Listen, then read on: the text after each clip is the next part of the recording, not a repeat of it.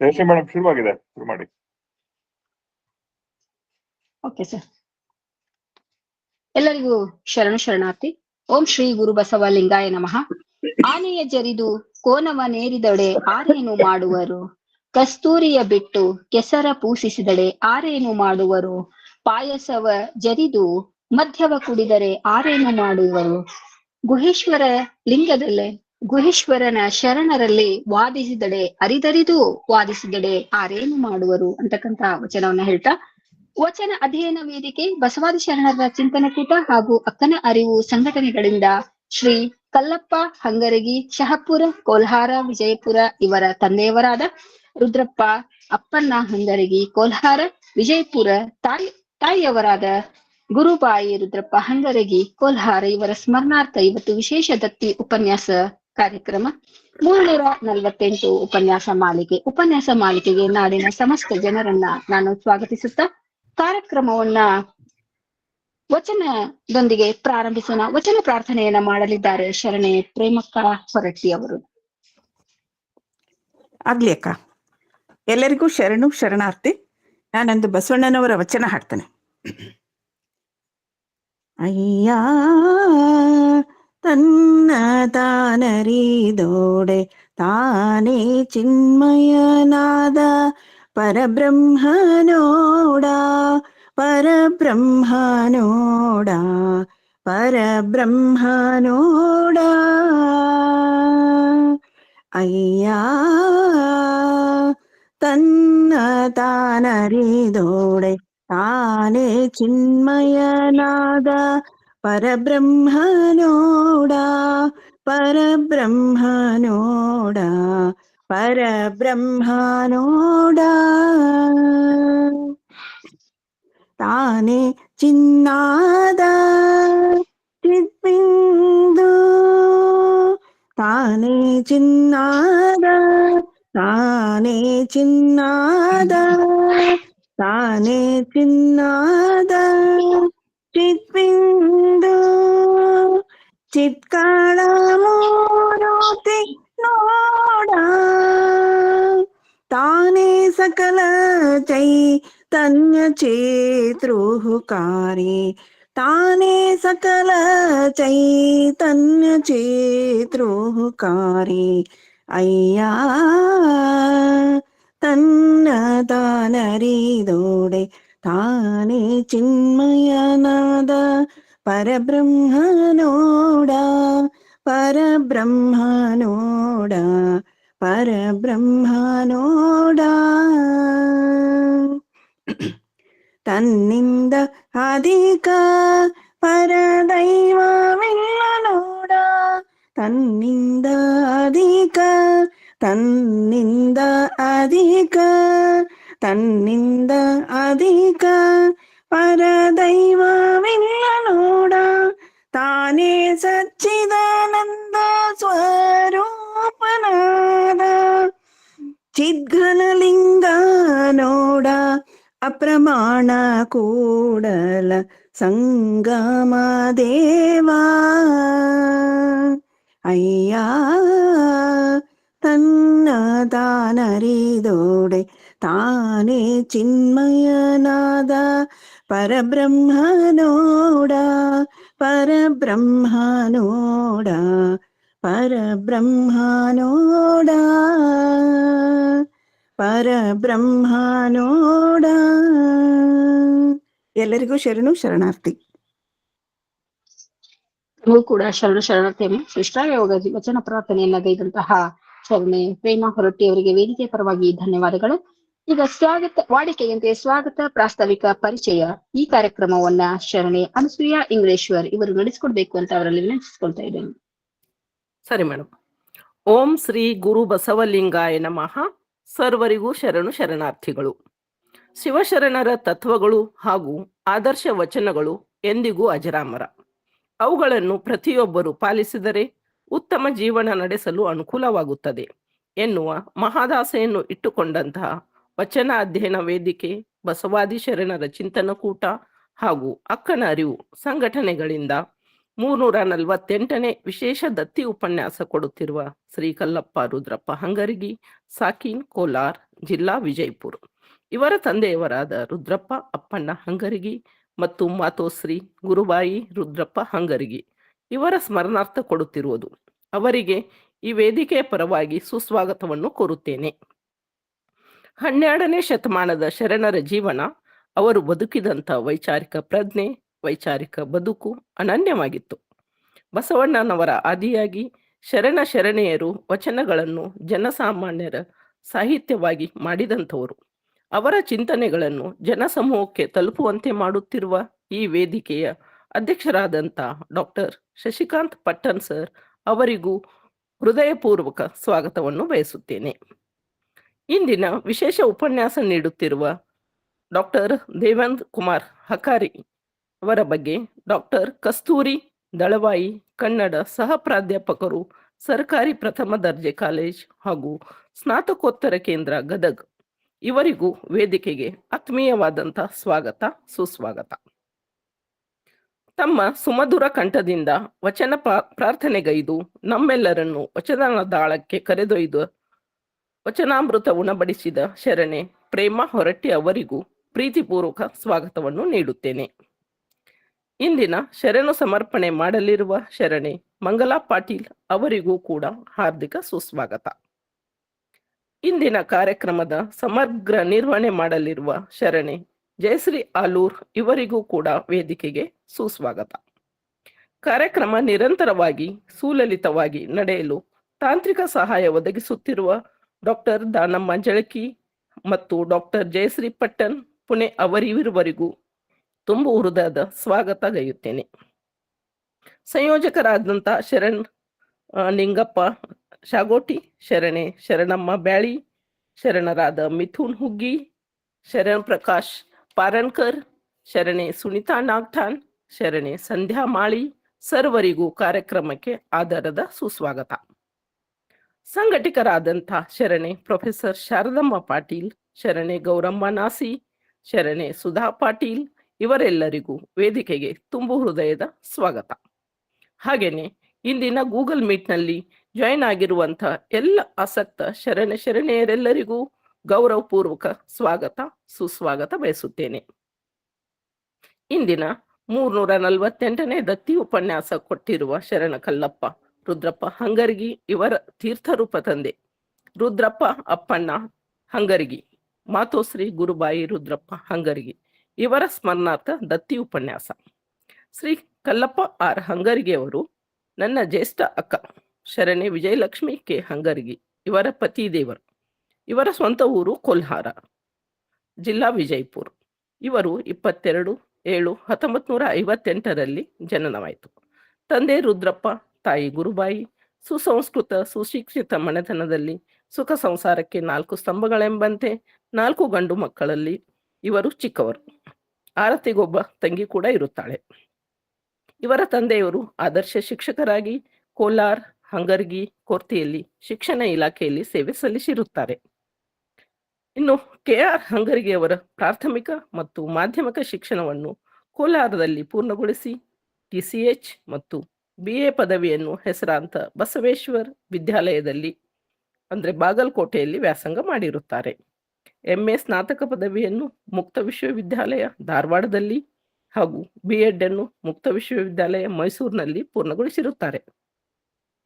ಇವರ ವೃತ್ತಿ ಪ್ರಾರಂಭ 1979ರಲ್ಲಿ ಅಂದರೆ 19ನೇ ವಯಸ್ಸಿಗೆ ಪ್ರಾಥಮಿಕ ಶಿಕ್ಷಕರಾಗಿ ಯಾದಗಿರಿ ಜಿಲ್ಲೆಯ ಸುರಪುರ ತಾಲೂಕಿನ ಕಕ್ಕೇರದಲ್ಲಿ ಪ್ರಾರಂಭಿಸಿದರು.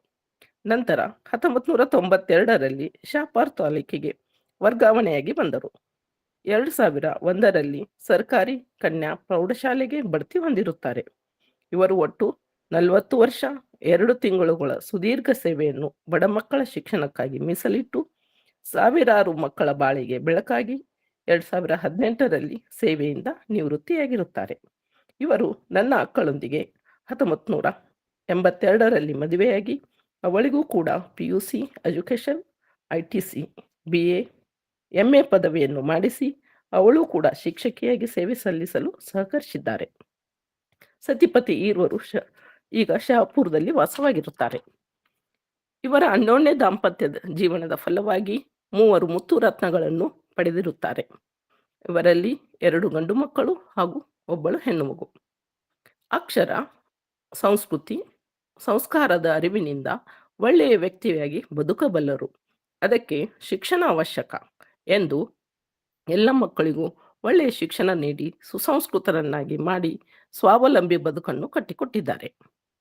2 ಗಂಡು ಮಕ್ಕಳು ಈಗ MBA ಓದಿ ಒಳ್ಳೆಯ ಕಂಪನಿಯೊಂದರಲ್ಲಿ ಮ್ಯಾನೇಜರ್ ಆಗಿ ಕಾರ್ಯನಿರ್ವಹಿಸುತ್ತಿದ್ದಾರೆ. ಮಗಳು ಶಿಲ್ಪಶ್ರೀ BAMS ಮತ್ತು MD ಮಾಡಿ ವೈದ್ಯಕೀಯ ವೃತ್ತಿಯಲ್ಲಿ ಜನಸೇವೆ ಮಾಡುತ್ತಾ, ಅಂದರೆ ಜನಸೇವೆಯೇ ಜನಾರ್ದನ ಸೇವೆ ಎಂದು ತಿಳಿದು ಕ್ಲಿನಿಕ್ ಹಾಕಿ ಈಗ ವೈದ್ಯಕೀಯ ವೃತ್ತಿ ಮೈಸೂರಿನಲ್ಲಿ ಪ್ರಾರಂಭಿಸಿರುತ್ತಾಳೆ. ಶ್ರೀ KR ಹಂಗರ್ಗಿಯವರು ಶಿಕ್ಷಣ ಪ್ರೇಮಿಗಳು. ನನ್ನ ತಂಗಿ ಗೀತಾಳಿಗೂ ಕೂಡ PUC ಮಾಡಿಸಿರುತ್ತಾರೆ. ಹಲವಾರು ಬಡ ಮಕ್ಕಳಿಗೆ ಧನ ಸಹಾಯ ನೀಡಿ ಶಿಕ್ಷಣ ಕೊಡಿಸಿ ಅವರ ಬಾಳಿಗೆ ಕೂಡ ಬೆಳಕಾಗಿರುತ್ತಾರೆ. ಇನ್ನು ಪ್ರಾಸ್ತಾವಿಕ ನುಡಿ ಹೇಳಬೇಕಂದ್ರೆ, ಶರಣರು ಆಚಾರವೇ ಸ್ವರ್ಗ, ಅನಾಚಾರವೇ ನರಕ ಎಂಬಂತೆ ಜೀವನ ನಡೆಸುತ್ತಿದ್ದರು. ಆದ ಕಾರಣದಿಂದಲೇ ಇಂದು ದತ್ತಿ ಉಪನ್ಯಾಸ ಕಾರ್ಯಕ್ರಮ ಹಮ್ಮಿಕೊಂಡು ಎಲ್ಲ ಶರಣರಿಗೂ ಸಲಹೆ ನೀಡಲಾಗುತ್ತಿದೆ. ಡಾಕ್ಟರ್ ಶಶಿಕಾಂತ್ ಪಟ್ಟಣ್ ಸರ್ ಅವರ ಅಧ್ಯಕ್ಷತೆಯಲ್ಲಿ ವಚನ ಅಧ್ಯಯನ ವೇದಿಕೆ, ಅಕ್ಕನ ಅರಿವು ಸಂಘಟನೆಗಳು ಹಾಗೂ ಬಸವಾದಿ ಶರಣರ ಚಿಂತನಕೂಟ ದತ್ತಿ ಉಪನ್ಯಾಸ ಮಾಲಿಕೆಗಳನ್ನು ಅತ್ಯಂತ ಸರಳವಾಗಿ ಅಚ್ಚುಕಟ್ಟಾಗಿ ಕಾರ್ಯಕ್ರಮಗಳನ್ನು ಸುಮಾರು 6 ವರ್ಷಗಳಿಂದ ಮುನ್ನಡೆಸುತ್ತಿರುವರು. 340ಕ್ಕೂ ಹೆಚ್ಚು ದತ್ತಿ ಉಪನ್ಯಾಸ ಹಾಗೂ ಕನ್ನಡ ಕಾವ್ಯಕೂಟದಲ್ಲಿ ಪ್ರತಿ ರವಿವಾರ ಒಳ್ಳೆಯ ಶೀರ್ಷಿಕೆ ಕೊಟ್ಟು ಕವನ ಬರೆಯಲು ಆಸಕ್ತಿಯಿಂದ ಭಾಗವಹಿಸಲು ಪ್ರೋತ್ಸಾಹಿಸುತ್ತಿರುವರು. ಇದಕ್ಕೆ ನನ್ನ ಅಕ್ಕನೇ ಸಾಕ್ಷಿ. 1 ವರ್ಷದೊಳಗೆ ಕವನಗಳನ್ನು ಅತೀವ ಆಸಕ್ತಿಯಿಂದ ತೋರಿ ಬರೆದು ಹವ್ಯಾಸವಾಗಿ ಮಾಡಿಕೊಂಡು ಪುಸ್ತಕ ಕೂಡ ಹೊರಹೊಮ್ಮಿರುವುದು ಎಂದರೆ ತಪ್ಪಾಗಲಿಕ್ಕಿಲ್ಲ. ಅಲ್ಲದೆ ಬಸವ ತತ್ವಗಳನ್ನು ರಾಷ್ಟ್ರೀಯ ಅಂತಾರಾಷ್ಟ್ರೀಯ ಮಟ್ಟದಲ್ಲಿ ಕೊಂಡೊಯ್ಯುತ್ತಿರುವ ಎಲ್ಲರ ನೆಚ್ಚಿನ ಡಾಕ್ಟರ್ ಶಶಿಕಾಂತ್ ಪಟ್ಟಣ್ ಸರ್ ಅವರಿಗೆ ಮಗದೊಮ್ಮೆ ಶರಣಾರ್ಥಿಗಳು. ಈಗ ಉಪನ್ಯಾಸಕರ ಪರಿಚಯ. ಇಂದಿನ ವಿಶೇಷ ಉಪನ್ಯಾಸಕರಾದ ಡಾಕ್ಟರ್ ಕಸ್ತೂರಿ ದಳವಾಯಿ ಇವರು ಕನ್ನಡ ಸಹ ಪ್ರಾಧ್ಯಾಪಕರು, ಸರ್ಕಾರಿ ಪ್ರಥಮ ದರ್ಜೆ ಹಾಗೂ ಸ್ನಾತಕೋತ್ತರ ಅಧ್ಯಯನ ಕೇಂದ್ರ ಗದಗ್. ಇವರು 8ನೇ ಸೆಪ್ಟೆಂಬರ್ 1972ರಲ್ಲಿ ಅಣ್ಣಿಗೇರಿಯಲ್ಲಿ ಜನನ. ಇವರು MPhil ಅನ್ನು 1999ರಲ್ಲಿ ಮಾಡಿರುತ್ತಾರೆ. ಇವರು PhDಯಲ್ಲಿ ಕತೆ ಕಾದಂಬರಿಗಳಲ್ಲಿ ಮುಸ್ಲಿಂ ಮಹಿಳಾ ಸಂವೇದನೆಗಳು ಎಂಬ ಕತೆ ಕಾದಂಬರಿಗಳಲ್ಲಿ ಮುಸ್ಲಿಂ ಮಹಿಳಾ ಎಂಬ ವಿಷಯವನ್ನು ಸಂಶೋಧನೆ ಮಾಡಿದ್ದಾರೆ. ಇವರು ಒಟ್ಟು 29 ವರ್ಷಗಳ ಕಾಲ ಸೇವೆ ಸಲ್ಲಿಸಿದ್ದು ಪ್ರಸ್ತುತ ಗದಗ್ ಪ್ರಾಧ್ಯಾಪಕರಾಗಿ ಕಾರ್ಯನಿರ್ವಹಿಸುತ್ತಿದ್ದಾರೆ. ಇವರ ಕೃತಿಗಳೆಂದರೆ, ಇವರು 20 ಸಂಶೋಧನಾ ಲೇಖನಗಳನ್ನು ISBN, ISSN, UGC, peer review article ಪುಸ್ತಕ ಬರೆದಿದ್ದಾರೆ. ತಾಯಿ ಇದ್ದರೆ ತವರು ಹೆಚ್ಚು ಮತ್ತು ಸಂಪಾದನೆ ಬೋಳುವಾರ ಮೊಹಮ್ಮದ್ ಕುಯಿ ಕಥೆಗಳು ಕಾದಂಬರಿಗಳನ್ನು ರಚಿಸಿದ್ದಾರೆ. ನಾಡು ನುಡಿ ರಾಜ್ಯ ಮತ್ತು ಅಂತಾರಾಷ್ಟ್ರೀಯ ಮಟ್ಟದಲ್ಲಿ ಪ್ರಬಂಧ ಮಂಡನೆ ಮಾಡಿರುತ್ತಾರೆ. ಇವೆಲ್ಲವೂ ಇವರ ವ್ಯಕ್ತಿತ್ವದ ಕೈಗನ್ನಡಿಗಳಾಗಿವೆ. ಇವರಿಗೆ ಸಂದ ಪ್ರಶಸ್ತಿಗಳೆಂದರೆ, ಇವರ ಬಹುಮುಖ ಪ್ರತಿಭೆಗೆ ಅರಸಿ ಬಂದ ಪ್ರಶಸ್ತಿ ವಿದ್ಯಾವಿಭೂಷಣ, ಗುರುಕುಲಕ ತಿಲಕ, ಅತ್ಯುತ್ತಮ ಯುವ ಸಂಶೋಧಕಿ, ಕರ್ನಾಟಕ ರತ್ನ, ರಾಜ್ಯೋತ್ಸವ ರತ್ನ, ಬಸವ ಭೀಮ, ಹೀಗೆ 10 ಹಲವು ಪ್ರಶಸ್ತಿ ಪುರಸ್ಕಾರಗಳು ಇವರ ಮುಡಿಗೇರಿವೆ. ಇವರಿಗೆ ಮತ್ತೊಮ್ಮೆ ಗೌರವಪೂರ್ವಕವಾದಂಥ ಶರಣಾರ್ಥಿಗಳನ್ನು ಹೇಳುತ್ತಾ, ಇದುವರೆಗೂ ನನಗೆ ಮಾತನಾಡಲು ಅವಕಾಶ ಕೊಟ್ಟಂತಹ ವೇದಿಕೆಗೆ ಹಾಗೂ ಅಧ್ಯಕ್ಷರಿಗೆ ಶರಣಾರ್ಥಿಗಳನ್ನು ಸಲ್ಲಿಸುತ್ತಾ ನನ್ನ ಸ್ವಾಗತ ಹಾಗೂ ಪ್ರಾಸ್ತಾವಿಕ ನುಡಿಗಳಿಗೆ ವಿರಾಮ ಹೇಳುತ್ತೇನೆ. ಜೈ ಹಿಂದ್, ಜೈ ಕರ್ನಾಟಕ. ಧನ್ಯವಾದಗಳನ್ನ. ತಮಗೂ ಕೂಡ ವೇದಿಕೆ ಪರವಾಗಿ ಅನಂತ ಕೋಟಿ ಶರಣಾರ್ಥಿಗಳನ್ನ ಸಲ್ಲಿಸ್ತಾ, ತಮಗೂ ಕೂಡ ವೇದಿಕೆಗೆ ಸ್ವಾಗತವನ್ನ ಕೋರ್ತಾ, ಸಮಗ್ರವಾಗಿ ದತ್ತಿ ದಾನಿ ಹಾಗೂ ಉಪನ್ಯಾಸಕರ ಒಂದು ಪರಿಚಯವನ್ನ ಮಾಡಿಕೊಟ್ರಿ. ಮತ್ತೊಮ್ಮೆ ಧನ್ಯವಾದಗಳನ್ನ ಹೇಳ್ತಾ, ಇನ್ನು ತಡ ಮಾಡದೆ ಉಪನ್ಯಾಸದತ್ತ ತೆರಳೋಣ. ವಿಶೇಷ ಉಪನ್ಯಾಸ ಕಾರ್ಯಕ್ರಮ. ವಿಷಯ ಡಾಕ್ಟರ್ ದೇವೇಂದ್ರ ಕುಮಾರ್ ಹಕಾರೆ. ಉಪನ್ಯಾಸವನ್ನ ನೀಡಲಿದ್ದಾರೆ ಡಾಕ್ಟರ್ ಕಸ್ತೂರಿ ದಳವಾಯಿ, ಕನ್ನಡ ಸಹ ಪ್ರಾಧ್ಯಾಪಕರು, ಕರ್ನಾಟಕ ಪ್ರಥಮ ದರ್ಜೆ ಕಾಲೇಜು ಹಾಗೂ ಸ್ನಾತಕೋತ್ತರ ಕೇಂದ್ರ ಗದಗ್ ಇವರಿಂದ. ಎಲ್ಲ ಶರಣು ಬಂಧುಗಳಿಗೆ ಶರಣಾರ್ಥಿ. ತಂದೆ ನೀನು, ತಾಯಿ ನೀನು, ಬಂಧು ನೀನು, ಬಳಗ ನೀನು, ಎನಗೆ ನೀನಲ್ಲದೆ ಮತ್ತಾರು ಇಲ್ಲವಯ್ಯ ಕೂಡಲ ಸಂಗಮ ದೇವ. ವಚನ ಅಧ್ಯಯನ ವೇದಿಕೆ ಬಸವಾದಿ ಶರಣರ ಚಿಂತನ ಕೂಟ ಹಾಗೂ ಅಕ್ಕನ ಅರಿವು ಸಂಘಟನೆಗಳಿಂದ ಶರಣರಾದ ಕಲ್ಲಪ್ಪ ಹಂಗರ್ಕಿ ಕೋಲಾರ್ ವಿಜಯಪುರ್ ಇವರ ತಂದೆಯವರಾದ ಶರಣ ರುದ್ರಪ್ಪ ಅಪ್ಪಣ್ಣ ಹಂಗರ್ಗಿ ಕೋಲಾರ್ ವಿಜಯಪುರ್, ಮಾತೋಶ್ರೀ ಆಗಿರುವಂತ ಗುರುಬಾಯಿ ರುದ್ರಪ್ಪ ಹಂಗರ್ಗಿ ಕೋಲಾರ್ ಇವರ ಸ್ಮರಣಾರ್ಥ ಇವತ್ತು ವಿಶೇಷ ದತ್ತಿ ಉಪನ್ಯಾಸ ಇಟ್ಟಿದ್ದಾರೆ. 348 ಜನವರಿ ಮಾಸ. ವಿಷಯ ದೇವೇಂದ್ರ ಕುಮಾರ್ ಹಕಾರಿ ಅವರು ಅಂತ ಹೇಳಿ. ನಾನು ಅವರು ಶಿಷ್ಟ ಮತ್ತು ಜನಪದ ಸಾಹಿತ್ಯ ಕೃಷಿಯನ್ನ ತುಂಬಾ ಆಳವಾಗಿ ಮಾಡಿದ್ದಾರೆ. ಕನ್ನಡ ಸಾರಸ್ವತ ಲೋಕಕ್ಕೆ ಅವರು 40ಕ್ಕೂ ಹೆಚ್ಚು ಕೃತಿಗಳನ್ನ ಕಾಣಿಕೆಯಾಗಿ ಕೊಟ್ಟಿದ್ದಾರೆ. ನಾನು ಆಯ್ಕೆ ಮಾಡಿಕೊಂಡಂತಹ ವಿಷಯ ಜನಪದ ಸಾಹಿತ್ಯ ಸಂಭ್ರಮ ಅಂತ ಹೇಳಿ. ಹಕಾರಿಯವರ ಒಟ್ಟು ಸೇವೆಯಲ್ಲಿ ಕನ್ನಡ ಸಾರಸ್ವತ ಲೋಕಕ್ಕೆ ಕೊಟ್ಟಿರುವಂತಹ ಶಿಷ್ಟ ಸಾಹಿತ್ಯವನ್ನ ಪರಿಚಯಿಸ್ತಾ ಆಳವಾಗಿ ತಗೊಂಡು ಹೋಗಿದ್ದು ಅಲ್ದ ವಿಹಂಗಮ ನೋಟಕ್ಕೆ ನಾನು ತೆಗೆದುಕೊಂಡಿದ್ದು ಜನಪದ ಸಾಹಿತ್ಯ ವೇದಿಕೆಯಲ್ಲಿ. ನಾನು ಇದನ್ನ ಅರುತ್ತಾ ಒಟ್ಟಾರೆ ಜನಪದ ಸಾಹಿತ್ಯಕ್ಕೆ ಎದ್ದೊಂದ ಗಳಿಗೆಯ ಯಾರ್ಯಾರ ನೆನೆಯಲ್ಲಿ ಎಳ್ಳು ಜೀರಿಗೆ ಬೆಳೆಯೋಳ ಭೂತಾಯಿ ನಿನ್ನೊಂದಿಗೆಲ್ಲರ ನೆನೆದೇನೆ. ಸುತ್ತೆಲ್ಲ ಸುತ್ತಿಕೊಂಡಿರುವ ಪರಿಸರದ ಪ್ರತಿಯೊಂದು ಸೃಷ್ಟಿಯ ಚರಾಚರ ವಸ್ತುಗಳಲ್ಲಿ ಜೀವಗಳನ್ನ, ಮನುಷ್ಯರನ್ನ, ಅವರ ಕೃಷಿಯನ್ನ, ಅವರ ದಿನಚರಿಯನ್ನ ಬಳಸ್ಕೊಂಡು ಅವರು ಜನಪದ ಸಾಹಿತ್ಯದ ಒಟ್ಟು ಕ್ಷೀರವಾರದಿಯೊಳು ಇರ್ತು ಹಾಲು ಮಜ್ಜಿಗೆಗೆ ಚಿಂತೆ ಏಕೆ ಅನ್ನುವ ಹಾಗೆ ಶಿಷ್ಟ ಸಾಹಿತ್ಯವನ್ನ ಒಂದ್ ಕಡೆ ಅವ್ಯಾಹತವಾಗಿ 2500 ವರ್ಷಗಳಿಂದ ನಾವು ಅದನ್ನ ಪರಿಚಯಿಸಿದ್ರೆ, ಜನಪದ ಸಾಹಿತ್ಯ ಜನರ ಬಾಯಿಂದ ಬಾಯಿಗೆ ತಲೆಮಾರುಗಳಿಂದ ಅಜ್ಜಿ ಮಗಳು ಮೊಮ್ಮಗಳಿಂದ ಬರುವಂತ ಸಾಹಿತ್ಯ, ಮೌಖಿಕ ಸಾಹಿತ್ಯವನ್ನ ಹೋಗಿ ಕ್ಷೇತ್ರ ಕಾರ್ಯ ಮಾಡಿ ಅಧ್ಯಯನಿಸಿ ಅದ್ರೊಳಗಿರ್ತಕ್ಕಂತಹ ತತ್ವ ಸಿದ್ಧಾಂತಗಳನ್ನ ತಿಳಿಸುವಂತಹ ಗುರುತರವಾದ ಜವಾಬ್ದಾರಿಯನ್ನ ಹಕಾರಿಯವರು ಮಾಡಿದ್ದಾರೆ. ಹಾಗಾಗಿ ನಾನು ಜನಪದ ಸಾಹಿತ್ಯ ಸಂಭ್ರಮ ಏನಿದೆ ಹಕಾರಿಯವರ ಕೃತಿಗಳಲ್ಲಿ ಅನ್ನೋದನ್ನ ನಾನು ತಮ್ಮ ಮುಂದೆ ವೇದಿಕೆಗೆ ಅರ್ಹಿಸ್ತಾ ಇದ್ದೀನಿ. ಸಾಹಿತ್ಯ ಅಂದ್ರೆ ಅದು ಸಹಿತ ಭಾವ ಉಳ್ಳದ್ದು, ಅದು ಜೀವನದ ಗತಿಬಿಂಬ ಪ್ರತಿಬಿಂಬ. ಬದುಕಿನಲ್ಲಿದ್ದು ಬರಹದಲ್ಲಿರುವ ಹಾಗೆ, ಬರಹದಲ್ಲಿದ್ದು ಬದುಕಿನಲ್ಲಿರುವ ಹಾಗೆ, ರೊಟ್ಟಿಯಲ್ಲಿದ್ದು ಹಿಟ್ಟಿನಲ್ಲಿರುವ ಹಾಗೆ, ಹಿಟ್ಟಿನಲ್ಲಿದ್ದು ರೊಟ್ಟಿಯಲ್ಲಿರುವ ಹಾಗೆ ಈ ಸಾಹಿತ್ಯವನ್ನ ನಾವು ಆರಾಧಿಸ್ತಾ ಬಂದಿದ್ದೇವೆ ಅಂತಕ್ಕಂಥದ್ದು. ಈ ಎಲ್ಲಾ ಶಿಷ್ಟ ಸಾಹಿತ್ಯಕ್ಕೆ ಮತ್ತು ಆಧುನಿಕ ಸಾಹಿತ್ಯಕ್ಕೆ ಮೂಲ ಬೇರು ಜನಪದ ಸಾಹಿತ್ಯ. ಆ ಜನಪದ ಸಾಹಿತ್ಯ ಏನಿದೆಯಲ್ಲ ಅದನ್ನ ನಮ್ ಜನಪದರು ಕದಳಿ ಪಾಕ ಅಂತ ಕರೆದಿದ್ದಾರೆ. ಬಾಳ್ ಸರಳವಾಗಿ ಬಾಳೆಹಣ್ಣನ್ನ ಸುಲಿದು ಕತ್ತರಿಸಿ ಸಕ್ಕರೆ ಹಾಕಿ ಪಾಕ ಮಾಡದೆ ತಿಂದ್ರೆ ಎಷ್ಟು ಚೆನ್ನಾಗಿ ರುಚಿ ಇರುತ್ತಲ್ಲ, ಹಾಗೇನೆ ಜನಪದ ಸಾಹಿತ್ಯ ಅವರು ಕಂಡುಂಡ ಬಾಳಿ ಬದುಕಿದ ಶ್ರಮ ಮತ್ತು ವಿಶ್ರಾಂತಿಯ ಎಲ್ಲ ಸಂವೇದನೆಗಳನ್ನ ಜನಪದರು ತಮ್ಮ ಒಟ್ಟಾರೆ ಬದುಕಿನಲ್ಲಿ ಆ ಫ್ರೇಮ್ ನಲ್ಲಿ ಹೇಗೆ ಹಿಡಿದಿಟ್ಟಿದ್ದಾರೆ ಅನ್ನೋದನ್ನ ಹಕಾರಿಯವರು ತಮ್ಮೆಲ್ಲ ಸಾಧನೆಯ ಪ್ರತಿಯೊಂದು ಸಂವೇದನೆಗಳಲ್ಲಿ ಆಳವಾಗಿ ಹೊಕ್ಕು ಅದನ್ನ ಸಂಶೋಧಿಸಿ ಮುಂದಿನ ತಲೆಮಾರಿಗೆ ಕಟ್ಟಿಕೊಡ್ತಾ ಇದ್ದಾರೆ. ಇನ್ನ ಚಂಪು ಸಾಹಿತ್ಯವನ್ನ ನಾರಿಕೇಳ ಪಾಕ ಅಂತ ಕರೆದಾರ. ಅದೇನಿದ್ರು ವಿದ್ವಾಂಸರು ಸೊತ್ತಾಗಿತ್ತು, ಹಾಗಾಗಿ ಅದನ್ನ ನಾರಿಕೇಳ ಪಾಕ ಅಂತ ಕರೆದ್ರು. ಇನ್ನ ರಗಳೆ, ಷಟ್ಪದಿ, ಕಂದ, ತ್ರಿಪದಿ ಸಾಂಗತ್ಯವನ್ನ ದ್ರಾಕ್ಷಾರಸ ಪಾಕ ಅಂತ ಕರೆದ್ರು.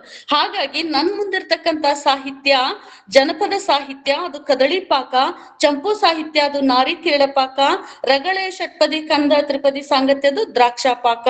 ಹಾಗಾಗಿ ಈ ಜನಪದರು ಆ ಜನಪದವನ್ನು ಆರಾಧಿಸುವುದಕ್ಕೆ ಶಿಷ್ಟ ಸಾಹಿತ್ಯವನ್ನು ಎಷ್ಟು ಆರಾಧಿಸಿದ್ದಾರೆ ಅಷ್ಟು ಜನಪದ ಸಾಹಿತ್ಯವನ್ನ ಆಸ್ವಾದಿಸಿದ್ದಾರೆ ದೇವೇಂದ್ರ ಕುಮಾರ್ ಹಕಾರಿ ಅವರು.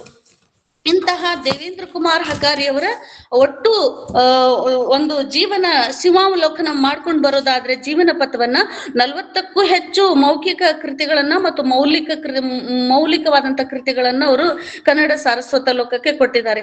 ಹಕಾರಿಯವರ ಸಾಹಿತ್ಯಿಕ ಸಾಧನೆ ಒಂದು ತೂಕದ್ದಾದ್ರೆ ಅವರ ಜನಪದ ಕೃಷಿ ಮತ್ತು ಇನ್ನೊಂದು ಅನನ್ಯ ತೂಕ. ಜನಪದ ಅತ್ಯಂತ ಪ್ರೀತಿ ಪಾತ್ರ ವಿಷಯಗಳಲ್ಲಿ ಒಂದು. ಹೀಗಾಗಿ ತಮ್ಮ PhD ಪದವಿಯನ್ನ ಈ ಕ್ಷೇತ್ರದಲ್ಲಿ ಸಂಶೋಧನೆ ಮಾಡಿ ಕರ್ನಾಟಕ ವಿಶ್ವವಿದ್ಯಾಲಯಕ್ಕೆ ಆ ಮಹಾಪ್ರಬಂಧವನ್ನ ಸಲ್ಲಿಸಿದ್ದಾರೆ. ಅದರ ಹೆಸರು ಜಾನಪದ ಸಾಮಾಜಿಕ ದುಃಖಾಂತ ಕಥನ ಗೀತೆಗಳು ಅಂತ. ನಮ್ಮ ಕಣ್ಮರೆಯಿಂದ ಮರೆಯಾಗುತ್ತಿರುವ ನಮ್ಮ ಜನಪದರಲ್ಲಿ ಹುಟ್ಟಿಕೊಂಡಂತಹ ಕಥೆಗಳೇನಿವೆ ಅಲ್ಲ, ಅದನ್ನೇ ಅವರು PhD ವಿಷಯವಾಗಿ ತೆಗೆದುಕೊಂಡಿದ್ದಾರೆ. ಜನಪದ ಸಾಮಾಜಿಕ ದುಃಖಾಂತ ಕಥನ ಗೀತೆಗಳು ಒಂದು ಸಾಂಸ್ಕೃತಿಕ ಅಧ್ಯಯನ. ಇವರು ಈ ಡಾಕ್ಟರೇಟ್ ಪದವಿಯನ್ನ ಪಡೆದುಕೊಂಡು ವಿಶ್ವವಿದ್ಯಾಲಯಕ್ಕೆ ಕೊಟ್ಟಂತಹ ಕೊಡುಗೆ ಮಹಾಪ್ರಬಂಧದ ಹೆಸರಿದು. ಇನ್ನ ಅದಕ್ಕೆ ಪೂರಕವಾಗಿ ಮತ್ತೇನೇನು ಜನಪದ ಮಾಡಿದ್ದಾರೆ ಅಂದ್ರೆ, ಜಾನಪದೀಯ ಗರತಿಯ ಹಾಡುಗಳಲ್ಲಿ ಕೌಟುಂಬಿಕ ಜೀವನ ಚಿತ್ರಣ, ಜನಪದ ಮೂಲಭೂತ ತತ್ವಗಳು, ಜನಪದ ಸಮ್ಮುಖ ಹಾಗೂ ಜನಪದ ಭಂಡಾರ, ಜನಪದ ಕೃತಿಗಳು, ಹೀಗೆ ರಾಷ್ಟ್ರೀಯ ಅಂತಾರಾಷ್ಟ್ರೀಯ ಮಟ್ಟದ ಸಮ್ಮೇಳನದಲ್ಲಿ ಪಾಲ್ಗೊಂಡು ಪ್ರಬುದ್ಧ ಪ್ರಬಂಧಗಳನ್ನ ಮಂಡಿಸಿ ಉಪನ್ಯಾಸ ಭಾಷಣಗಳನ್ನ ಮಾಡಿ ಕೀರ್ತಿ ಗಳಿಸಿದ್ದು ಕಾರ್ಯ ಅವರಿಗೆ ಸಲ್ಲತ್ತೆ. ಅಕಾಡೆಮಿಯ ಸದಸ್ಯರಾಗಿ, ಆಕಾಶವಾಣಿ ಸಲಹೆಗಾರರಾಗಿ, ಅಖಿಲ ಕರ್ನಾಟಕ ಕೇಂದ್ರ ಕನ್ನಡ ಕ್ರಿಯಾ ಸಮಿತಿಯ ಅಧ್ಯಕ್ಷರಾಗಿ, ಕರ್ನಾಟಕ ಗೆಜೆಟಿಯರ್ ಸಲಹಾ ಸಮಿತಿಯ ಸದಸ್ಯರಾಗಿ, ದ್ರಾವಿಡ ಭಾಷಾ ವಿಜ್ಞಾನ ಸಂಸ್ಥೆಯ ದಕ್ಷಿಣ ಭಾರತೀಯ ಭಾಷೆಯ ಸಂಸ್ಥೆಯೊಳಗೂಡಿ ಸಂಸ್ಥಾಪಕ ಸದಸ್ಯರಾಗಿ ನಿಕಟ ಸಂಪರ್ಕವನ್ನ ಹೊಂದಿ ಗಣನೀಯ ಸೇವೆಯನ್ನು ಸಲ್ಲಿಸಿದ ಕೀರ್ತಿ ಇವರಿಗೆ ಸಲ್ಲುತ್ತದೆ. ಜಾನಪದ ಮತ್ತು ಯಕ್ಷಗಾನ ಅಕಾಡೆಮಿಯ ಪ್ರಶಸ್ತಿ ಕೂಡ ಇವರಿಗೆ ಲಭಿಸಿದೆ. ಜಗತ್ತಿನ ಎಲ್ಲಾ ವಿಶ್ವವಿದ್ಯಾಲಯಗಳು ಜಾನಪದ ಯಾಕೆ ಎನ್ನುವ ಪ್ರಶ್ನೆ ಈ ಶತಮಾನದುದ್ದಕ್ಕೂ ಕೇಳಿ ಬರುತ್ತಿದೆ. ಅಂತ ಸಂದರ್ಭದಲ್ಲಿ ಜಾನಪದ ಅಧ್ಯಯನದ ಎಲ್ಲಾ ವಿಶ್ವವಿದ್ಯಾಲಯಗಳು ಈಗ ಅದರ ಕಡೆ ಗಮನ ಕೊಡುವ ಹಾಗೆ ಭರಾಟೆಯಿಂದ ಸಾಗುತ್ತಿವೆ. ನಾವುಗಳೆಲ್ಲ ಇವತ್ತು ಹಾವೇರಿ ಜಿಲ್ಲೆಯ ಶಿಗ್ಗಾಂವ್ ತಾಲೂಕಿನ ಗೋಟ್ಕೋಟೆಯಲ್ಲಿ ಜನಪದ ಒಂದು ವಿಷಯವಾಗಿ ತಗೊಳ್ತಿದ್ವಿ, ಒಂದು ವಿಶ್ವವಿದ್ಯಾಲಯದಲ್ಲಿ ಒಂದು ವಿಭಾಗವಾಗಿ ನೋಡ್ತಿದ್ವಿ. ಇವತ್ತು ನಾವು ಒಂದು ವಿಶ್ವವಿದ್ಯಾಲಯವನ್ನೇ ಸ್ಥಾಪಿಸಿದ್ದು ನಮ್ಮ ಜನಪದ ಸಾಹಿತ್ಯಕ್ಕೆ ಇರ್ತಕ್ಕಂಥ ಒತ್ತಿಗೆ ಕಾರಣ. ಇದು ಜನಪದವನ್ನು ಒಳಗೊಂಡಿರುವ 10 ಕೀಲಿಕೈಗಳೇ ಈ ಜನಪದ ಸಾಹಿತ್ಯದಲ್ಲಿವೆ. ಯಾವುದೇ ಜನಾಂಗದ ಸಂಸ್ಕೃತಿ ಅರಿಯಲು ಅದರ ಒಳ ಹೋಗಲು ಕಾರಣ ನಮ್ಗೆ ಈ ಜನಪದ ಸಾಹಿತ್ಯ. ಇನ್ನು ಇಂತಹ ಒಬ್ಬ ವ್ಯಕ್ತಿಗೆ ಸಂದ ಪ್ರಶಸ್ತಿಗಳು: ಮೈಸೂರು ಸರ್ಕಾರದ ಬಹುಮಾನ, ಜಾನಪದ ಮತ್ತು ಯಕ್ಷಗಾನ ಅಕಾಡೆಮಿಯ ಪ್ರಶಸ್ತಿ, ರಾಜ್ಯೋತ್ಸವ ಪ್ರಶಸ್ತಿ, ಸ್ವಾತಂತ್ರ್ಯ ಯೋಧ ಸನ್ಮಾನ, ಕಾವ್ಯಾನಂದ ಪ್ರಶಸ್ತಿ, ಭಾರತಿ ಹಿಂದಿ ಪ್ರಚಾರ ಸಭಾ ಪ್ರಶಸ್ತಿ ಸಾಕಷ್ಟು ದೊರೆತಿವೆ. ಇದಿಷ್ಟು ಇವರು ಜನಪದಕ್ಕೆ ಒತ್ತು ಕೊಟ್ರೆ, ಇನ್ನವ್ರದ್ದು ಶಿಷ್ಟ ಸಾಹಿತ್ಯ ಏನಿದೆ ಅದನ್ನ ನಾನು ಮುಟ್ಲಿಕ್ಕೆ ಹೋಗಿಲ್ಲ. ಅದು ಹೆಸರಿಸ್ತೀನಿ, ಎಷ್ಟು ಅವರಿಗೆ ಸಮಯ ಎಷ್ಟಿತ್ತು, ಅವರಿಗೆ ಶಿಷ್ಟ ಮತ್ತು ಜನಪದ ಸಾಹಿತ್ಯದಲ್ಲಿ ಒಲವು ಎಷ್ಟಿತ್ತು ಅಂತಕ್ಕಂಥದ್ದು ಸಾಹಿತ್ಯದ ಎಲ್ಲಾ ಪ್ರಕಾರಗಳಲ್ಲಿ ಕೃತಿರಚನೆ ಮಾಡಿರುವ ಕೀರ್ತಿ ಇವರದು. ಅವರ ಕಾದಂಬರಿ ಕೂಗುತ್ತಿವೆ ಕಲ್ಲು, ಚೆಲ್ವ ಕೋಗಿಲೆ, ಕಾವ್ಯ ಚಿನ್ಮಯ, ಆಚೆ ಈಚೆ, ಬಿಡುಗಡೆ, ನನ್ನ ಸುತ್ತ ಆಯ್ದ ಕವನಗಳು, ವಿಮರ್ಶಾ ಸಾಹಿತ್ಯ ಸಮ್ಮುಖ, ಕನ್ನಡ ಕಾವ್ಯಗಳಲ್ಲಿ ಕೀರ್ತಾರ್ಜುನಿಯ ಪ್ರಸಂಗ, ಶಿವನ ಡಂಗುರ, ಕಥಾ ಸಂಕಲನ ಚಾಟಿ, ಒರೆಗಲ್ಲು, ಗೀತನಾಟಕ, ಅಮೃತ ಮತಿ, ಶಾಕುಂತಲ, ಕ್ಷಿತಿಜದಾಚೆ, ಗೀತ ಶಿವ ಕಥಾ. ಇನ್ನು ಜೀವನ ಚರಿತ್ರೆ ಬಂದು ಸಿರ್ಸಂಗಿ ಲಿಂಗರಾಜರು, ಮೈಲಾರ ಬಸವಲಿಂಗ ಶರಣರು, ಆಲೂರು ವೆಂಕಟರಾಯರು, ದಿವಂಗತ ಚಂದ್ರಶೇಖರ್ ಪಾಟೀಲ್ರು, ನಾಗಚಂದ್ರ, ಮಾದಾರ ಚೆನ್ನಯ್ಯ, ಮೋಳಿಗೆ ಮಾರಯ್ಯ, ನೇಮಿಚಂದ್ರ, SN ಬೂಸ್ನೂರ್ ಮಠ್, ಫಗು ಹಳಕಟ್ಟಿ, ವಿಜ್ಞಾನಿ MS ಬಿರಾದಾರ್. ಇಷ್ಟು ಸಾಹಿತ್ಯವನ್ನ ಅವರು ಕೃಷಿ ಮಾಡಿದ್ದಾರೆ ಅಂತಕ್ಕಂಥದ್ದು ನಾನು ಮೇನ್ ಆಗಿ ತೆಗೆದುಕೊಂಡು ಈಗ ವೇದಿಕೆಯಲ್ಲಿ ನಿಮ್ಗೆ ಅರ್ಹತಕ್ಕಂತಹ ಜನಪದ ವಿಷಯಗಳು ಯಾವ್ಯಾವು ಅಂದ್ರೆ, ಜಾನಪದೀಯ, ಜನಪದ ಸಾಹಿತ್ಯ, ಗರ್ತಿಯ ಹಾಡುಗಳಲ್ಲಿ ಕೌಟುಂಬಿಕ ಜೀವನ, ಜನಪದ ಮೂಲ ತತ್ವಗಳು, ಜನಪದ ಸಮ್ಮುಖ, ಜಾನಪದ ಭಂಡಾರ, ಹಂತಿಯ ಹಾಡುಗಳು, ಡೊಂಬರ ಸಂಸ್ಕೃತಿ, ಸಂಪಾದನೆ, ಬಸವರಾಜ ದೇವರಗಡೆ, ಕಾಯಕದ 5 ರಗಳೆಗಳು, ನಾಟಕ ತ್ರಿದಲ, ಸನ್ನೆ ಕಥೆಗಳು, ವಿಜಯ ಕಲ್ಯಾಣ ನಗರಿ, ಅನುವಾದ, ಉರ್ದು ಸಾಹಿತ್ಯ ಮತ್ತು ಚರಿತ್ರೆ. ಇವರು ಕುರಿತಂತಹ ಹಲವಾರು ಕೃತಿಗಳು ಕೂಡ ಬಂದಿವೆ. ಇದಿಷ್ಟು ಅವರ ಒಟ್ಟಾರೆ ಕನ್ನಡ ಸಾರಸ್ವತ ಲೋಕಕ್ಕೆ ಕೊಟ್ಟಂತಹ ಕೊಡುಗೆ. ದೇವೇಂದ್ರ ಕುಮಾರ್ ಹಕಾರಿ ಅವರ ಬದುಕು ಬರಹ, ದೇವೇಂದ್ರ ಕುಮಾರ್ ಹಕಾರಿ ಅವರ ಜನಪದ ಸಾಹಿತ್ಯ ಅಂತ ಹೇಳಿ ಇಷ್ಟು ಅವ್ರ ಮೇಲೆ ಬಂದಿರುವಂತ ಅಧ್ಯಯನಗಳು. ಇನ್ನ ಅವ್ರದ್ದು ಎಷ್ಟು ಜನಪದದ ಒಲವಿತ್ತು ಅನ್ನೋದಕ್ಕೆ ಒಂದು ಶರಣರ ಪ್ರಭಾವ ಅವ್ರ ಮೇಲೆ ಎಷ್ಟಾಗಿತ್ತು ಅನ್ನೋದಕ್ಕೆ ಒಂದೇ ಒಂದು ಹಾಡನ್ನ ನಾನು ನಿವೇದನೆ ಮಾಡ್ತೀನಿ. ಇದು ಎಲ್ಲ ಕನ್ನಡಿಗರ ನಾಲಿಗೆಯ ಮೇಲೆ ಇವತ್ತಿಗೂ ಕಂಗೊಳಿ ಅದು ಆರಾಧಿಸ್ತಕ್ಕಂತಹ ಒಂದು ಗೀತೆ.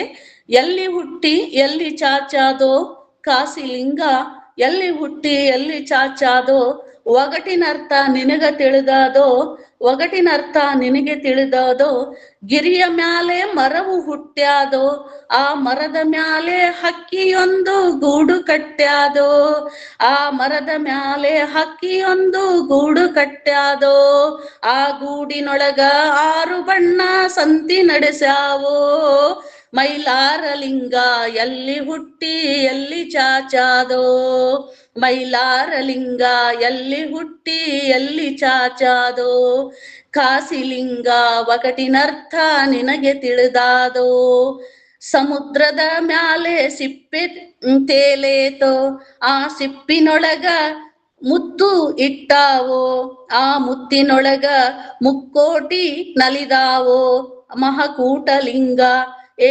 ಕಾಸಿಲಿಂಗ ಎಲ್ಲಿ ಹುಟ್ಟಿ ಎಲ್ಲಿ ಚಾಚಾದೋ, ರಾಟಿ ಮ್ಯಾಲೆ ಹಾವು ಸುತ್ಯಾವೋ, ರಾಟಿ ಮ್ಯಾಲೆ ಹಾವು ಸುತ್ಯಾವೋ, ಆ ಹಾವಿನೊಳಗೆ ಪುಂಗಿನಾದ ಆಟ ಆಡ್ಯಾವೋ, ಆ ಮಾಟದಾಗ 6 ಹಣ್ಣು ಜಂಪಿ ಇಟ್ಟಾವೋ, ಏ ಕಾಸಿಲಿಂಗ ಎಲ್ಲಿ ಹುಟ್ಟಿ ಎಲ್ಲಿ ಚಾಚಾದೋ, ಏ ಹಂಪಿಲಿಂಗ ಒಗಟಿನರ್ಥ ನಿನಗೆ ತಿಳಿದಾದೋ, ಮುಗಿಲ ಮ್ಯಾಲೆ ಹಗಲ ಮುಟ್ಟ್ಯಾವೋ, ಮುಗಿಲ ಮ್ಯಾಲೆ ಹಗಲ ಮುಟ್ಟ್ಯಾವೋ, ಆ ಹಗಲಿನ್ಯಾಗ ಹತ್ತು ಬಂದು ನಿದ್ದಿ ಮಾಡ್ಯಾವೋ, ಆ ಹಗಲಿನ್ಯಾಗ ಹತ್ತು ಬಂದು ನಿದ್ದಿ ಮಾಡ್ಯಾವೋ, ಆ ನಿದ್ದಿಯೊಳಗ ಸಿಟ್ಟು ಬಂದು ಎದ್ದು ನಿಂತಾರೋ, ಏ ಸಿದ್ಧಲಿಂಗ ಎಲ್ಲಿ ಹುಟ್ಟಿ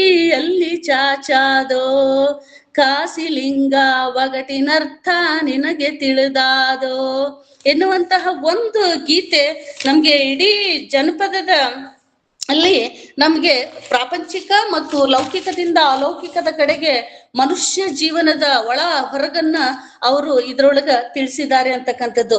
ಇಂಥದ್ದೊಂದು ಜನಪದದ ಒಲವು ದೇವೇಂದ್ರ ಕುಮಾರ್ ಹಕಾರಿ ಅವರಿಗೆ ಅದು ಪ್ರೇರೇಪಣೆಯಾಗಿ ಅವರಿಗೆ ಸ್ಫೂರ್ತಿಯಾಗಿ ನಿಲ್ಗಿದ್ದೆಲ್ಲಿ ಅನ್ನೋದನ್ನ ಸ್ವಲ್ಪ ನಾವು ಹಿಂದಕ್ಕೆ ಹೋಗಿ ನೋಡ್ಕೊಂಡು ಬರ್ಬೇಕಾಗತ್ತೆ ಅಂತಕ್ಕಂಥದ್ದು. 400 ಮನೆತನಗಳಿರುವ ಒಂದು ಪುಟ್ಟ ಹಳ್ಳಿ ಡಾಕ್ಟರ್ ದೇವೇಂದ್ರ ಕುಮಾರ್ ಹಕಾರಿ ಅವರು ಯಲಬುರ್ಗಾ ತಾಲೂಕಿನ ಚಿಕ್ಕೇನಕೊಪ್ಪ ಗ್ರಾಮದಲ್ಲಿ ತಂದೆ ಸಿದ್ದಪ್ಪ ತಾಯಿ ಮಲ್ಲವ್ವ ದಂಪತಿಗಳ ಉದರದಲ್ಲಿ ಏಪ್ರಿಲ್ 14, 1930 ರೈತ ಕುಟುಂಬದಲ್ಲಿ ಜನಿಸಿದ್ರು. ಯಾಕಿದನ್ನ ನಾವು ಒತ್ತು ಕೊಟ್ಟು ಹೇಳಾಕತ್ತೀನಿ ಅಂದ್ರೆ ಅವರು ಬರೀ ಬಾಲಕನಾಗಿರ್ಲಿಲ್ಲ, ಬಾಲಕನಾಗಿ ಆಲಕನಾಗಿ ಆಲಿಸಿ ಆ ಸಂವೇದನೆಯನ್ನ ಮುಂದೆ ದೊಡ್ಡ ವಿದ್ವಾಂಸ ಆದ್ಮೇಲೆ ಹೇಗೆ ಅದರಲ್ಲಿನೇ ಆಳವಾದ ಅಧ್ಯಯನವನ್ನು ಮಾಡಿದ್ರು ಅನ್ನೋದಕ್ಕೆ ಈ ಹಿಂದಿನ ಪರಿಸರ ಅವರಿಗೆ ಪೂರಕ ಆಗತ್ತೆ ಅಂತಕ್ಕಂಥದ್ದು. ಮಗು ದೇವೇಂದ್ರ ಕುಮಾರ್ ಹಕಾರಿ ಬಂಕದಲ್ಲಿ ಮಲಗಿಕೊಂಡು ಹಳ್ಳಿಯ ಪರಿಸರಗಳಲ್ಲಿ ಬಾಲ್ಯ ಕಳೆದರು.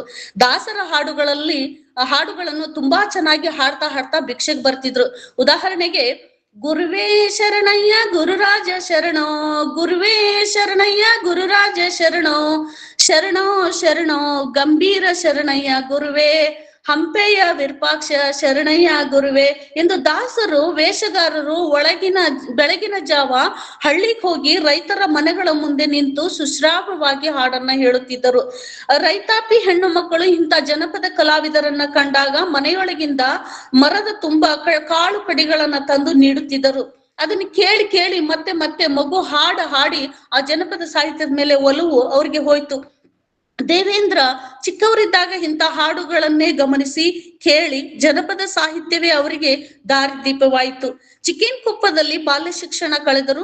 4ನೇ ತರಗತಿಯವರೆಗೆ ಪಾಸಾಗಿ ಹೈಸ್ಕೂಲ್ ಕೊಪ್ಪಳ ಮತ್ತು ಗುಲ್ಬರ್ಗದಲ್ಲಿ ಉಸ್ಮಾನಿಯಾದಲ್ಲಿ BA ಪದವಿಯನ್ನ ಪಡೆದು ಅದು ಮೆಟ್ರಿಕ್ ವರೆಗೆ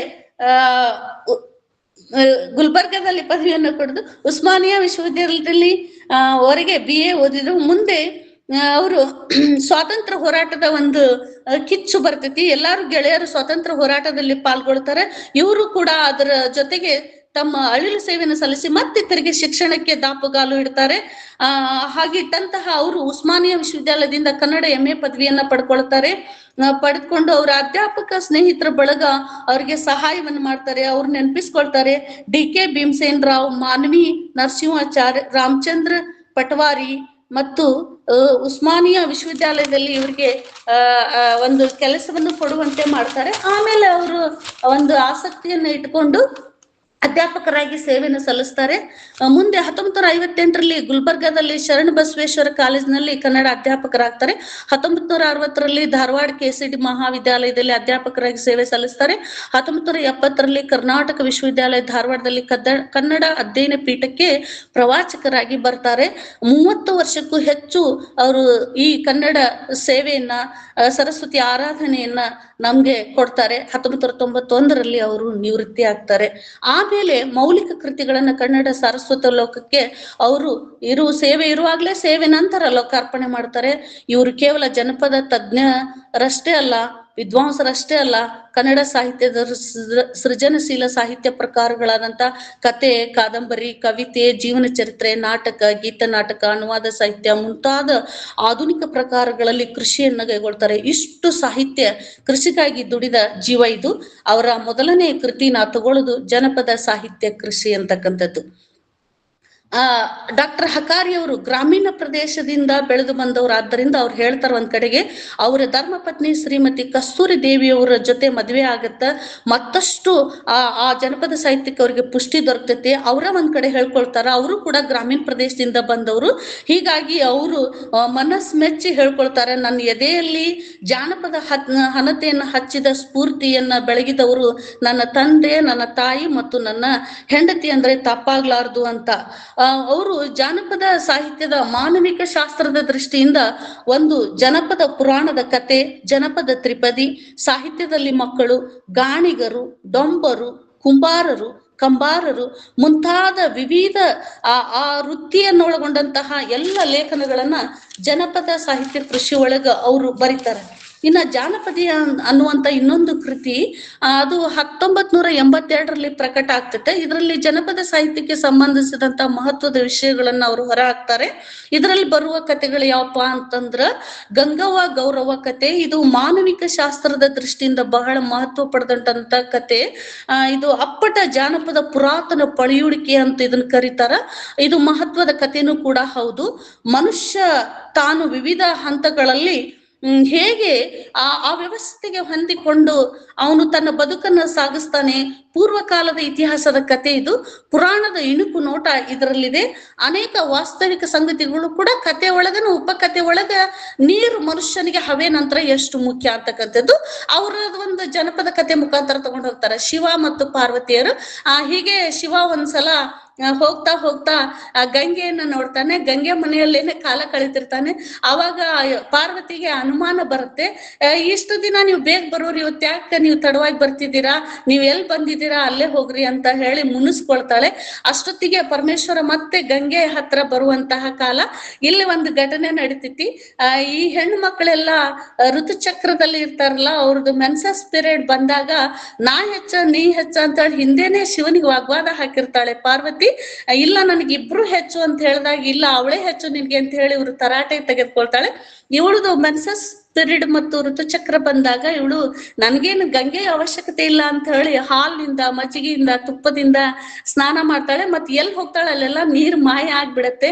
ಅವಾಗ ಅಲ್ಲೆಲ್ಲ ಒಂದು ಉತ್ತಮವಾದ ಪರಿಮಳ ಇರ್ಲಾರ್ದೇನೆ ಈ ವಾಸನೆ ಬರೋದಕ್ಕೆ ಎಲ್ರಿಗೂ ತಲೆನೋವು ಆಗ್ಬಿಡತ್ತೆ. ಅವಾಗ ಅವಳು ತಪ್ಪಾಯ್ತು ಅಂತ ಹೇಳಿ ಶಿವನಿಗೆ ಹೇಳ್ತಾಳೆ, ನೀವ್ ಹೆಂಗಾದ್ರೂ ಮಾಡಿ ನಾನೇ ಶ್ರೇಷ್ಠ ಅನ್ನುವಂತ ಅಹಂಕಾರ ನನ್ ಕಡೆ ಇತ್ತು. ನನ್ನ ಜೊತೆಗಿರುವಂತಹ ಗಂಗೆನೂ ಕೂಡ ತುಂಬಾ ಶ್ರೇಷ್ಠ. ಗಂಗೆ ಇನ್ನೊಂದು ಅರ್ಥದಲ್ಲಿ ನೀರು, ಅದು ಕೂಡ ತುಂಬಾ ಶ್ರೇಷ್ಠವಾದದ್ದು. ಹಾಗಾಗಿ ನೀವು ಅವಳನ್ನ ಕರೆ ತರಬೇಕು ಅಂತ ಹೇಳಿ ಪರಮೇಶ್ವರನಿಗೆ ಹೇಳ್ತಾಳೆ. ಅವಾಗ ಅವನಿಗೆ ಒಂದ್ ರೀತಿ ಸಂಘರ್ಷದ ವಾತಾವರಣದಲ್ಲಿ ಬಿದ್ದು ಅವನು ಹೇಳ್ತಾನೆ, ನೀನ್ ಹೇಳ್ತೀಯ ಅಂತ ಹೇಳಿನೇ ನಾನ್ ಕರ್ಕೊಂಡು ಹೇಳ್ತೀನಿ, ನಿನಕ್ಕಿಂತ ಮೊದ್ಲೇನೆ ನೀರ್ ಹೆಚ್ಚು, ಗಂಗೆ ಹೆಚ್ಚು ಅಂತ ನಾನ್ ಹೇಳಿದ್ರು ನೀನ್ ಕೇಳಿಲ್ಲ ಅನ್ನೋದನ್ನ. ನಮ್ ಜನಪದ್ರು ನಮ್ಮೊಳಗಿರ್ತಕ್ಕಂತಹ ಪ್ರಾಥಮಿಕ ಅಹಮ್ಮನ್ನು ಅಳೆಯೋದು ಒಂದ್ ಕಡೆ, ಇನ್ನೊಂದ್ ಕಡೆ ಗಂಗೆ ನಮ್ಗೆ ಎಷ್ಟು ಅವಶ್ಯಕತೆ.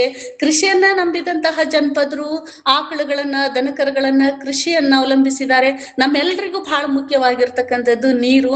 ಆ ನೀರಿನ ಶ್ರೇಷ್ಠತೆಯನ್ನ ಮೆಚ್ಚಿ ಶಿವ ಅವಳನ್ನ ತಲೆನಲ್ಲೇ ಇಟ್ಕೊಂಡ ಅನ್ನೋದು ಈ ವೇದಿಕೆನಲ್ಲಿ ನಾನು ಕಾಲ್ಪನಿಕವಾಗಿ ಕಥೆಯನ್ನು ತೆಗೆದುಕೊಂಡು ಹೋಗ್ತೇನಂತಲ್ಲ. ಹಕಾರಿಯವರು ಒಂದ್ ಕಡೆ ಜನಪದದ ಪರಿಕಲ್ಪನೆ, ಇನ್ನೊಂದ್ ಕಡೆ ವಾಸ್ತವದ ನೆಲೆಯನ್ನ ತಿಳಿಸ್ತಾರೆ. ನಮ್ ಜನಪದರು ಹವೆ, ನೀರು, ನಂತರದ ಆಹಾರ, ನಮ್ಮ ವಸತಿ ಹೇಗೆ ನಮಗ್ ಬಹಳ ಮುಖ್ಯ, ನಮ್ ಜನಪದರು ಅದನ್ನ ಎಷ್ಟು ಉತ್ತುಂಗ ಶಿಖರದಲ್ಲಿ ಇಟ್ಟಿದ್ದಾರೆ ಆ ನೀರನ್ನ, ಆ ಗಂಗೆಯನ್ನ ಅನ್ನುವಂತಹ ಒಂದು ಕತೆ ಇದ್ರೊಳಗ್ ಬರ್ತಾ ಇದೆ. ಆ ಭಾಗದ ಅಂದ್ರೆ ಬಳ್ಳಾರಿ, ಗುಲ್ಬರ್ಗ ಆ ಭಾಗದಲ್ಲಿರುವಂತ ಜನಪದರ ಜೀವನದಲ್ಲಿ ಮುಖ್ಯವಾಗಿರುವಂತ ಗಂಗೆ ಗೌರಿಯ ಕಥೆಯನ್ನ, ಮುಖ್ಯವಾಗಿ ನಮ್ಗೆ ಬೇಕಾಗಿರುವಂತ ಅವಶ್ಯಕತೆ ನೀರನ್ನ ಒಂದು ಕಥೆಯಾಗಿ ಹೇಗ್ ತಂದಿದ್ದಾರೆ ಅನ್ನೋದನ್ನ ಅವರು ಈ ಒಂದು ಗಂಗೆ ಗೌರಿ ಕಥೆನಲ್ಲಿ ಹೇಳ್ಕೊಂಡು ಬರ್ತಾರೆ ಅಂತಕ್ಕಂಥದ್ದು. ಗೌರವ್ವ ಯಪ್ಪ ಕೇರಿ ಮ್ಯಾಲೆ ಕೇರಿ ಕಟ್ಟೈತೆ, ಕೇರಿ ಮ್ಯಾಲೆ ಮರ ಹುಟ್ಟೈತೆ ಎಂದು ಗೌರವದಿಂದಲೇ ಗಂಗವ್ವನನ್ನು ಕರೆ ತರ್ತಾರೆ. ಇನ್ನೊಂದು ಕೂಡ ಇದಕ್ಕೆ ಸಂಬಂಧಪಟ್ಟಿದ್ದೇ ಇದೆ. ನೀರಲ ಕೇರಿ ತಾತ ಎನ್ನುವ ಇನ್ನೊಂದು ಹಾಡು. ಯಾತರಿಂದ ಪೂಜೆ ಮಾಡಲಿ ಆತ್ಮನ, ಯಾತರಿಂದ ಪೂಜೆ ಮಾಡಲಿ ಅಂದ್ರೆ ನಮ್ಮೆಲ್ರಿಗೂ ಬೇಕಾಗಿರುವಂತದ್ದು ನೀರು ಬಹಳ ಮುಖ್ಯ ಅನ್ನುವಂಥದ್ದು ಇನ್ನೊಂದು ಜಾನಪದ ಗೀತೆ ಅಲ್ಲಿ ಬರ್ತೈತಿ. ಇನ್ನ ಅಲ್ಲಿರ್ತಕ್ಕಂತಹ ನಮ್ಮ ಎಲ್ಲಾ ಭಾರತೀಯ ಸಂಸ್ಕೃತಿಗಳಲ್ಲಿ 70% ಜನಪದ ಸಂಸ್ಕೃತಿನ ತುಂಬಿಕೊಟ್ಟೈತಲ್ಲ. ನಮ್ಮ ಹೆಣ್ಮಕ್ಳು ತಮ್ಮ ದಿನನಿತ್ಯದ ಆಹಾರವನ್ನ ತಯಾರು ಮಾಡಿಕೊಳ್ಳುವಂತಹ ಬೀಸುವ ಕಲ್ಲು ಏನಿದೆಯಲ್ಲ, ನೆತ್ತಿಲೆ ಉಂಬುವುದು, ಸುತ್ತಲ ಸುರಿಯುವುದು, ಎತ್ತಿದರೆ 2 ಹೋಳಾಗುವುದು, ಎತ್ತಿದರೆ 2 ಹೋಳಾಗುವುದು, ಇದು ಬಲ್ಲವರ ಪೇಳಿ ನಾರಿಯರೇ ಅನ್ನುವಂಥದ್ರ ಜೊತೆಗೆ ಆ ಕುಟ್ಟುವ ಬೀಸುವ ಹಾಡುಗಳನ್ನ ನಮ್ಮ ಅಧ್ಯಾತ್ಮದ, ನಮ್ಮ ಧ್ಯಾನದ, ನಮ್ಮ ತಪಸ್ಸಿನ 4 ಪಿಲ್ಲರ್ಗಳೇನದಾವಲ್ಲ, ಏನು ಪೂರಕ, ಕುಂಭಕ, ರೇಚಕ, ವಿಶ್ರಾಂತ ಸ್ಥಿತಿಗೆ ಅಳವಡಿಸಿಕೊಳ್ಳುವ ಧ್ಯಾನದ ಮೂಲ ಶಕ್ತಿ ಮತ್ತು ಮಂತ್ರಗಳು, ಉಸಿರನ್ನ ಪ್ರಕ್ರಿಯೆಗೆ ಒಳಪಡಿಸುವಂತದ್ದನ್ನ ನಮ್ ಜನಪದರು ಹೇಗ್ ಹೇಳಿದ್ದಾರೆ, ಆ ಅಧ್ಯಾತ್ಮದ ಹಾಡು ಆ ಜನಪದ ಗರತಿಗಳಲ್ಲಿ ಹೇಗ್ ಬಂದಿದೆ ಅನ್ನೋದನ್ನ ಹಕಾರಿಯವರು ಎಷ್ಟು ಸುಂದರವಾಗಿ ಅದನ್ನ ಕಟ್ಕೊಡ್ತಾರೆ ಅಂತಕ್ಕಂಥದ್ದು.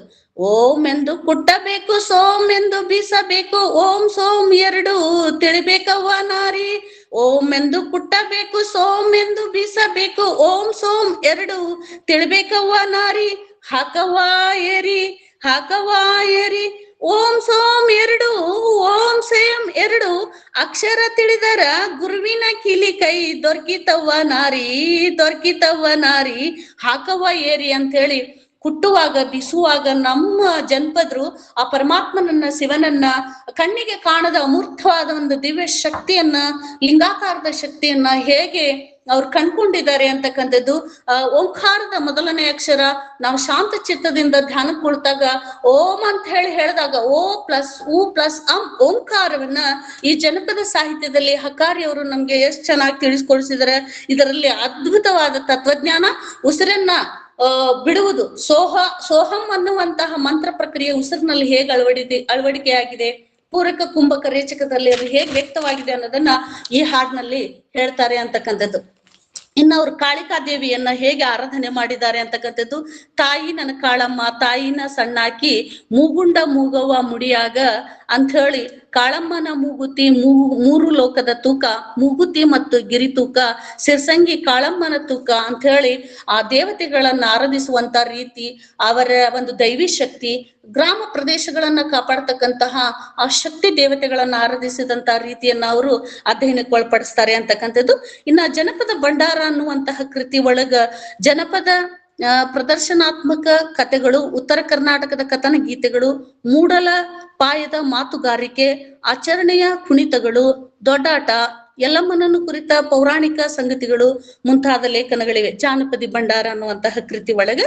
ಇನ್ನ ದೊಡ್ಡಾಟದಲ್ಲಿ ಕ್ರಿಯೆ ಮೂಲಕವಾಗಿರುವಂತಹ ಆಟದ ಮೂಲಭೂತ ಒಂದು ಸಂಗತಿಯನ್ನ ಅಲ್ಲಿ ಎತ್ತಿ ಅವರು ಹೇಳ್ತಾರೆ ಅಂತಕ್ಕಂಥದ್ದು. ಆಮೇಲೆ ಕಿನ್ನರಿ ಕಥೆಗಳನ್ನ ಹೇಳ್ತಾರೆ. ಜಾನಪದ ಸಮ್ಮುಖ ಅನ್ನುವುದರಲ್ಲಿ ದೇವರಗುಡ್ಡದ ಮೈಲಾರಲಿಂಗನ ಜನಪದ ಕಥೆಗಳನ್ನು ಮತ್ತು ಶರಣರ ಉತ್ತರ ಕರ್ನಾಟಕದ ಸನ್ನಾಟಗಳನ್ನು, ಜನಪದದಲ್ಲಿ ಮಾತೃವಾತ್ಸಲ್ಯ, ಜನಪದರು ಕಂಡ ಕಜ್ಜಾಯ, ಕೋರಣ್ಣ, ಭಿಕ್ಷೆ ಎನ್ನುವಂತಹ ಅನೇಕ ಅನುಭವಗಳನ್ನ ಈ ಕೃತಿನಲ್ಲಿ ಕಟ್ಟಿಕೊಡ್ತಾರೆ ಅಂತಕ್ಕಂಥದ್ದು. ಮತ್ತ ಆ ಜನಪದ ಸಮ್ಮುಖದೊಳಗ ಅಲ್ಲಿರ್ತಕ್ಕಂಥ ಗರತಿ ತಾನಿದ್ದಾಗ್ಲೂ ಕೂಡ ತನ್ನ ಗಂಡ ಇನ್ನೊಬ್ಳನ್ನ ಪ್ರೀತಿಸಿ ಮನೆಗೆ ಕರೆತಂದಾಗ, ತನ್ನನ್ನ ಉದಾಸೀನ ಮಾಡಿದಾಗ ಈ ತರದ ಒಂದು ಮನೋಭಾವನೆ ಯಾಕೆ ಬಂತು ಅನ್ನುವಂಥದ್ದನ್ನ ಆ ಹಾಡಿನಲ್ಲಿ ಆ ಹೆಣ್ಮಗಳು ಹೇಗ್ ಹೇಳ್ತಾಳೆ, ಜಾತ ಮಲ್ಲಿಗೆ ಜಲ್ಮಕ್ಕ ಜೋಡ ಸವತಿ ನನ್ನ ಮ್ಯಾಲ ಯಾಕೆ ತಂದ್ರಿ ಅನ್ನುವಂಥದ್ದನ್ನ ಈ ಜನಪದ ಸಮ್ಮುಖದೊಳಗ ಹಲವಾರು ಇಂಥ ಹೆಣ್ಮಕ್ಳ ಗೀತೆಗಳು ಬರ್ತಾವ ಅಂತಕ್ಕಂಥದ್ದು. ಆಮೇಲೆ ಅವರ ಇನ್ನೊಂದು ಕೃತಿ ಗರತಿಯ ಹಾಡು ಅಂತಕ್ಕಂಥದ್ದು, ಇದರಲ್ಲಿ ಕೌಟುಂಬಿಕ ಜೀವನ ಚಿತ್ರಣ 1925ರಲ್ಲಿ ಪ್ರಕಟ ಆಕೈತಿ. ಇದು ಭಾರತೀಯ ಸಂಸ್ಕೃತಿಯ ಸಾಮಾಜಿಕ ಜೀವನದಲ್ಲಿ ಕುಟುಂಬ ಅನ್ನುವಂತ ಪದ್ಧತಿ ಒಂದು ಚಿನ್ನದ ಚೌಕಟ್ಟಿದ್ದ ಹಾಗೆ ನಮ್ಮ ಜನಪದರ ಸಾಹಿತ್ಯದ ಜಾಯಮಾನಕ್ಕೆ ವಿಭಿನ್ನತೆಯನ್ನು ಎತ್ತಿ ತೋರಿಸುತ್ತದೆ. ಈ ಕೃತಿಯಲ್ಲಿ ಗಂಡ ಹೆಂಡತಿ ಏನೇನು ಮುಖ್ಯ ಅಂಶಗಳು ಅಷ್ಟನ್ನೇ ನಾನು ಹೇಳ್ಕೊಂಡು ಹೋಗ್ತೀನಿ. ಈ ಕೃತಿಯಿಂದ ಯಾವ್ಯಾವ ಸಂವೇದನೆಗಳನ್ನ ಇಟ್ಕೊಂಡು ಹಕಾರಿಯವರಲ್ಲಿ ಅಧ್ಯಯನ ಮಾಡಿದ್ದಾರೆ. ಗರ್ತಿಯ ಹಾಡೊಳಗ ಕುಟುಂಬದೊಳಗಿರ್ತಕ್ಕಂಥ ಒಟ್ಟಾರೆ ಮಾನವೀಯ ಮೌಲ್ಯಗಳು, ಸಾಮಾಜಿಕ ಮೌಲ್ಯಗಳು, ಕೌಟುಂಬಿಕ ಮೌಲ್ಯಗಳು ಏನೇನ್ ಬರ್ತಾವ ಅನ್ನೋದನ್ನ ನಾನು ಜಿಸ್ಟ್ ಮಾತ್ರ ಹೇಳ್ಕೊಂಡು ಹೋಗ್ತೇನೆ. ನಮ್ಮ ಜನಪದ ಸಾಹಿತ್ಯದ ಜಾಯಮಾನ ವಿಭಿನ್ನತೆಯನ್ನು ಎತ್ತಿ ತೋರಿಸುತ್ತದೆ. ಈ ಕೃತಿಯಲ್ಲಿ ಗಂಡ ಹೆಂಡತಿ, ಬಸಿರು ಬಯಕೆ, ತಾಯಿ ತಂದೆ, ಸರಸ ವಿರಸ, ತಾಯಿ ಕೂಸು, ಸಮರಸ ಒಲವು, ಅಣ್ಣ ತಂಗಿ, ತವರು ಲಾಲಿ, ದಾಂಪತ್ಯ ಪೂಜೆ, ತಮ್ಮ ಮೈದುನ, ಭಕ್ತಿ ಅನುಭವ ಮುಂತಾದ 22 ವಿಷಯಗಳನ್ನು ಒಳಗೊಂಡಂತಹ ಕೃತಿ ಇದಾಗತ್ತ. ಇನ್ನ ಜನಪದ ಮೂಲ ತತ್ವದೊಳಗ ಈ ಕೃತಿ 1983ರಲ್ಲಿ ಪ್ರಕಟ ಆಗತ್ತ. ಇದು 3000 ಮಠದಿಂದ ಪ್ರಕಟ ಆಗತ್ತೆ ಈ ಕೃತಿ. ಇದ್ರೊಳಗ ಜನಪದ ಅಧ್ಯಯನ, ಸ್ವರೂಪ, ವ್ಯಾಪ್ತಿ, ಯಾಕೆ ಅಧ್ಯಯನ ಮಾಡ್ಬೇಕು, ಜನಪದ ಫೋಕ್ ಲಿಟ್ರೇಚರ್ ಅನ್ನೋದನ್ನ ಯಾಕೆ ಅಧ್ಯಯನ ಮಾಡ್ಬೇಕು ಅನ್ನುವಂತ ಎಲ್ಲ ವಿಷಯಗಳನ್ನ ಸವಿಸ್ತಾರವಾಗಿ ಹಕಾರಿಯವರು ತಿಳಿಸ್ಕೊಂಡು ಹೋಗ್ತಾರೆ. ಜನಪದ ಅಧ್ಯಯನ, ಸ್ವರೂಪ, ವ್ಯಾಪ್ತಿ, ಜಾನಪದ ಮತ್ತು ಇತರ ವಿಜ್ಞಾನಗಳು, ಜನಪದ ಕ್ಷೇತ್ರ ಕಾರ್ಯ ವಿಧಾನಗಳು, ಸಿದ್ಧಾಂತಗಳು, ಇದು ಭಾಗ 1ರಲ್ಲಿ ಆದ್ರೆ ಭಾಗ 2ರಲ್ಲಿ ಭೌಗೋಳಿಕ ಪ್ರಾದೇಶಿಕ ತತ್ವ, ಜನಾಂಗಿಕ ಕ್ರಿಯಾ ತತ್ವ, ಭಾಷಾ ಸಾಹಿತ್ಯ ತತ್ವ ಅನ್ನುವಂತಹ ಮುಖ್ಯ ಅಂಶಗಳನ್ನು ಇಟ್ಕೊಂಡು ಅವರು ಅಗಣಿತವಾದಂತಹ ತರಂಗ ಪ್ರಕಾರಗಳ ಸ್ಥೂಲ ಪರಿಚಯವನ್ನ ಕೊಡ್ತಾರ.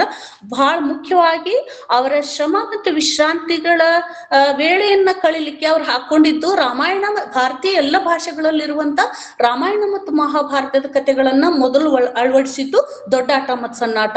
ಈ ದೊಡ್ಡಾಟ ಅನ್ನುವಂತಹ ಕ್ರಿಯೆಗಳಲ್ಲಿ ವೇಷಗಾರಿಕೆ, ಬಣ್ಣ, ಸಂಭಾಷಣೆ, ವಾದ್ಯ, ಮೇಳ, ಕತೆಗಾರ, ಸಾರಥಿ, ಹಾಡುಗಾರಿಕೆ, ಹಿಮ್ಮೇಳ, ಮುಮ್ಮೇಳ, ಕುಣಿತ ಮುಂತಾದವುಗಳನ್ನು ಒಳಗೊಂಡ ಸುಂದರವಾದಂತಹ ರಾಮಾಯಣ ಮತ್ತು ಮಹಾಭಾರತ ಕಥೆಗಳಿಂದ ಆಯ್ದ ಉಪಕಥೆಗಳನ್ನ, ಸಮಾಜಕ್ಕೆ ನೀತಿ ಸಂದೇಶಗಳನ್ನ ನಮ್ಮ ಜನಪದರು ಹೇಗ್ ತಲುಪಿಸಿದ್ರು, ಆ ಮೌಲ್ಯಗಳನ್ನ ಹೇಗ್ ಅಳವಡಿಸ್ಕೊಂಡ್ರು ಅನ್ನೋದನ್ನ ಈ ದೊಡ್ಡಾಟದೊಳಗ ಹೇಳ್ತಾರ. ಮತ್ತ ಎಲ್ಲಮ್ಮ, ಸೌದತ್ತಿ ಎಲ್ಲಮ್ಮನನ್ನು ಕುರಿತು ಹೇಳುವಂತಹ ಕತೆ, ಅದಕ್ಕ ಸಾಕಷ್ಟು ಬೇರೆ ಬೇರೆ ಕಥೆಗಳಿದಾವ್ರಿ. ಸೌದತ್ತಿ ರಟ್ಟರಾಳಿದ್ರು, ರಾಷ್ಟ್ರಕೂಟರಾಳಿದ್ರು, ಅವ್ರು ಜೈನರಾಗಿದ್ರು, ಇಲ್ಲ ಮೊದಲು ಅವ್ರು ಕುರುಬರಾಗಿದ್ರು. ಬಹಳಷ್ಟು ಸಂಶೋಧನೆ ಸಂಘರ್ಷಗಳಿವೆ.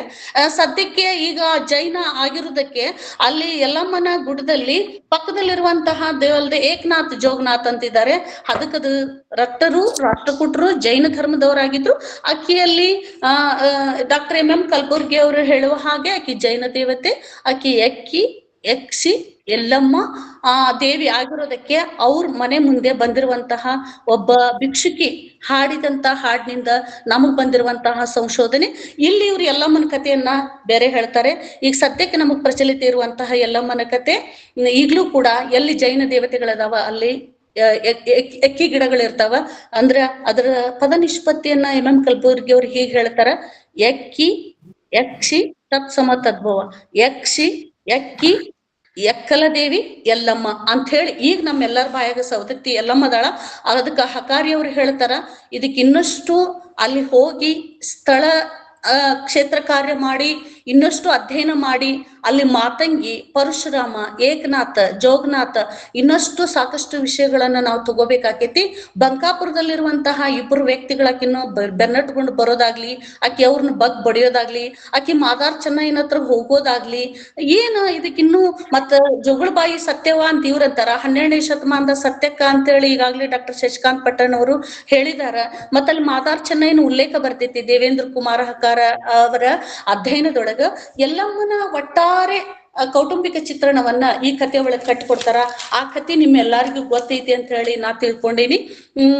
ಜಮದಗ್ನಿಯ ಪತಿಯಾಗಿರ್ತಕ್ಕಂಥವಳು, ಅವಳು ಮುಂದೆ ನಡೆದಂತಹ ಕಥೆ ಎಲ್ಲ ನಿಮ್ಗೆ ಗೊತ್ತಿದೆ. ಅದಕ್ಕೆ ಇನ್ನಷ್ಟು ಸಾಹಿತ್ಯಿಕ ಮತ್ತು ದಾಖಲಾತಿಗಳನ್ನ, ಸ್ಥಳೀಕ ದಾಖಲಾತಿಗಳನ್ನ ನಮ್ಗೆ ಯಾರು ಕೊಡ್ತಾರೆ? ದೇವೇಂದ್ರ ಕುಮಾರ್ ಹಕಾರಿ ಅವ್ರು ಕೊಡ್ತಾರೆ. 4 ಜನ ಕಾರ್ತಿಕೇಯರು ಬರ್ತಾರೆ ಇಲ್ಲಿ. ಕಾರ್ತಿಕೇಯ ಇಡೀ ಎಲ್ಲಾ ಇವರನ್ನ ಕೊಂದ್ ಹಾಕಿದಾಗ ಪರಶುರಾಮ ಈ ಮರಾಠ ಕ್ಷತ್ರಿಯ ಏನಿದಾರ ಅವ್ರನ್ನೆಲ್ಲ ಕೊಂದ್ ಹಾಕ್ಬಿಡ್ತಾನ. ಅದಕ್ಕೆ ಅವ್ರು ಅಲ್ಪಸಂಖ್ಯಾತರು. ಅವ ಹೋಗಿ ಆ ಕೊಡಲಿಯಿಂದ ಐಹೊಳೆ ಒಳಗ ತೊಳೆದ, ಅದಕ್ಕೆ ಅದು ಅಯ್ಯಾಹೊಳೆ ಆಯ್ತು ಅಂತ ಹೇಳ್ತಾ ಆ ಒಂದು ಕತೆಗೆ ಇನ್ನಷ್ಟು ಪೂರಕವಾಗಿ ಸಾಕಷ್ಟು ಅಧ್ಯಯನಗಳನ್ನ ಅವ್ರು ಇಲ್ಲಿ ಹೇಳ್ತಾರೆ. ಅದಕ್ಕೆ ಅವ್ರು ಒಂದು ಎಲ್ಲಮ್ಮನ ಬಗ್ಗೆ ಬೇರೆ ಕಥೆಯನ್ನೇ ಕೊಡ್ತಾರೆ. ಏನಂದ್ರೆ ಕಾವ್ಯ ಕುಬ್ಜದ ಅರಸನ ಮಗಳಾದ, ಇದು ಅಂದ್ರೆ ಜನಪದಕ್ಕೆ ಸಂಬಂಧಪಟ್ಟಿದ್ದು. ಕಾವ್ಯ ಕುಬ್ಜನ ಅರಸನ ಮಗಳಾದ ಎಲ್ಲಮ್ಮ ನೋಡಲು ತುಂಬಾ ಚೆಲುವೆ, ಹೀಗಾಗಿ ಕಾಶ್ಮೀರದ ರೇಣುಕಾರಾಜನ ಮಗಳಿವಳು ಜಗದಂಬ. ಮಾಯಕಾರ್ತಿ ಇಡೀ ಲೋಕವನ್ನೇ ತನ್ನ ಕುಕ್ಕಿಸಿದಳು. ಜಮದಗ್ನಿ ನೋಡಿ ಅವನ ರೂಪಕ್ಕೆ ಸೋತು ಮೆಚ್ಚಿದಳು. ರೇಣುಕೆ ಅವನನ್ನೇ ಮದುವೆಯಾದಳು. ಮುಂದೆ ಹಠ, ಅವಳು ಪ್ರಣಯವನ್ನ ಬಯಸಿದಾಗ ಅವನಿಗೆ ಸಿಟ್ಟು ಬರುತ್ತೆ, ಅವನ್ ಹೊರಗೆ ಹಾಕ್ತಾನೆ. ಅವಳಿಗೆ ಕಜ್ಜಿ ರೋಗ ಆಗತ್ತೆ. ಅವಾಗ ಏಕನಾಥ್ ಜೋಗನಾಥ್ ಅಂತ ಬರ್ತಾರೆ. ಅವ್ರು ಶಾಪ ವಿಮೋಚನೆ ಮಾಡ್ತಾರೆ. ಹಸಿವಾಗಿ ಹೊಲದಲ್ಲೆಲ್ಲ ಆಹಾರವನ್ನು ಹುಡ್ಕೊಂಡು ಹೋಗ್ತಾಳೆ. ಅಲ್ಲಿ ಅವರು ಹೊಡಿತಾರೆ ಅವಳಿಗೆ. ಅವಾಗ ಹೋಗಿ ಮಾತಂಗಿ ಬೆನ್ ಬೀಳ್ತಾಳೆ. ನನಗ್ ಬಂದ ಮೊದಲಿನ ಪೂಜೆ ನಿನಗಾಗ್ಲಿ ಅಂತ ಹೇಳ್ತಾಳೆ. ಇವೆಲ್ಲ ಇನ್ನು ಅಲ್ಲಿ ಸ್ಥಳೀಕ ದಾಖಲೆಗಳಿವೆ. ಆಮೇಲೆ ಅವಳ ಗಂಡ ಸಾಯ್ತಾನೆ, ಯಾರು? ಜಮದಗ್ನಿ. ಮತ್ತವಳು ಏನಾಗ್ತಾಳೆ? ವಿಧವೆ ಆಗ್ತಾಳೆ. ಆಮೇಲೆ ಪರಶುರಾಮ ಬರ್ತಾನೆ. ತಾಯಿಗಿಂತ ಪರಿಸ್ಥಿತಿ ಬಂದೈತಿ, ಅಪ್ಪ ಯಾರು ಅನ್ನುವಂಥ ಪ್ರಶ್ನೆ ಆದಾಗ ಮತ್ತವನು ಪರಶುಮಣಿಯನ್ನು ತರ್ತಾನೆ. ಅಪ್ಪನ ಜೀವನವನ್ನ ಬದುಕಿಸ್ತಾನೆ ಜಮದಗ್ನಿ. ಅವಳು ಮುತ್ತೈದೆ ಆಗುವ ಹುಣ್ಣಿಮೆ ಈ ಹಿಂದೆನೆ ಕಳೆದು ಹೋಗಿದೆ. ಇದಕ್ಕೆಲ್ಲ ಹಕಾರಿ ಅವರು ಇನ್ನಷ್ಟು ಪುಷ್ಟಿಯಾದಂತಹ ವಿಷಯಗಳನ್ನ ನಾವಲ್ಲಿ ತಿಳ್ಕೊಬೇಕಾಕೈತಿ ಅನ್ನುವಂತಹ ವಿಚಾರವನ್ನ ಈ ಎಲ್ಲಮ್ಮನ ಒಂದು ಕಥೆಯನ್ನ, ಹಾಡನ್ನ ಇಟ್ಕೊಂಡು ಎಷ್ಟು ಜಾನಪದ ಕಥೆಗಳಿವೆ. ಚಂದ್ರಗುತ್ತಿ ಎಲ್ಲಮ್ಮ ಆಗಿದ್ದು ಇವಳು, ಮತ್ತ ಮೈಲಾರ್ ಮಹಾದಿಂಗ, ಮತ್ತ ಏನು ನಮ್ಮ ಹುಲಿಗಮ್ಮನ ಬಗ್ಗೆ ಎಲ್ಲಾ ವಿಷಯಗಳನ್ನ, ಜನಪದ ವಿಷಯಗಳನ್ನ ಅವರಲ್ಲಿ ಹೇಳ್ತಾರೆ. ಇದಿಷ್ಟು ಜನಪದ ಕಾವ್ಯಗಳಲ್ಲಿ ಬರುವಂತ. ಮತ್ತು ಆ ಭಾಗದಲ್ಲಿ ಬರುವಂತಹ ಕುಮಾರರಾಮನ ಕಥೆಯನ್ನು ಹೇಳ್ತಾರೆ. ಅದು ಕೂಡ ದುಂದು ಮೇಲೆ ಹೇಗ್ ಬಂದಿದೆ. ಅದಕ್ಕೆ ನಮ್ಗೆ ಶ್ರೇಷ್ಠ ಸಾಹಿತ್ಯದಲ್ಲಿ ಕುಮಾರರಾಮ ಸಾಂಗತ್ಯ ಅಂತಿದೆ. ಅಲ್ಲಿ ಕಂಪಿಲರಾಯ, ರತ್ನಾಜಿ ಮತ್ತು ಈ ಕುಸುಮಾಜಿ ಏನಿದ್ದಾರೆ ಅವರು ಡೊಂಬರ ಸಂಸ್ಕೃತಿಯವರು. ಅವ್ರು ತುಂಬಾ ಚೆಲುವೆಯರು. ಅದಕ್ಕೆ ಇದು ಜನಪದದೊಳಗೆ ಬರದ್ರಿ. ಅಲ್ಲಿ ನೋಡಿದ್ರೆ ಕಂಪಿಲರಾಯ ಅವಳನ್ನು ಗೆದ್ಕೊಂಡ್ ಬರ್ತಾನೆ, ಅರಮನೆಯಲ್ಲಿ ಇಡ್ತಾನೆ. ಇಟ್ಟಾಗ ಅವನ ಮಗ ಅವಳ ವಯಸ್ಸಿನವಳೇ ಇರ್ತಾನೆ. ಅವಳಿಗೂ ಕೂಡ ಒಂದು 25-26 ವಯಸ್ಸು, ಮಗನಿಗೂ ಕೂಡ ಅಷ್ಟೇ. ಆ ಮಗನ ಅವಳು ನೋಡ್ತಾಳೆ ರತ್ನಾಜಿ. ನೋಡಿದಾಗ ನೀವು ನನ್ನೇ ಮದ್ವೆ ಆಗ್ಬೇಕು ಅನಿಸ್ತೈತಿ. ಈಗಾಗ್ಲೇ ಕಂಪಿಲರಾಯ ಅವರನ್ನ ತಂದು ಅರಮನೆಯಲ್ಲಿ ಇಟ್ಟಿರ್ತಾನೆ. ಇಲ್ಲ, ನಿನ್ನ ನೋಡಿ ಮೋಹಗೊಂಡು ಮದ್ವೆ ಆಗ್ಬೇಕು ಅಂತ ಹೇಳ್ತಾಳೆ. ಆಗಲ್ಲ, ನೀವು ನಮ್ಮ ಅಪ್ಪಾಜಿ ಗೆದ್ಕೊಂಡ್ ಬರುವಂತಿರುವಂತ ರಾಣಿ ಆಗಿರೋದ್ರಿಂದ ನನಗ್ ತಾಯಿ ಸಮಾನ ಅಂತ ಹೇಳಿದಾಗ, ಇಲ್ಲ, ಅದೇ ಸೇಡನ್ನ ತೀರ್ಸ್ಕೊಳಿಕ್ ಅವ್ನ್ ಕೊಲೆ ಮಾಡ್ತಾಳೆ. ಇದು ದುಂದು ಮೇಲೂ ಕೂಡ ಇದೇ ರೀತಿಯಾದಂತಹ ಜನಪದ ಕಥೆಗಳ ಗೊಂದಲಿಗರ ಕಥೆ ಅಂತ ಹೇಳ್ತಾರೆ. ಇವತ್ತಿಗೂ ಕೂಡ ಅದು ಹಾಗೆ ಉಳಿದುಕೊಂಡು ಬಂದಿದೆ. ಈ ಎಲ್ಲ ವಿಷಯಗಳನ್ನ ಹಕಾರಿಯವರು ನಮ್ಗೆ ಈ ಕಾವ್ಯಗಳಲ್ಲಿ ತಿಳಿಸ್ಕೊಡ್ತಾರೆ. ಇನ್ನ ಹಂತಿಯ ಹಾಡುಗಳು ಅಂತ ಹೇಳಿ ಇನ್ನೊಂದು, ಅಲ್ಲಿ ನಮ್ಮ ಇಡೀ ರೈತಾಪಿ ಜೀವನವನ್ನ, ಕೃಷಿಯನ್ನು ಮಾಡುವಾಗ ಹಂತಿ ಕಟ್ಟಿ ಹಾಡುವಾಗಿನ ಹಾಡುಗಳನ್ನ ಅಲ್ಲಿ ಹೇಳ್ತಾರೆ. ರಾಶಿ ಮಾಡುವಾಗಿನ ಹಾಡು, ಆಮೇಲೆ ಒಕ್ಕಲಿ ಮಾಡುವಾಗ ಈ ಹಂತಿ ಹಾಡುಗಳನ್ನು ಬಳಸ್ತಾರೆ. ಇವರೆಲ್ಲರಲ್ಲಿ ಒಂದಲ್ಲ ಒಂದು ರೀತಿಯಿಂದ ಅನಿವಾರ್ಯ ಅಗತ್ಯವಾಗಿರುವ ಕಾರಣದಿಂದ ರೈತರು ಹೋದಲ್ಲಿ ಕಣ ಮಾಡಿ ಹಂತಿ ತಿರುಗಿಸಿ ಮತ್ತೆ ಆ ಕಾಳುಗಳನ್ನ ತೂರಿ ಸುಂಕ, ಹೊಟ್ಟು, ಕಸ, ಕಟ್ಟೆ, ಮಣ್ಣು, ಹರಳುಗಳಿಂದ ಕಾಳುಗಳನ್ನು ಬೇರ್ಪಡಿಸಿ ರಾಶಿ ಮಾಡುವಾಗ ಅವ್ರಿಗೇನ್ ಬ್ಯಾಸರಕ್ಕೆತ್ತಲ್ಲ, ಆ ಬ್ಯಾಸರ ಕಳ್ಕೊಳ್ಳುವಾಗ ಈ ಹಾಡುಗಳನ್ನು ಹಾಡಿದ ಹಾಡುಗಳೇ ಹಂತಿ ಹಾಡುಗಳು. ಹೊಲದಲ್ಲಿ ಕಣ ಮಾಡಿ ಸೀಮೆಗಳಲ್ಲಿ ಎತ್ತು 2, 3, 4, 6 ಹೀಗೆ ಸಾಲಾಗಿ ಕಟ್ಟಿ ಕಣದ ತುಂಬಾ ಜೋಳ, ಗೋಧಿ ಇತ್ಯಾದಿ ಒಕ್ಕುವುದು. ಜೋಳವಾದರೆ ಬರೇ ತೆನೆ, ಗೋಧಿ ಇತ್ಯಾದಿ ಆದರೆ ಸ್ವಚ್ಛಗೊಳಿಸ್ಕೊಂಡು ತೆನೆ ಸಹಿತ ಹುಲ್ಲು, ಗೋಧಿ ಹುಲ್ಲನ್ನು ತುಳಿಸುವಂತ ಸಂದರ್ಭದಲ್ಲಿ ಈ ಎಲ್ಲಾ ಹಾಡುಗಳನ್ನು ಅವರು ಬಳಸ್ತಾರೆ ಅನ್ನೋದನ್ನ ಹೇಳ್ತಾರೆ. ಎತ್ತುಗಳ ಜೊತೆಯಲ್ಲೇ ಬಾಳೆ ಬದುಕು ಕಟ್ಟಿಕೊಂಡು ಒಕ್ಕಲಿಗರು, ಕೂಲಿ ಕಾರ್ಮಿಕರು ಹಾಡುವ ಹಾಡುಗಳೇ ಈ ಹಂತಿ ಹಾಡುಗಳು. ಇನ್ನು ಅವರದ PhD ಪ್ರಬಂಧ ಏನಿದೆಯಲ್ಲ, ಜಾನಪದ ಸಾಮಾಜಿಕ ಕಥನ ಗೀತೆಗಳಲ್ಲಿ ದುಃಖಾಂತದ ಕಥೆಗಳ ಒಂದು ಸಾಂಸ್ಕೃತಿಕ ಅಧ್ಯಯನ. ಅದ್ರೊಳಗೆ ಬಹಳಷ್ಟು ಕಥೆಗಳು ಬರ್ತಾವ. ಅಲ್ಲಿ ಏನ್ಪಾ ಅವ್ರು ಹೇಳೋದು, ದೇವೇಂದ್ರ ಕುಮಾರ್ ಹಕಾರಿ ಅವರು ದುಃಖಾಂತ ಕಥೆಗಳಿಗೆ ಪ್ರಾಮುಖ್ಯತೆಯನ್ನು ಕೊಡಲಾಗಿದೆ. ತಾವು ಕೇಳುತ್ತಾ ಬಂದ ಪುರಾಣ ಪವಾಡ, ತಮಗೆ ತಿಳಿದ ಚರಿತ್ರೆ, ಧಾರ್ಮಿಕ ಸಾಮಾಜಿಕ ತ್ಯಾಗ ಬಲಿದಾನ, ಸುಖ ದುಃಖದ ಸಂದರ್ಭಗಳಲ್ಲಿ ತಮಗೆ ತಿಳಿದ ದಾಟಿಯಲ್ಲಿ ಮನೋಹರವಾಗಿ ಈ ಜನಪದರು ಹಾಡು ಕಟ್ಟಿದಾರ. ಅವುಗಳನ್ನೆಲ್ಲ ತಮ್ಮ PhD ಮಹಾಪ್ರಬಂಧ ಕಥೆಗಳನ್ನು ಅಳವಡಿಸಿಕೊಂಡಿದ್ದಾರೆ. ಇವುಗಳನ್ನ ಜನಪದರು ಕಥನ ಕಾವ್ಯವೆಂದು ಹೇಳಿದ್ದಾರೆ. ಫಿಲಿಪ್ಸ್ ಬ್ಯಾರಿ ಹೇಳುವಂತೆ ಜನಪದ ಕಥನ ಕಾವ್ಯಗಳು ಸಾಮಾಜಿಕ ಸೃಷ್ಟಿ ಅಂತ ಹೇಳ್ತಾನೆ.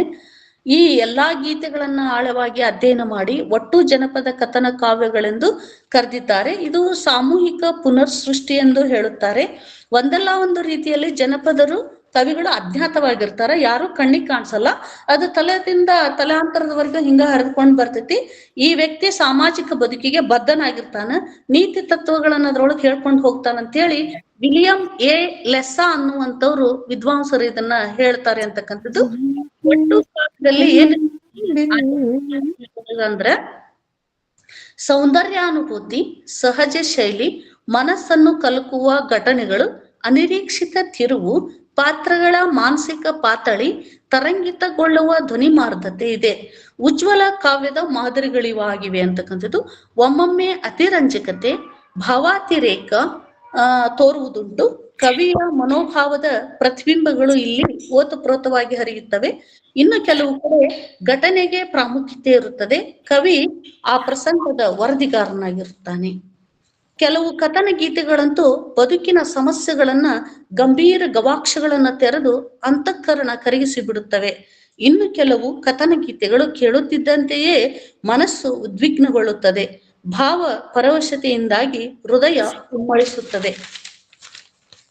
ಈ ಅಧ್ಯಯನದಲ್ಲಿ ಬರುವ ಕಥನ ಗೀತೆಗಳು ಆಯ್ಕೆಯ ವಿವೇಚನೆ ಈ ರೀತಿಯಾಗಿವೆ. ಎಷ್ಟು ಪ್ರಾತಿನಿಧಿಕವಾಗಿ ತಗೊಂಡಿದ್ದಾರೆ. ಈರೋ ಬಿ ಅನ್ನುವಂತ ಒಂದು ಕತೆ, ಕೆರೆಗೆ ಹಾರ ಅನ್ನುವಂಥದ್ದು ಈಗಾಗಲೇ ತಮ್ಮೆಲ್ರಿಗೂ ಅದು ಪ್ರಚಲಿತ ಇದೆ. ಉತ್ತರ ದೇವಿ ಹಾಡು, ಸಿರಿಕವಲಿ, ಹಲಗಲಿ ಬೇಡರು, ಗ್ವಾಲನ್ನನ ವೀರಘಾತ, ಬರದ ಹಾಡು, ಚಿಕ್ಕಿ ಉಂಗರಕ್ಕೆ ನಾರಿ ಮನಸೋತಾಳ, ನೀಲುಗಾರನ ಹಾಡು, ದಿನಮುಖವ ನನಗೆ ಸಿಗಲಿಲ್ಲ, ಸಂಗವ್ವ ಮಾಡ್ಯಾಳ ಕಲಹ, ಮಹಾಸತಿ, ಆತ್ಮಬಲಿ, ಅತ್ತೆ ಸೊಸೆ, ಆಕಸ್ಮಿಕ ಸಮುದಾಯ, ಬಂಡಾಯ, ಗೋಗ್ರಹಣ, ಕೌಟುಂಬಿಕ ಮಾತ್ಸರ್ಯ, ಕಾಮ ವಿಕೃತಿ, ಪಾತಿವೃತ್ಯ, ಶೀಲ, ಸಂದೇಹ, ಬೇಕಾದಿರ್ಬೋದು ಕತೆ. ಅದನ್ನೆಲ್ಲವನ್ನು ಕೂಡ ಜನಪದರು ಯಾವ್ಯಾವ ಸಂದರ್ಭಕ್ಕೆ ಯಾವ್ಯಾವ ಕಥೆಗಳನ್ನ ಹೇಗೆ ಕಟ್ಟಿಕೊಟ್ಟಿದ್ದಾರೆ. ಹೂನಾ ಸತಿಯಂತೆ ಮಹಾಸತಿ ಆದವಳು ಈರೂಬಿ ಅಂತಕ್ಕಂಥವಳು.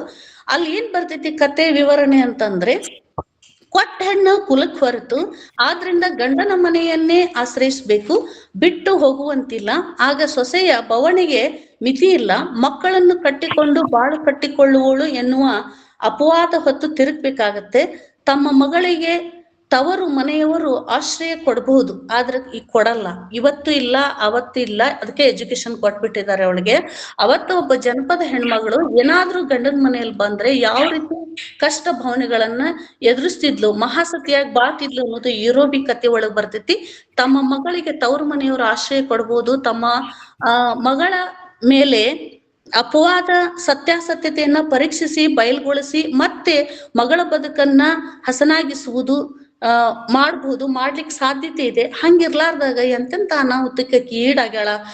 ಕೊಟ್ಟ ಮನೆಗೆ ಹೆಸರು ತರಬೇಕು ಅಂತ ಹೇಳಿ ಬಂದ ಸಂಕಷ್ಟಗಳನ್ನ ಎದುರಿಸಿ ಹೇಗಕ್ಕಿ ತನ್ನ ಸಾವಿಗೆ ತಾನ ಕಾರಣ ಆಗ್ತಾಳ ಅನ್ನೋದು ಉತ್ತರ ದೇವಿ ಕತೆ ಒಳಗ್ ಬರ್ತೈತಿ. ಉತ್ತರ ದೇವಿ 4 ಮಕ್ಕಳು ಇರ್ತಾವ. ಅವಳು ಒಂದಿನ ನೀರಿಗೆ ಹೋಗ್ತಾಳ. ಆ ನೀರು ತರಾಕ್ ಹೋದಾಗ ಮಳಿ ಬರ್ತೈತಿ, ಕಾಲ್ ಜಾರ್ ಬೀಳ್ತಾಳ, ಮನಿಗ್ ಬರ್ತಾಳ. ಅತ್ತೆ ಎಷ್ಟು ನಮೂನಿ ಕ್ವಶನ್ ಹಾಕ್ತಾಳಂದ್ರ ದೇವ್ರಿಗೆ ಗೊತ್ತ. ಯಾಕೆ ಸೀರೆ ರಾಡಾಗೈತಿ, ಕಾಲ್ ಯಾಕೆ ಜಾರೈತಿ, ಅಲ್ಲಿ ಕಲಿ ಯಾಕೈತಿ, ಹಂಗ ಹಿಂಗ ಬಿಂದ್ ಯಾಕೆ ಹೊಡಿತು, ಇಷ್ಟೆಲ್ಲ ಪ್ರಶ್ನೆ ಮಾಡ್ತಾ. ಮಳಿ ಬಂತು, ಆಕಸ್ಮಿಕ ನೀರ್ ತರ್ಲಿಕ್ ಹೋಗಿದ್ದೆ, ಅದು ಒಡಿತು. ಆಮೇಲೆ ಅಚಾನಕ್ಕಾಗಿ ಪೆಟ್ಟಾಯ್ತು, ಕಲೆ ಆಯ್ತು, ಹರಿವಿ ಒಡಿತು ಅಂದ್ರ ಅಮ್ಮಮ್ಮ ಅವಳು ಕೇಳೋದೇನೇ ಇಲ್ಲ. ಅತ್ತೆ ಆ ಎಲ್ಲ ಪ್ರಶ್ನೆಗಳನ್ನ ಇವರು ಹಕಾರಿಯವರು ಎಷ್ಟು ಚೆನ್ನಾಗಿ ಹೇಳ್ತಾಳಂದ್ರೆ, ಬರುವಾಗ ಮಾವಿನ ತೋಟದಲ್ಲಿ ಮಳೆ ಬಂದಿದೆ, ನಿಂತಿರ್ಬೋದು, ಬಾಳೆಕಂದು ರಸ ಹತ್ತಿರ್ಬೋದು, ಬದನೆ ಮುಳ್ಳು ಚುಚ್ಚಿರ್ಬೋದು, ಬಾಳೆಗೆ ಗೊನೆಯಲ್ಲಿ ಬದನೆಗೆ ಮುಳ್ಳಲ್ಲಿ ಅದ್ ಹೆಂಗ್ ಚುಚ್ತೈತಿ ಅನ್ನುವಂತಹ ವಾಗ್ವಾದ ಸಂವಾದ ಅವ್ರಿಬ್ಬರ ಮಧ್ಯೆ ನಡೀತೈತಿ. ಸೊಸೆ ನಿನ್ನ ಮಾತು ಸುಳ್ಳು ಎನ್ನುತ್ತಾಳೆ, ನೀನು ನಿಜವನ್ನು ಹೇಳು. ಇಲ್ಲ, ಯಾಕೆ ಸತ್ಯವನ್ನ ಮುಚ್ಚಿಡ್ತಾ ಇದೀಯಾ? ಅತ್ತೆಯ ಆರೋಪ. ಸೊಸೆ ಏನು ಹೇಳಿದ್ರು ಕೇಳುವುದಿಲ್ಲ. ಅತ್ತೆಯ ಆರೋಪದಲ್ಲಿ ಸತ್ಯ ಉಂಟೆ, ಎತ್ತಿಗೆ ಮಾತುಂಟೆ, ಕತ್ತೆಗೆ ಕೋಡುಂಟೆ. ಅತ್ತಿ ನನ್ನ ಮಾತು ಸತ್ಯ ಅಂತಂದ್ರೆ ಎಷ್ಟ್ ಹೇಳಿದ್ರು ಕೇಳುದಿಲ್ಲ. ಋಷಿಯ ಆಡಿದ ಮಾತಿಗೆ ಹುಸಿಯುಂಟೆ, ಹೀಗೆ ಮಾತು ಬೆಳೆದು ಅತ್ತೆ ಸೊಸೆ ನಡುವೆ ಕಾಳಗವೇ ಹತ್ತುತ್ತದೆ. ಮಕ್ಕಳನ್ನು ಕರೆದುಕೊಂಡು ಅವಳು ಹೊಳೆ ದಡದಲ್ಲಿ ಗಂಗೆಗೆ ನಮಸ್ಕರಿಸಿ ಮಕ್ಕಳ ಕಣ್ಣಿಗೆ ಬಟ್ಟೆ ಕಟ್ಟುವಳು. ಕಥನ ಕ್ರಿಯೆಗಳ ಕಳಸಪ್ರಾಯವಾಗಿರುವಂತೆ ಮಕ್ಕಳನ್ನು ತಾನು ಕೂಡ ಬಲಿ ಆಗ್ಬೇಕಲ್ಲ, ಅವಾಗಕ್ಕೆ ಅನುಭವಿಸಿದ ಸಂಕಟ ಏನು ಅನ್ನೋದನ್ನ ತುಂಬಾ ಮಾರ್ಮಿಕವಾಗಿ ಸುಂದರವಾಗಿ ಹಕಾರಿಯವರು ಇದರಲ್ಲಿ ಸಂವೇದನೆ ಮಾಡ್ತಾರೆ. ಉತ್ತರ ದೇವಿಯ ಸಂಕಟ ಶಿಖರವೂ ಆಗಿದೆ. ತಾಯಿಯೇ ತನ್ನ ಮಕ್ಕಳ ಕಣ್ಣು ಕಟ್ಟುವಳು. ಮಕ್ಕಳು ತಾಯಿಯನ್ನು ಮುದ್ದು ಕೊಟ್ಟು ಅಮ್ಮ ನಮ್ಮನ್ನೇ ನೀನೇ ಕೊಲ್ತಾ ಇದೀಯಾ ಹೇಳುವ ಮಾತು, ಆ ಪಿಸು ಧ್ವನಿ ಅವಳ ಹೃದಯವನ್ನ ತಟ್ಟೋದು, ಇಲ್ಲಿ ಕೇಳುಗರ ಮನಸ್ಸನ್ನ ತಟ್ಟುವುದು. ಅವರು ನಿಂತಿರುವ ನದಿಯ ಎರಡೂ ದಡಗಳು ಮೀರಿ ಹರಿಯುವ ಅಳಲನ್ನು ಗೋಗರಿಸುತ್ತದೆ ಈ ಕಥನ. ಕವಿಯು ಉತ್ತರ ದೇವಿಯ ಸಂಕಟದ ಜೊತೆಗೆ ತಾನು ಕೂಡ ಸ್ಪಂದಿಸಿದ್ದಾನೆ. ಏನ್ ನಡೀತಿತ್ತು ಅದೆಲ್ಲ ನಮ್ದ ಅಂತ ತಿಳ್ಕೊಂಡು ಕಣ್ಣು ತೊಯ್ತಿದ್ವು ಆ ವ್ಯಕ್ತಿನ ಎಲ್ಲಾ ಜನರು. ಆಮೇಲೆ ಕೆಲವು ಕಡೆ ಸ್ಥಳೀಯವಾಗಿ ಸತ್ಯವಾಗ್ಲೂ ಘಟನೆಗಳು ನಡ್ತೀವಿ, ಇನ್ನು ಕೆಲವು ಕಡೆ ಅವುಗಳನ್ನ ಈ ವರ್ಣಕದಲ್ಲಿ ಇನ್ನಷ್ಟು ಕರುಣರಸ ತುಂಬಿ ಬರುವ ಹಾಗೆ ಆ ಕಥೆಗಳನ್ನ ನಮ್ ಜನಪದರು ಹೇಳ್ಕೊಂಡು ಬಂದಿದ್ದಾರೆ. ನೀವೆಲ್ಲ ಹೋಗ್ತಿರೋ ಕಂದಮ್ಮ ಎಂದು ಅವಳು ಅಳುವಳು. ಮಕ್ಕಳನ್ನು ತಬ್ಬಿಕೊಳ್ಳುವ ಕ್ರಿಯೆಯಲ್ಲಿ ಅತಿ ದುಃಖಾಂತದ ಕಥೆ ಇದೆ. ತೆರೆಗಳು ಹಂಪಿಯ ಹೊಳೆಯನ್ನು ಅಪ್ಪಳಿಸುವಂತೆ ದುಃಖ ಒಟ್ಟರಿಸಿ ಬರ್ತಿತ್ತಂತ. ಅವಳನ್ನು ಈ ಸ್ಥಿತಿಗೆ ತಂದಂತಹ ತಳ್ಳಿದ ಕುಟುಂಬ, ಆ ವ್ಯವಸ್ಥೆಯ ಬಗ್ಗೆ ಬಹಳ ವೈಜ್ಞಾನಿಕವಾಗಿ ಇವತ್ತು ನಮ್ದು ಕಾನೂನು ಪ್ರಕಾರ ಅಧ್ಯಯನ ಮಾಡಿದ್ರದ್ದು ಯಾರ್ ಕಣ್ಣಾದ್ರೂ ತೊಯ್ತೈತಿ ಅಂತಕ್ಕಂಥದ್ದು. ವ್ಯವಸ್ಥೆಯ ಬಗ್ಗೆ ರೋಷ ವಿಜೃಂಭಿಸುತ್ತದೆ. ಉತ್ತರ ದೇವಿಯ ಅತ್ತೆ ಮನೆಯ ಸಂಕಷ್ಟ, ಗಂಗೆಯಲ್ಲಿ ಮುಳುಗುವ ರೀತಿ, ದುಃಖಾಂತದೊಂದಿಗೆ ಈ ಕತೆ ಮುಕ್ತಾಯವಾಗುತ್ತದೆ. ಇದು ಈ ಪ್ರಸಂಗ ವಾಸ್ತವ ಕ್ರಿಯೆಗಳಲ್ಲಿ ಒಂದು ಅಂತರ್ಗತವಾದ ಸಾಹಸಚರ್ಯ ಇದೆ. ಉತ್ತರ ದೇವಿಯನ್ನು ಹೀಗೆಂದೇ ಆ ಭಾಗದ ಜನರು ಏನ್ ಮಾಡ್ಯಾರಂದ್ರೆ ಉತ್ತರ ಮಳೆಗೆ ಅವಳನ್ನು ಹೋಲಿಸಿ ಪೂಜನೀಯವಾಗಿ ನೋಡಿದ್ದಾರೆ. ಇನ್ನೊಂದ್ ಕಡೆ ಇದು ವಾಸ್ತವವಾಗಿ ನಮ್ಗೆ ಇದೊಂದು ಆತ್ಮ ಬಲಿದಾನ ಅನ್ನುವಂತಹ ಸಂವೇದನೆಯನ್ನ ನಮ್ಗವರು ಕಟ್ಟಿಕೊಡ್ತಾ ಇದ್ದಾರೆ. ಇನ್ನ ಚುಕ್ಕೆ ಉಂಗರಕ್ಕೆ ನಾರಿ ಸೋತಳು ಅನ್ನುವಂಥದ್ರಲ್ಲಿ ಯಾವುದೋ ಒಂದು ಕ್ಷಣಾರ್ಧದಲ್ಲಿ ಹೆಣ್ಣೊಬ್ಬಳು ಸೌಂದರ್ಯಕ್ಕೆ ಮಾರು ಹೋಗುವಂತಹ ರೀತಿ, ಮಾನವನ ಮನಸ್ಸಿನ ಸಿಗ್ಮಂಡ್ ಫ್ರೈಡನ ಮನಃಶಾಸ್ತ್ರದ ಪ್ರಕಾರ ಆ ಏಕಾಂತದ ಒಂಟಿತನ ಯಾವ ಸಂದರ್ಭದಲ್ಲಾದ್ರೂ ಜಾರಿ ಹೋಗುವಂತಹ ಒಂದು ಸಂವೇದನೆಯನ್ನ ಈ ಕತೆ ಒಳಗೆ ಹೇಳ್ಕೊಂಡ್ ಬರ್ತಾರೆ. ಆಮೇಲೆ ಈಗ ಕೆರೆಗಾರ ಅಂತೂ ಕತೆ ನಿಮ್ಗೆ ಗೊತ್ತೇನೆ ಇದೆ. ಇವತ್ತಾಗಿದ್ರ ಆಕಿ ಭಾಗೀರಥಿ ವಾಟರ್ ಪಾಯಿಂಟ್ ಇದ್ದವ್ರನ್ನ ಕರ್ಕೊಂಡ್ ಬರ್ರಿ ಅಂತಿದ್ಲ, ಆಕಿ ಹೋಗಿ ಬಲಿ ಹಾರ್ಕೋತಿದ್ದಿಲ್ಲ ಕೆರೆಗೆ. ಅಂತವೆಲ್ಲ ಕತೆಗಳನ್ನ ಇವರು ಸಾಕಷ್ಟು ತಮ್ಮ ಜನಪದ ಕೃತಿಗಳಲ್ಲಿ ಕಟ್ಟಿಕೊಡ್ತಾ ಇದ್ದಾರೆ ಅಂತಕ್ಕಂಥದ್ದು. ನನಗೆ ನಿಲ್ಕಿದ ಹಾಗೆ, ನನಗೆ ನಿಲುಕುವಷ್ಟರ ಹಾಗೆ ಒಟ್ಟಾರೆ ದೇವೇಂದ್ರ ಕುಮಾರ್ ಹಕಾರಿಯವರು 10 ಹಲವು ವಿಧಾನದಲ್ಲಿ ಬದುಕನ್ನ ಕಟ್ಟಿಕೊಟ್ಟಂತಹ ರೀತಿ, ಬದುಕಿಗೆ ಜನಪದರ ಬದುಕಿಗೆ ರೂಪ ಕೊಟ್ಟಿರುವಂತಹ ರೀತಿ, ಅರ್ಥ ಕಲ್ಪಿಸುವಂತಹ ಕೆಲವು ವಾಸ್ತವಿಕ ಜೀವನದ ಸ್ಪಂದನೆಗಳನ್ನ ಗುರುತಿಸಿವೆ. ಸಾಮಾಜಿಕ ಸ್ಥೂಲ ರೂಪದ ಆಕರಗಳಾಗಿವೆ ಈ ಜನಪದ ಕಥನ ಗೀತೆಗಳು, ಒಟ್ಟು ಜನಪದ ಸಾಹಿತ್ಯ. ಆಮೇಲೆ ಅಂದಿನ ಘಟನೆಗಳನ್ನ ಕುರಿತು ವಿವರಣೆ, ಚಿತ್ರಕಥೆ ಸುತ್ತಲೂ ನಿರ್ಮಿಸುವಂತಹ ಒಂದು ಸಂವೇದನೆಯನ್ನ ಅವರು ಇಲ್ಲಿ ಹೆಣೆದಿದ್ದಾರೆ. ನನ್ನ ಒಂದು ಪರಿಮಿತಿಗೆ ಒಳಪಟ್ಟು ನನಗೆ ಎಷ್ಟು ಸಾಧ್ಯತೆ ದೇವೇಂದ್ರ ಕುಮಾರ್ ಹಕಾರಿಯವರ ಒಟ್ಟು ಜನಪದ ಸಾಹಿತ್ಯದ ಒಂದು ವಿಹಂಗಮ ನೋಟವನ್ನ ನಾನು ತಮ್ಮ ಎದುರಿಗೆ ಇಟ್ಟಿದ್ದೇನೆ. ಇಂಥ ದೇವೇಂದ್ರ ಕುಮಾರ್ ಹಕಾರಿ ಅವರು ಶಿಷ್ಟ ಸಾಹಿತ್ಯದಲ್ಲೂ ಕೂಡ ಸಾಕಷ್ಟು ಕೃತಿಗಳನ್ನ ಕನ್ನಡ ಸಾರಸ್ವತಲೋಕ ಕೊಟ್ಟಿದ್ದಾರೆ. ಅದನ್ನ ಇನ್ನೊಂದ್ಸಲ ಈ ವೇದಿಕೆನಲ್ಲಿ ಯಾರಾದ್ರೂ ಶಿಷ್ಟ ಸಾಹಿತ್ಯದ ಮೇಲೇನೆ ಒಳಗಿನ ಅವರ ಶಿಷ್ಟ ಪರಿಕಲ್ಪನೆ ಹೇಗಿತ್ತು, ಆ ಸಾಹಿತ್ಯದಲ್ಲಿ ಎಲ್ಲಾ ಶಿಷ್ಟ ಸಾಹಿತ್ಯದ ಪ್ರಾಚೀನ ಮತ್ತು ಮಧ್ಯಕಾಲೀನ ಆಧುನಿಕ ಎಲ್ಲ ಇಟ್ಕೊಂಡು ಅವರು ಹಲವಾರು ಕೃತಿಗಳನ್ನು ಬರೆದಿದ್ದಾರೆ. ಅದನ್ನು ಕೂಡ ಇನ್ನೊಂದು ವೇದಿಕೆನಲ್ಲಿ ಉಪನ್ಯಾಸ ಬೇರೆ ಯಾರಾದ್ರೂ ಅದನ್ನ ಅವ್ರು ಅರಬಹುದು. ಇದು ನಾನು ಒಟ್ಟಾರೆ ಹರಿಲಾಲ್ ಪವಾರ್ ಅಂತಕ್ಕಂಥವರ ಒಂದು ಪುಸ್ತಕ ದೇವೇಂದ್ರ ಕುಮಾರ್ ಹಕಾರಿ ಅವರು ಮತ್ತು ಜನಪದ ಸಾಹಿತ್ಯ ಅಂತ ಹೇಳಿ, ಅದು ನನ್ಗೆ ಯಾಕೋ ಇಷ್ಟ ಅನ್ನಿಸ್ತು. ನಾನು ದೇವೇಂದ್ರ ಕುಮಾರ್ ಹಕಾರಿ ಅವರನ್ನ ಒಟ್ಟಾರೆ ಜನಪದ ಗೀತಿನಲ್ಲಿ ಜನಪದ ಸಾಹಿತ್ಯದಲ್ಲಿ ಯಾಕೆ ಪರಿಚಯಿಸಬಾರ್ದು ಅಂತ ಹೇಳಿ 1/4 ಭಾಗ ಅಷ್ಟೇ ನಾನು ನ್ಯಾಯ ಕೊಟ್ಟಿದ್ದೀನಿ ಅಂತ ಹೇಳಿ ಕ್ಷಮೆ ಕೇಳಿ ನನಗೆ ಕೊಟ್ಟಿರುವಂತ ಈ ವಿಷಯವನ್ನ ನ್ಯಾಯಯುತವಾಗಿ ಅಲ್ದಿದ್ರು ಕೂಡ ಇವತ್ತಿನ ವೇದಿಕೆಗೆ ಎಷ್ಟು ಬೇಕೋ ಅಷ್ಟು ನಾನು ಸಮರ್ಪಣೆ ಮಾಡಿದ್ದೀನಿ ಅಂತ ಹೇಳಿ ಇಂಥ ದೇವೇಂದ್ರ ಕುಮಾರ್ ಹಕಾರಿ ಅವರು 2007ರಲ್ಲಿ ನಮ್ಮನ್ನ ಅಗಲ್ತಾರೆ. ಕವಿಗೆ ಸಾವಿಲ್ಲ ಅಂತ ಹೇಳ್ತಾರೆ. ಅವ್ರು ಯಾವಾಗ್ಲೂ ಮತ್ ನಮ್ ಜೊತೆಗೆ ಇರ್ತಾರೆ, ನಮ್ ಸಾಹಿತ್ಯದ ಜೊತೆಗೆ ಅಂತ ಹೇಳಿ ನನ್ನ 2 ಮಾತುಗಳನ್ನ ನಾನು ಮುಗಿಸ್ತೇನೆ. ಎಲ್ಲ ಶರಣ ಬಂಧುಗಳಿಗೆ ಶರಣಾರ್ಥಿ. ಧನ್ಯವಾದಗಳು ತಮಗೂ ಕೂಡ. ಬಹಳಷ್ಟು ಸುಂದರವಾಗಿ ಡಾಕ್ಟರ್ ದೇವೇಂದ್ರ ಕುಮಾರ್ ಹಕಾರೆ ಅವರ ಬಗ್ಗೆ ಸಂಪೂರ್ಣ ಜಾನಪದದಲ್ಲಿಯೇ ಅವರ ಇಡೀ ಜೀವನವನ್ನ ಕಟ್ಟಿಕೊಟ್ರಿ. ತಮಗೆ ವೇದಿಕೆ ಪರವಾಗಿ ಮತ್ತೊಮ್ಮೆ ಧನ್ಯವಾದಗಳನ್ನ ಹೇಳ್ತಾ ಇದ್ದೀವಿ. ನಿಮ್ ಮಾತು ಕೇಳೋದು ಅಂದ್ರೆ ಒಂದು ಅಭಿಮಾನ ಅಕ್ಕ. ಬಹಳಷ್ಟು ನಿರರ್ಗಳವಾಗಿ ಸರಳವಾಗಿ ಮನಕ್ಕೆ ತಾಗುವಂತೆ ಮಾತಾಡ್ತೀರಾ. ತಮಗೆ ವೇದಿಕೆ ಪರವಾಗಿ ಮತ್ತೊಮ್ಮೆ ಅನಂತ ಕೋಟಿ ಶರಣಾರ್ಥಿಗಳು. ಈಗ ಡಾಕ್ಟರ್ ಶಶಿಕಾಂತ್ ಪಟ್ಟಣ್ ಸರ್ ವೇದಿಕೆ ಇರುವಾರಿಗಳು ವೇದಿಕೆಯನ್ನು ಉದ್ದೇಶಿಸಿ ಸರ್ ಅವ್ರನ್ನ ಮಾತಾಡ್ಸ್ಲಾ? ಸರಿ ಸರ್, ಹಂಗರ್ಗಿ ಪರಿವಾರದವರು ಮಾತಾಡಿ ಸರ್ ಪ್ಲೀಸ್.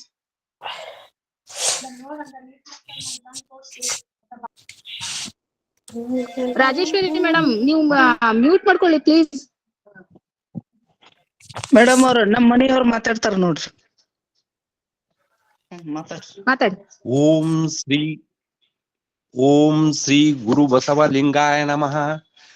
ವಚನ ಅಧ್ಯಯನ ವೇದಿಕೆ ಬಸವಾದಿ ಶರಣರ ಚಿಂತನ ಕೂಟ ಹಾಗೂ ಅಕ್ಕನ ಅರಿವು ಸಂಘಟನೆಗಳಿಂದ 348ನೇ ದತ್ತಿ ಉಪನ್ಯಾಸ ನಡೆಸುತ್ತಿರುವ ಈ ವೇದಿಕೆಯ ಅಧ್ಯಕ್ಷರಾದಂಥ ಡಾಕ್ಟರ್ ಶಶಿಕಾಂತ್ ಪಟ್ಟಣ್ ಸರ್ ಅವರಿಗೆ ಶರಣಾರ್ಥಿಗಳು. ಇಂದು ಡಾಕ್ಟರ್ ದೇವೇಂದ್ರ ಕುಮಾರ್ ಹಕಾರಿ ಅವರ ಕುರಿತು ಉಪನ್ಯಾಸ ತುಂಬಾ ವಿಸ್ತಾರವಾಗಿ ಚೆನ್ನಾಗಿ ಜಾನಪದ ಗೀತೆಗಳನ್ನು ಹೇಳಿರುವ ಡಾಕ್ಟರ್ ಕಸ್ತೂರಿ ದಳವಾಯಿ ಅವರಿಗೂ ಶರಣಾರ್ಥಿಗಳು. ನನ್ನ ತಂದೆ ರುದ್ರಪ್ಪ ಅಪ್ಪಣ್ಣ ಹಂಗರಿಗಿ ಹಾಗೂ ತಾಯಿ ಗುರುಬಾಯಿ ಅವರ ಸ್ಮರಣಾರ್ಥ ಈ ದತ್ತಿ ಉಪನ್ಯಾಸ ನಮ್ಮ ತಂದೆ ಅವರು 7ನೇ ತರಗತಿಯಲ್ಲಿ ಮುಲ್ಕಿ ಪರೀಕ್ಷೆ ಪಾಸಾಗಿ ಪ್ರಾಥಮಿಕ ಶಾಲಾ ಶಿಕ್ಷಕರಾಗಿದ್ದರು. ಸ್ವತಃ ಊರು ಕೊಲ್ಲಾರ, ಅಲ್ಲಿಯ ಸಮೀಪ ಇರುವ ಕೊರ್ತಿ, ಮಟ್ಯಾಳ್ ಹಾಗೂ ಹಂಗರ್ಗಿ, ಗಿರ್ಗಾವಿ ಶಿಕ್ಷಕರಾಗಿ ಸೇವೆ ಸಲ್ಲಿಸಿದ್ದಾರೆ. ನಮ್ಮ ತಾಯಿ ಗುರುಬಾಯಿ ಅವರ ಮದುವೆಯ ನಂತರ 4 ಗಂಡು ಮಕ್ಕಳು, ಒಬ್ಬ ತಂಗಿ ಇದ್ದಾಳೆ. ಕೊನೆಯ ಮಗ ನಾನು. ನಮ್ಮ ತಂದೆಯವರು ತಾಯಿಯವರು ತುಂಬು ಕುಟುಂಬ ನಡೆಸುತ್ತಿದ್ದಾಗ ನಮ್ಮ ತಂಗಿ ಮಹಾದೇವಿಗೆ 9 ತಿಂಗಳು ಇರುವಾಗ ಅನಾರೋಗ್ಯದಿಂದ ತೀರಿಕೊಂಡರು. ತಾಯಿಯವರು ನನಗೆ ಆಗ 2 ವರ್ಷ 6 ತಿಂಗಳು. ಹೀಗಾಗಿ ನಮಗೆ ತಾಯಿಯ ಪ್ರೀತಿಯಿಂದ ವಂಚಿತರಾದೆವು ಅನ್ನುವುದನ್ನು ನಮ್ಮ ತಂದೆಯವರು ಹಾಗೂ ನಮ್ಮ ಆಯಿ ಮಳೆವ ಅಜ್ಜಿಯವರು ತಂದೆ ತಾಯಿಯಾಗಿ ಸಲುಹಿದರು, ಪ್ರೀತಿ ತೋರಿಸಿದರು. ನಮ್ಮ ತಾಯಿಯ ತಾಯಿ ಎಲ್ಲವ್ವ ಕುದುರಿ ಅವರು ತಂಗಿಯನ್ನು ಅವರೇ ಸಾಕಿ ಸಲುಹಿದರು ಹಾಗೂ ತಮ್ಮ ಸಣ್ಣ ಮಗನಿಗೆ ತೆಗೆದುಕೊಂಡು ಮದುವೆ ಮಾಡಿಕೊಂಡರು. ನಾವು 4 ಮಂದಿ ಗಂಡು ಮಕ್ಕಳು BSc, BA, BPed and MA BEd ಮುಗಿಸಿ ಎಲ್ಲರಿಗೂ ಒಳ್ಳೆಯ ಉನ್ನತ ಶಿಕ್ಷಣವನ್ನು ಕೊಟ್ಟರು. ಪ್ರಾಥಮಿಕ, ಹೈಸ್ಕೂಲ್ ಹಾಗೂ BSNL ವಿಜಯಪುರದಲ್ಲಿ ನನ್ನ ಹಿರಿಯ ಅಣ್ಣನವರು ಕಾರ್ಯನಿರ್ವಹಿಸಿದರು. ನನಗೆ ಯಾದಗಿರಿ ಜಿಲ್ಲೆಯ ಸುರ್ಪುರ್ ತಾಲೂಕಿನ ಕಕ್ಕೇರದಲ್ಲಿ ಸೇವೆ ಸಲ್ಲಿಸಲು ಅವಕಾಶವಾಯಿತು. ಮುಂದೆ ನಮ್ಮ ಮನೆಯವರಾದ ವಿಜಯಲಕ್ಷ್ಮಿ ಅವರನ್ನು ಕಲಿಸಿ ಇದೇ ಜಿಲ್ಲೆಯ ಶಹಾಪುರದಲ್ಲಿ ಶಿಕ್ಷಕರಾಗಿ ಸೇವೆ ಸಲ್ಲಿಸಿ ಈಗ ನಿವೃತ್ತಿ ಆಗಿರುತ್ತಾರೆ. ಮಕ್ಕಳು ಮೊಮ್ಮಕ್ಕಳು ಎಂದರೆ ಅಪಾರ ಪ್ರೀತಿ. ಅವರಿಗೆ ರಜೆಯಲ್ಲಿ ಸೂಟಿ ಆದ ಮೊದಲ ದಿನವೇ ಕೊಲ್ಲಾರಕ್ಕೆ ಹೋಗುತ್ತಿದ್ದೆವು. ಅವರ ಸ್ಮರಣಾರ್ಥದ ಇಂದಿನ ದತ್ತಿ ಉಪನ್ಯಾಸದ ಸಂಯೋಜಕರು, ಸಂಘಟಕರಿಗೂ ನನ್ನ ಶರಣಾರ್ಥಿಗಳು ಹಾಗೂ ಇಂದಿನ ಗೂಗಲ್ ಮೀಟ್ ನಲ್ಲಿ ಭಾಗಿಯಾಗಿರುವ ನಮ್ಮ ಬಂಧು ಬಳಗದವರಿಗೂ ಶರಣಾರ್ಥಿಗಳು. ಗೂಗಲ್ ಮೀಟ್ ನಲ್ಲಿ ಭಾಗಿಯಾಗಿರುವ ಎಲ್ಲ ಶರಣೆಯರಿಗೂ ಶರಣಾರ್ಥಿಗಳು. ಈ ವೇದಿಕೆಯ ಅಧ್ಯಕ್ಷರು ತುಂಬಾ ಸುಂದರವಾಗಿ ಕಾರ್ಯಕ್ರಮಗಳನ್ನು ನಡೆಸಿಕೊಂಡು ಹೋಗುತ್ತಾರೆ. ಅವರಿಗೂ ಮತ್ತೊಮ್ಮೆ ಹೃತ್ಪೂರ್ವಕ ಧನ್ಯವಾದಗಳು ಸರ್. ನನಗೆ ಮಾತನಾಡಲು ಅವಕಾಶ ಕೊಟ್ಟ ವೇದಿಕೆಗೆ ಶರಣಾರ್ಥಿಗಳು. ನನ್ನ ಮಾತಿಗೆ ವಿರಾಮ ಹೇಳುತ್ತೇನೆ. ಜೈ ಹಿಂದ್, ಜೈ ಕರ್ನಾಟಕ. ಧನ್ಯವಾದಗಳು ಸರ್. ವೇದಿಕೆ ಪರವಾಗಿ ತಮಗೂ ಕೂಡ ಬಹಳಷ್ಟು ಹೃದಯ ಸ್ಪಂದವಾಗಿ ಮಾತನಾಡಿದಿರಿ, ಧನ್ಯವಾದಗಳು. ಈಗ ಡಾಕ್ಟರ್ ಶಶಿಕಾಂತ್ ಪಟ್ಟಣ್ ಸರ್ ಅವರು ವೇದಿಕೆಯನ್ನು ಉದ್ದೇಶಿಸಿ 4 ಮಾತುಗಳನ್ನು ಆಡಬೇಕು ಅಂತ ಅವರಲ್ಲಿ ಗೀತಾ ಹ್ಯಾಂಡಲ್ ನಾ ಮಾತಾಡ್ತಾನಲ್ಲ ಗೀತಾದಾನ್ ಶೆಟ್ಟಿ. ಹಾ ಸರ್. ಗೀತಕ್ಕ ಮಾತಾಡ್ರಿ. ಗೀತಕ್ಕ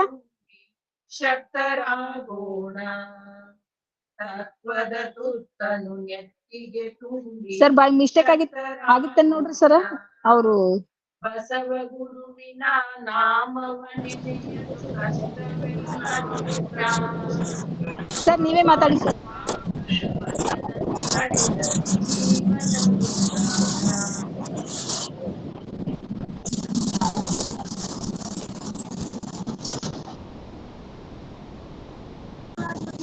ಗೀತಾ ಮಾತಾಡಲ್ರಿ ಜಯಶ್ರೀ?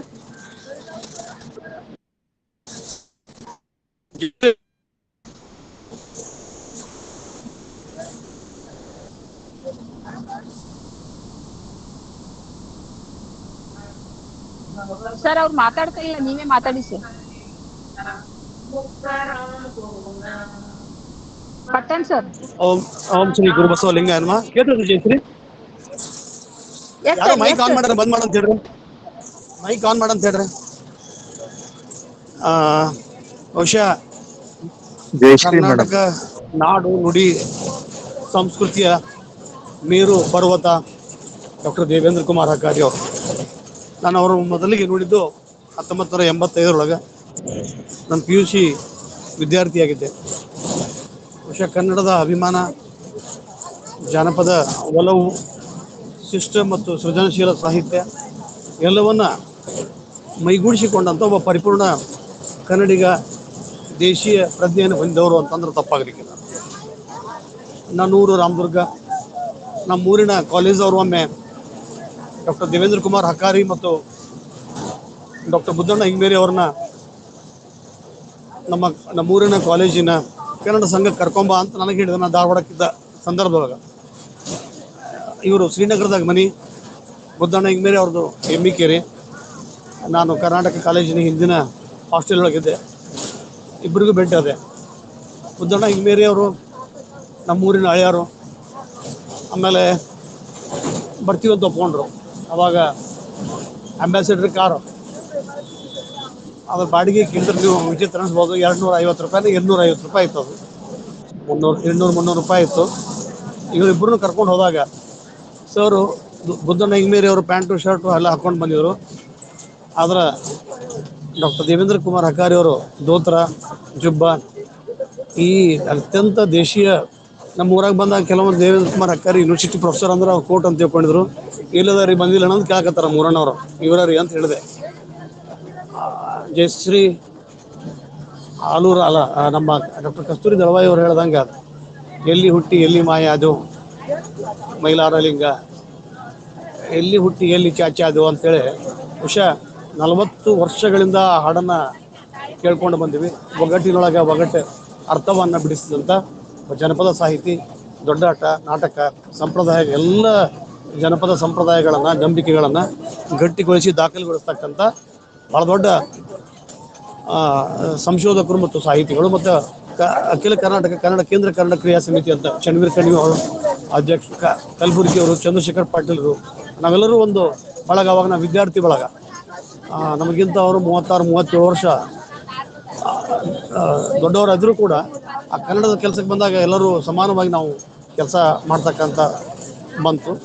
ಇನ್ನು ಶ್ರೀ ಕಲ್ಲಪ್ಪಣ್ಣ ರುದ್ರಪ್ಪ ಹಂಗರ್ಗಿ ಅವರು ಅತ್ಯಂತ ಸೃಜನಶೀಲ ವ್ಯಕ್ತಿ, ಪ್ರಾಮಾಣಿಕರು, ಸತ್ಯ, ಸರಳ, ನೇರ, ನಿಷ್ಠುರ. ತಾವು ಶಿಕ್ಷಕರಾದಾಗ ತಮ್ಮ ಹೆಂಡತಿಯನ್ನು ಕೂಡ ಕಲಿಸಿ ಶಿಕ್ಷಕರನ್ನು ಮಾಡಿದರು. ಭಾಳ ತುಂಬು ಕುಟುಂಬ, 3 ಮಕ್ಕಳು, ಎಲ್ಲರ ಜೊತೆಗೆ ಅತ್ಯಂತ ಪ್ರೀತಿಯಿಂದ ಕಲ್ಲಪ್ಪಣ್ಣ ಹಂಗರ್ಗಿ ಅವರು. ನಾವು ಕಳೆದ ವರ್ಷ ಅಕ್ಟೋಬರ್ದೊಳಗೆ ಅಕ್ಕಮಹಾದೇವಿ ವಿರುದ್ಧ ಪ್ರತಿಭಟನೆ ಮಾಡಕ್ಕೆ ಬಂದಾಗ ಒಂದು 5-6 ಜನ ಕರ್ಕೊಂಡ್ಬಂದರು. ಮೊನ್ನೆ ಬಿಜಾಪುರದ ಕಾರ್ಯಕ್ರಮಕ್ಕೂ ಬಂದಿದ್ದರು. ಈಗೆಲ್ಲ ನೋಡಿದಾಗ ಬಹುಶಃ ಸೃಜನಶೀಲತೆ ಅಂತಕ್ಕಂಥದ್ದು ಇಂದಿನ ವಿಜ್ಞಾನಗಳ ಆವಿಷ್ಕಾರಗಳ ಪೈಪೋಟಿಗೆ ಎಲ್ಲೋ ಮುದಿರಿ ಹೋಗೈತಿ ಅಂತಕ್ಕಂಥ ಭಯ ಭೀತಿಯನ್ನು ಬಿಟ್ಟು ನಮ್ಮ ಮಧ್ಯೆ ಇಂಥವ್ರು ಅದಾರ ಅಂತಕ್ಕಂಥದ್ದು. ಜೊತೆಗೆ ವಿಜಯಲಕ್ಷ್ಮಿ ಹಂಗರ್ಗಿ ಅವರು 6 ತಿಂಗಳೊಳಗೆ ಎಷ್ಟು ಕವನಗಳು ಎಷ್ಟು ಲೇಖನಗಳು ಅಂದ್ರೆ ಬಹುಶಃ ಕಾಲು ಬಂದಾಗ ಹೆಂಗೆ ಹುಡುಗರು ಓಡಾಡ್ತಾವಲ್ಲ, ಹೊಸದಾಗಿ ಕಾಲು ಬಂದಾಗ ಹಂಗೆ ಬಹುಶಃ ನಿವೃತ್ತಿ ಆದ್ಮೇಲೆ ಭಾಳ ಆ್ಯಕ್ಟಿವ್ ಆದರು. ಅವ್ರಿಗೂ ಅವರ ಕುಟುಂಬದ ಎಲ್ಲ ಸದಸ್ಯರಿಗೆ ನಾನು ಹೇಳ್ತೇನೆ. ಮತ್ತು ಇನ್ನು ಡಾಕ್ಟರ್ ಕಸ್ತೂರಿ ದಳವಾಯಿ ಅವರ ಭಾಷಣ ಸಮಗ್ರವಾಗಿ ಜನಪದ ಸಾಹಿತ್ಯವನ್ನು, ವಿಶೇಷವಾಗಿ ಡಾಕ್ಟರ್ ದೇವೇಂದ್ರ ಕುಮಾರ್ ಹಕಾರಿ ಅವರ ಸಂಪಾದನೆ ಮಾಡ್ತಕ್ಕಂಥ ಜನಪದ ಗೀತೆಗಳನ್ನು ಸಂಪಾದನೆ ಮಾಡ್ತಕ್ಕಂಥದ್ದು, ಅದಕ್ಕೆ ತಾರ್ಕಿಕ ಕಥೆಗಳನ್ನು, ಲಕ್ಷಣಗಳನ್ನು, ವಿವೇಚನೆಯನ್ನು ಪೂರ್ಣಗೊಳಿಸಿದಂಥ ಕೆಲಸ. ಆದರೆ ನಾವು ಇಲ್ಲಿ ಕೇವಲ ಜನಪದ ಅಂತ ತಗೊಂಡ್ರೆ ಅವರು, ಅದು ಆಯ್ಕೆ ಅವ್ರದ್ದು. ಆದರೆ ನಾವು ಸಮಗ್ರವಾಗಿ ಡಾಕ್ಟರ್ ದೇವೇಂದ್ರ ಕುಮಾರ್ ಹಕಾರಿ ಅವರ ಕವನ ಸಂಕಲನ, ನಾಟಕಗಳು, ಕಾದಂಬರಿ ಮತ್ತು ಜನಪದ ಸಾಂಗತ್ಯ ಎಲ್ಲವನ್ನ ಕೂಡಿ ಅವರು ತೆಗೆದುಕೊಂಡಿದ್ದಾರೆ. ವಿಶೇಷವಾಗಿ ಜನಪದದ ಆಳ ಅಗಲ ಅವರ ಹರು ವರ್ಷ. ಇವತ್ತು ಹಕಾರಿ ಅವರನ್ನು ಪರಿಚಯ ಮಾಡಬೇಕಾದ್ರೆ ಅವರ ಜನಪದದ ಸಾಗರದೊಳಗೆ ಹೊಕ್ಕು ಅದನ್ನು ಮುತ್ತು ರತ್ನವನ್ನು ತಂದು ನಮ್ಗೆ ಪರಿಚಯ ಮಾಡ್ತಕ್ಕಂಥ ಕೆಲಸವನ್ನು ಡಾಕ್ಟರ್ ಕಸ್ತೂರಿ ದಳವಾಯಿ ಅವರು ಮಾಡಿದ್ದಾರೆ. ಅವರಿಗೂ ಕೂಡ ಧನ್ಯವಾದಗಳನ್ನ ಹೇಳ್ತಾ ಮತ್ತೊಮ್ಮೆ ಎಲ್ಲರಿಗೆ ಭಕ್ತಿಪೂರ್ವಕ ಶರಣಾರ್ಥಿ ನನ್ನ ಮಾತುಗಳ ಶರಣಾರ್ಥಿಗಳು ಸರ್. ತಮಗೂ ಕೂಡ ಸರ್, ಯಾರು ಮಾತಾಡ್ತೀರಾ? ಯಾರು ಕೈ ಇದ್ ಮಾಡಿದ್ರು?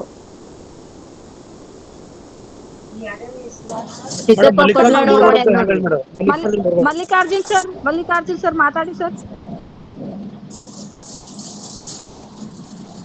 ಮಲ್ಲಿಕಾರ್ಜುನ್ ಸರ್ ಮೈಕ್ ಅನ್ನ ಅನ್ಮ್ಯೂಟ್ ಮಾಡ್ಕೊಂಡು ಮಾತಾಡಿ ಸರ್. ಸಿದ್ದಪ್ಪ ಪಡ್ನಾಡ್ ಅವರು ನೋಡಿ, ಸಿದ್ದಪ್ಪ ಪಡ್ನಾಡ್ ಸರ್ ಮಾತಾಡ್ತೀರಾ?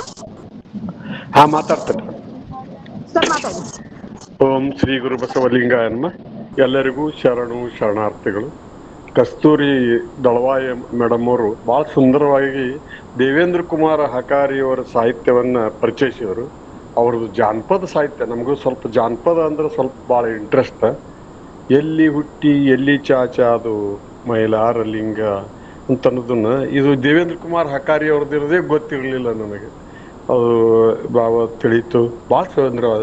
ಮತ್ತು ಕ್ಷೀರವಾರಿದಿಯಳು ಇದ್ದು ಮಜ್ಜಿಗೆ ಹಂಗೇಕೆ ಅಂದ್ರೆ ಜಾನಪದ ಸಾಹಿತ್ಯ ಅನ್ನೋದು ಒಂದು ಕ್ಷೀರದ ಸಮುದ್ರ ಇದ್ದಂಗೆ. ಆದ್ರೆ ನಾವು ಈ ಶಿಷ್ಟ ಸಾಹಿತ್ಯಕ್ಕೆ ಅಂತ ಇಲ್ಲ, ಶಿಷ್ಟ ಸಾಹಿತ್ಯ ಬೇಕು, ಬಟ್ ಏನಿರುವುದಿಲ್ಲ ಅದರ ಮೂಲ ಸತ್ವ ಜಾನಪದಗಳಿಗೆ ಅದ. ಅವರೇ ಹೇಳಿದ್ರಲ್ಲ, ರೊಟ್ಟಿಯಲ್ಲಿ ಇದ್ದದ್ದು ಹಿಟ್ಟಿನಲ್ಲಿ ಐತಿ ಅಂತ. ಅದಕ್ಕೆ ಹಿಟ್ಟ ಏನದಲ್ಲ, ಅದು ಹಿಟ್ಟೇ ಮೂಲ ಜಾನಪದ ಸಾಹಿತ್ಯ. ಹಂಗ ಅವ್ರು ಇನ್ನೊಂದು ಸುಂದರವಾದ ಹೇಳಿದ್ರು, ಕದಳಿ ಪಾಕ ಅಂದ್ರೆ ಜನಪದ ಸಾಹಿತ್ಯ. ಭಾಳ ಒಂದು ಹೋಲಿಕೆ ಅಷ್ಟು ಚಂದ ಇತ್ತು ಅಂದ್ರೆ ಕದಳಿ ಪಾಕ. ಹಕಾರಿ ಅವರು ಅದನ್ನ ಸಾಹಿತ್ಯವನ್ನ ವರ್ಗೀಕರಿಸಿದ್ದು ಕದಳಿ ಪಾಕ, ನಾರಿಕೇಳ ಪಾಕ, ದ್ರಾಕ್ಷ ಪಾಕ, ಇವೆಲ್ಲ ಪಾಕದೊಳಗೆ ಹೆಂಗೆ ಭಾಳ ಸುಂದರವಾದ ವರ್ಗೀಕರಣ. ಅದು ಜನಪದದೊಳಗೆ ದುಃಖಾಂತಕತೆ ಇದ್ದದ್ದು. ಮತ್ತು ಒಂದು ಸುಂದರವಾದ ಮಾತ, ಓಂ ಸೋಮ್ ತಿಳಿದ್ರೆ ಎಲ್ಲಾ ತಿಳಿದಂಗತ್ತ. ಓಂ ಸೋಮ್, ಓಂ ಅಂದ್ರೆ ಪರಮಾತ್ಮನ ಬಗ್ಗೆ, ಸೋಮ್ ಅಂದ್ರೆ ನಮ್ಮ ಬಗ್ಗೆ. ಪರಮಾತ್ಮ ನಮ್ಮಲ್ಲಿ ಅದಾನ ಅಂತಂದ್ರೆ ಅದೇ ಎಲ್ಲಿ ಹುಟ್ಟಿ ಎಲ್ಲಿ ಚಾಚೆ ಅದು ಅನ್ನುವಂಥ ಲಿಂಗದ ಬಗ್ಗೆ ಹೇಳ್ತದ. ಮತ್ತೆ ಜಮದಗ್ನಿ ಮುಗಿ ನಮಗದು ಗೊತ್ತಿರಲಿಲ್ಲ. ಜಮದಗ್ನಿ ಅವರು ಸತ್ತದ್ದು ಅವ ಪರಶುರಾಮ ತಂದ ಕೆಸಿದ ಮಣಿ ತಂದು ಅವ್ರನ್ನ ಬದುಕಿಸಿದ, ಅದಕ್ಕೆ ಅವಾಗ ಪರಶುರಾಮ ಅಂತ ಹೆಸರು ಬಂದಿರಬೇಕು ಅಂತ. ಅದು ಆ ಪರಶುರಾಮ ಹೆಸರ ಮ್ಯಾಲಿಂದ ನಮಗ ಅನಿಸ್ತದ ಅವ ಬರೇ ರಾಮತ್ ಹೆಸರು ಇಟ್ಟಿರ್ಬೇಕು ಮೊದಲು ಹುಟ್ಟಿದಾಗ. ಅವ ಪರುಷವನ್ನು ತಂದು ತಂದಿನ ಬದುಕಿಸಿದ ಸಲಾಗಿ ಪರಶುರಾಮತ್ ಬಂದಿರಬೇಕು, ಅದು ಕರೆ ಇರ್ತದ ಅವ್ರದ್ದು ಅಂತ ಅನಿಸ್ತದ. ಮತ್ತ ಜನಪದದಲ್ಲಿ ಬಹಳ ಕಾವ್ಯದಲ್ಲಿ ಜನರ ಸಟ್ಟಿ, ಜನಪದದ ಕಾವ್ಯ ಅನ್ನೋದು ಜನರ ಸೃಷ್ಟಿ. ಅದು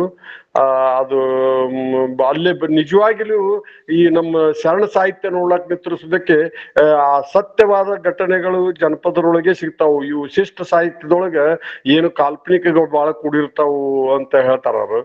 ಅದಕ್ಕೆ ಒಂದು ಜಾನಪದ ಒಂದು ಹೇಳ್ತಾರ, ಒಂದು ಸುಂದರವಾದ ಒಂದು ತ್ರಿಪದಿ ಒಳಗ, ಜಾಣೇನ ನಮಗಳನ್ನು ಯಾರಿಗೆ ಕೊಡಲೆವ್ವ, ಗುಡ್ಡದ ಮ್ಯಾಲಿರುವ ಗೊರ್ವಾಗ ಕೊಟ್ಟರ ಕಸಬರಿಗೆ ಚಿಂತಿ ನಮಗಿಲ್ಲ ತಕ್ಷಿಂದ ಒಬ್ಬ ಜಾನಪದ ತಾಯಿ ಬಿಸುಕಲ್ ಪದ್ದಾಗ ಹಾಡ್ತಾಳ.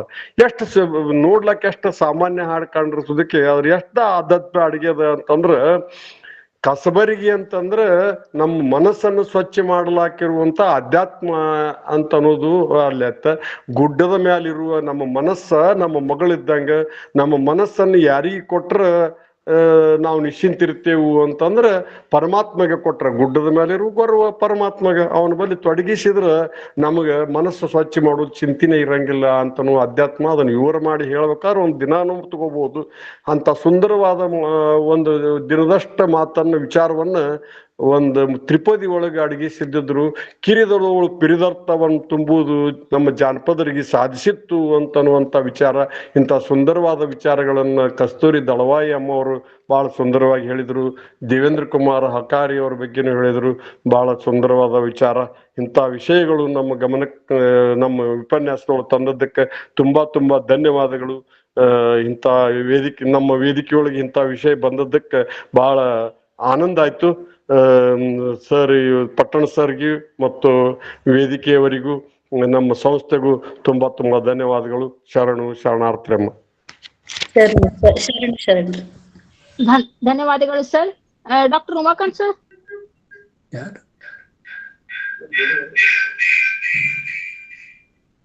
Sir Gangadhar Sarathi sir.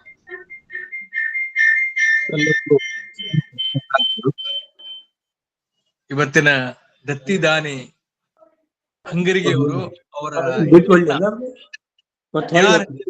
ಅಪ್ಪಾಚಿ ಹಂಗರಿಗೆ ನನ್ನ ಕಲಿ ಟೆಲಿಫೋನ್ ಡಿಪಾರ್ಟ್ಮೆಂಟ್ ನಾಗ ಇದ್ರು. ಬಹಳ 35-40 ವರ್ಷ ಒಳ್ಳೆ ಕೆಲಸ ಮಾಡಿದ್ರು. ಈ ನೆಲೆಯಲ್ಲಿ ಅವರ ಕಿರಿಯ ತಮ್ಮ ಹಂಗರಿಗೆ ಅವರ ತಂದೆ ತಾಯಿಗಳನ್ನ ಅವರಿಗೆ ದತ್ತಿ ಅಗಲಿದ ಆ ಹಿರಿಯರಿಗೂ ಮತ್ತು ದತ್ತಿದಾನಿ ಇಟ್ಟಿದ ಹಿರಿಯ ಶರಣ ಜೀವಿಗಳಿಗೂ ನನ್ನ ಕೃತಜ್ಞತೆಗಳು. ಕಸ್ತೂರಿ ದಳವಾಯಿ ಅಕ್ಕವರ ಇವತ್ತಿನ ಉಪನ್ಯಾಸ ನಾವು ಎಕ್ಸ್ಪೆಕ್ಟ್ ಮಾಡಿದ್ದೇವೆ. ಅವ್ರು ಬಹಳ ಸಲ ಕೇಳಿದ್ದೀವಿ, ನಿರೂಪಣೆ ಅವರ ಮಾತುಗಳು ಬಹಳ ಕೇಳಿದ್ದೀವಿ, ಮಾಡಿದ್ದೀವಿ. ಅದಕ್ಕೆ ನಿರೀಕ್ಷೆಗೆ ಮೀರಿ ಹೆಚ್ಚಿನ ಮಾತುಗಳನ್ನು ನಾವು ಇವತ್ತ ಕೇಳಿದೀವಿ.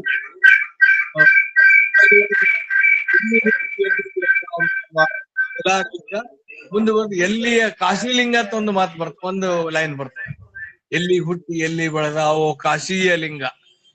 ಅದು ಸಿದ್ದಯ್ಯ ಪುರಾಣಿಕರ ಏನಾದರಾಗೂ ಮೊದಲು ಮಾನವನಾಗುವಂತ ಒಂದು ಕವನ. ಎರಡನ್ನು ಕೂಡಿ ನಮ್ಮ ಬಾಗಲಕೋಟೆಯ ಹಿರೇಮಠವರು ಒಂದು ಕ್ಯಾಸೆಟ್ ಮಾಡಿದ್ರು, ಆಡಿಯೋ ಕ್ಯಾಸೆಟ್ ಮಾಡಿದ್ರು. ಬೀದರ್ದವರು ಬಾಗಲಕೋಟೆಯ ನಮ್ಮ ಗಾಯನ BV ಸಂಘದ ಗಾಯನ ಪಾಠಶಾಲೆಯ ಇದ್ರು, ಪ್ರೊಫೆಸರ್ ಇದ್ರು. ಅವರು ಬಹಳ ಒಳ್ಳೆ ಮಾತುಗಳು ಬಂದು ಎಲ್ಲಿ ಜನಪದರು ಬಹಳ ದೊಡ್ಡ ಕೊಡುಗೆಯನ್ನು ಕೊಟ್ಟಾರ. ನಮ್ಮ ಜನಪದರು, ವಚನರು, ದಾಸರು, ಅದರಲ್ಲಿ ಜನಪದರು ಹೆಚ್ಚಿನ ಒಂದು ಕಾಂಟ್ರಿಬ್ಯೂಷನ್ ನಮ್ಮ ಕನ್ನಡ ಸಾಹಿತ್ಯಕ್ಕೆ ಮಾಡಿದ್ದಾರೆ.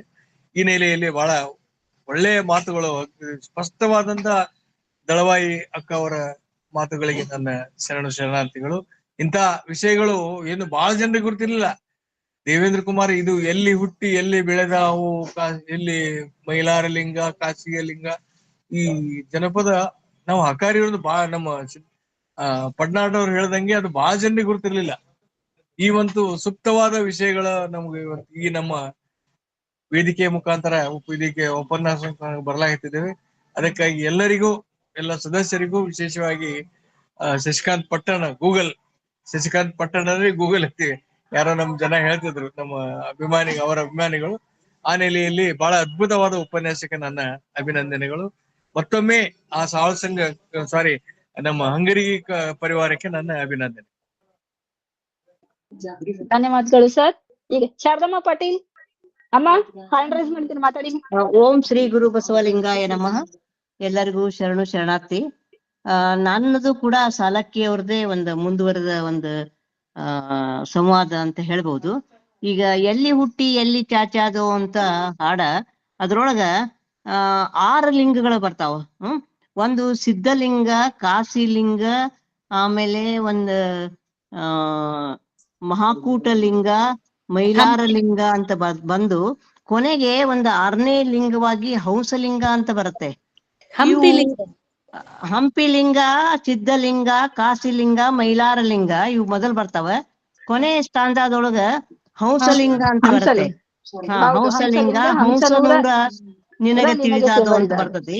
ಆ ಹಂಸಲಿಂಗ ನನಗ ಅರ್ಥ ಆಗ್ಲಿಲ್ಲ. ಇದು ಜಾನಪದ ಹಾಡುಗಳಿಗಿಂತ ಈ ಹಾಡು ನನಗೇನೋ ತತ್ವಪದ ಅಂತ ಅನಿಸ್ತದ.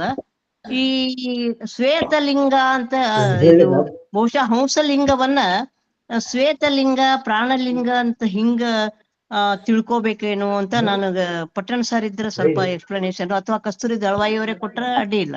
ಯಾರು ಎಕ್ಸ್ಪ್ಲನೇಷನ್ ಕೊಡ್ತಾರೆ? ಮೇಡಮ್ ನಾ ಹೇಳುದು ಅಂದ್ರ ಇದು ಹಂಸ ಕ್ಷೀರನ ಅಂತಾರ, ನೀರ್ನೊಳಗಿದ್ರ ಹಂಸ ಮೇಲೆ ತೇಲಾಡತ್ತಲ್ಲ, ಹಂಗ ಪ್ರಾಪಂಚಿಕ ಜೀವನದಲ್ಲಿದ್ರು ಕೂಡ ಪಾರಮಾರ್ಥಿಕ ಕಡೆಗೆ ನಮ್ ಗಮನ ಇರ್ಬೇಕು ಅಂತಕ್ಕಂತ ಮಾತದು. ಮತ್ತೆ ಹಂಸನೂರ ನಿಮಗೆ ತಿಳಿದಾದು ಅಂತ ಹಂಸನೂರ ತಗೊಳ್ತಾರಲ್ಲ, ಮುಂದ ಹಂಸನೂರ ತಗೋತಾರ್ರಿ ಅವ್ರು. ಹಂಸನೂರ ನಿನಗೆ ತಿಳಿದಾದು ಅಂತ, ಅದಕ್ಕೆ ನನಗೆ ಅರ್ಥ ಆಗ್ಲಿಲ್ಲ ಇದು. ನಾನು ಹಿಂಗ್ ಕಲ್ಪಿಸ್ಕೊಂಡೇನ್ರಿ ಮೇಡಮ್. ಈಗ ಇದು ಶಿಶುನಾಳ ದೀಶ ಅದು ಹಿಂಗೆಲ್ಲ ಇದ್ರದ್ದು ತಗೋತಾರಲ್ರಿ, ಯಾವ್ದು ಶಿಶುನಾಳದ್ರಿ, ಶಿಶುನಾಳ ದೀಶ ಅಂತೇಳಿ ಹಂಗ. ಅದು ತಮ್ಮ ಆರಾಧ್ಯ ದೈವವನ್ನ ಕೊನೆಗೆ ತಗೋತಾನ್ ಬಿಡ್ರಿ ಶಿಶುನಾಳ ದೀಶ ಅಂತ ಹಿಂಗ ಹಂಸನೂರು ಅಂತ ಹೇಳಿ ತಗೊಂಡಿರ್ಬೋದು ಅಂತ ನನ್ನ ಒಂದು ಅಭಿಪ್ರಾಯ ರೀ. ಸರ್ ಏನ್ ಹೇಳ್ತಾರ ಮೇಡಮ್? ನಾನ್ ಮಾತಾಡ್ಬೋದಾ? ಹಾ ಮಾತಾಡಿ ಪ್ಲೀಸ್ ಮಾತಾಡಿ. ಇದು ಎಲ್ಲಿ ಹುಟ್ಟಿ ಎಲ್ಲಿ ಚಾಚಾದೋ ಅಂತ ಅನ್ನುವಂಥ ಕವನ. ಇದು ಕುಂಡಲಿನಿ ಶಕ್ತಿಯನ್ನ ಜಾಗೃತ ಮಾಡ್ಕೊಳ್ಳೋದು, ಅದರಿಂದ ಆದಂತ ಪರಿಣಾಮವನ್ನ ಇಲ್ಲಿ ಈ ಕವನದ ಮೂಲಕ ಹೇಳ್ಯಾರ ಅಂತ ಅನಿಸ್ತದ್ರಿ ನನಗೆ. ಇಲ್ಲಿ 6 ಲಿಂಗಗಳು ಅಂತಂದ್ರ 6 ಚಕ್ರಗಳು. ಎಲ್ಲಿ ಹುಟ್ಟಿ ಎಲ್ಲಿ ಚಾಚಾದೋ ಅಂತಂದ್ರ ಇದು ನಮ್ಮ ಬೇರುಗಳು ಮೇಲಿನಿಂದ ತೆಳಗು, ನಮ್ಮ ವೃಕ್ಷ ಮೇಲಿನಿಂದ ತೆಳಗೆ ಬಂದಂತ ಬೇರುಗಳು ತಲೆಯಲ್ಲಿದಾವ್, ತಳಗ ಅದು ಚಾಚಿಕೊಂಡು ಹೋಗಿದೆ. ಆಮೇಲೆ ಅದು 6 ಬಣ್ಣ, ಆಮೇಲೆ ಮಾಟ ಮಾಡೋದು ಅನ್ನುವಂಥ ಮಾತು ಓಂಕಾರ, ಅದರಿಂದ 6 ಚಕ್ರಗಳಿಂದ ರಸಗಳು ಉತ್ಪನ್ನ ಆಗ್ತಾವು. ಅದು ಹಂಸಲಿಂಗ ಅಂತಂದ್ರ ಮ್ಯಾಲಿಂದ ಮಹಾಲಿಂಗ ಓಂಕಾರ, ಅಲ್ಲಿಗೆ ಚಾಚೋದದು. ಹೀಗೆ ಆನಂತರ ಅಲ್ಲಿ ಅದ್ರ ಏನೇನು ಪರಿಣಾಮ ಆಗ್ತದ ಅನ್ನೋದನ್ನ ಇಲ್ಲಿ ಬಹಳ ಸುಂದರವಾಗಿ ಮಾರ್ಮಿಕವಾಗಿ ಹೇಳ್ಯಾರ ಅದನ್ನ. ಇದು ಕುಂಡಲಿನಿ ಯೋಗದ ಒಂದು ಮಹತ್ವವನ್ನ ಈ ಮೂಲಕ ಹೇಳ್ಯಾರ ಅಂತ ನನಗನ್ನಿಸ್ತದ್ರಿ. ಇದ್ರಲ್ಲಿ ಇದೆ ಸಾಧ್ಯತೆ ಇದೆ ಮೇಡಮ್, ಅನಿಸ್ತದ ನನಗೂ. ಸ್ವಲ್ಪ ಕ್ಲೋಸ್ ಇದು ಅನಿಸ್ತದ ಅದಕ್ಕೆ ಸಂಬಂಧಿಕತೆ. ಎಲ್ಲಾ ಸರಿ, ಆದ್ರೆ ಹಂಸನೂರು ಅಂತಕ್ಕಂತ ಪದ ಬಳಸಿದ್ರ ಅಷ್ಟು ತಾತ್ಪರ್ಯ. ಹಂಸನೂರು ಅಂತಂದ್ರೆ ಮಿದುಳಿನಲ್ಲಿರುವಂತ ಒಂದು ಚಕ್ರ, ಮಹಾಲಿಂಗ ಸಹಸ್ರಾರ ಚಕ್ರ, ಅದೇ ಹಂಸನೂರು. ಅದೇ ಹಂಸನೂರ್ರಿ ಅದು. ಅದ್ರಲ್ಲೇ ಒಂದು ಹಕ್ಕಿ ಒಂದು ಗೂಡ ಕಟ್ಟ್ಯಾದ ಅಂತ ತರಲ್ರಿ, ಹಕ್ಕಿ ಒಂದು ಗೂಡು ಕಟ್ಟ್ಯಾದ ಅಂತಂದ್ರ ಅಲ್ಲಿ ಗಿಡದಲ್ಲಿ ಆ ಬೇರ್ನಲ್ಲಿ ಒಂದು ಯಾವ್ದು ಪೀನಿಯಲ್ ಗ್ರಂಥಿ ಅಂತ ಇರ್ತದ್ರಿ, ಪೀನಿಯಲ್ ಗ್ರಂಥಿ ಅಂತ ಹೇಳಿ. ಆ ಪೀನಿಯಲ್ ಗ್ರಂಥಿ ಒಳಗ ಒಂದು ಶಂಖ ಇರ್ತದ, ಶಂಖದಂತ ಆಕಾರದಲ್ಲಿ ಅಲ್ಲಿ ಗೂಡು ಕಟ್ಟ್ಯ ಅದು ಹಕ್ಕಿ. ಅದೇ ಅಲ್ಲಿ ಪರಮಾತ್ಮ ಅನ್ನುವಂತ ಪರಮಾತ್ಮ ಅದ್ರಲ್ಲಿ ಗೂಡು ಕಟ್ಟ್ಯಾನ, ಅದ್ರಲ್ಲೇ ಅದಾನ ಅಂತ ಅನ್ನೋಂಥ ಮಾತು. ಅದರಲ್ಲೇ ಪರಮಾತ್ಮನು ವಾಸಿಸ್ಯಾನ. ಅದನ್ನ ನಾವು ತಲುಪಿದೇವಂತಂದ್ರ ನಾವು ಸಿದ್ಧಿಯನ್ನು ಸಾಧಿಸ್ಕೊಂಡಂಗ ಆಗ್ತದ. ಆಮೇಲೆ 6 ಬಣ್ಣ 6 ಹಣ್ಣುಗಳು ಜಂಪಿಲಿಟ್ಟಾವು ಅಂತಂದ್ರ ಅಲ್ಲಿಂದ ಮೆಲಟನಿನ್ ಅನ್ನುವಂಥ ಒಂದು ರಸ ಸ್ರವಿಸ್ತದ್ರಿ ಮ್ಯಾಲಿನಿಂದ. ಆ ಸ್ರವಿಸುವಂತ ಅದಕ್ಕೆ ಅಮೃತ ಸ್ರವಿಸ್ತದ ಅಂತ ಅಂತಾರ.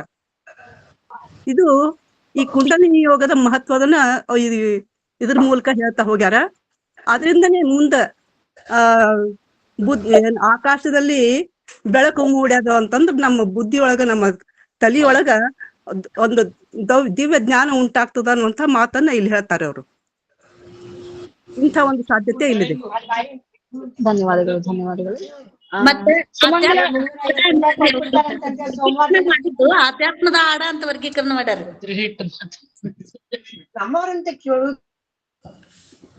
ಆಧ್ಯಾತ್ಮದ ಹಾಡ ಅಂತ ವರ್ಗೀಕರಣ. ಸರಿ, ಓಕೆ, ಧನ್ಯವಾದಗಳು ನಮಗೂ ಕೂಡ. ಸುಮಂಗಲ ಅಣ್ಣಿಗೇರಿ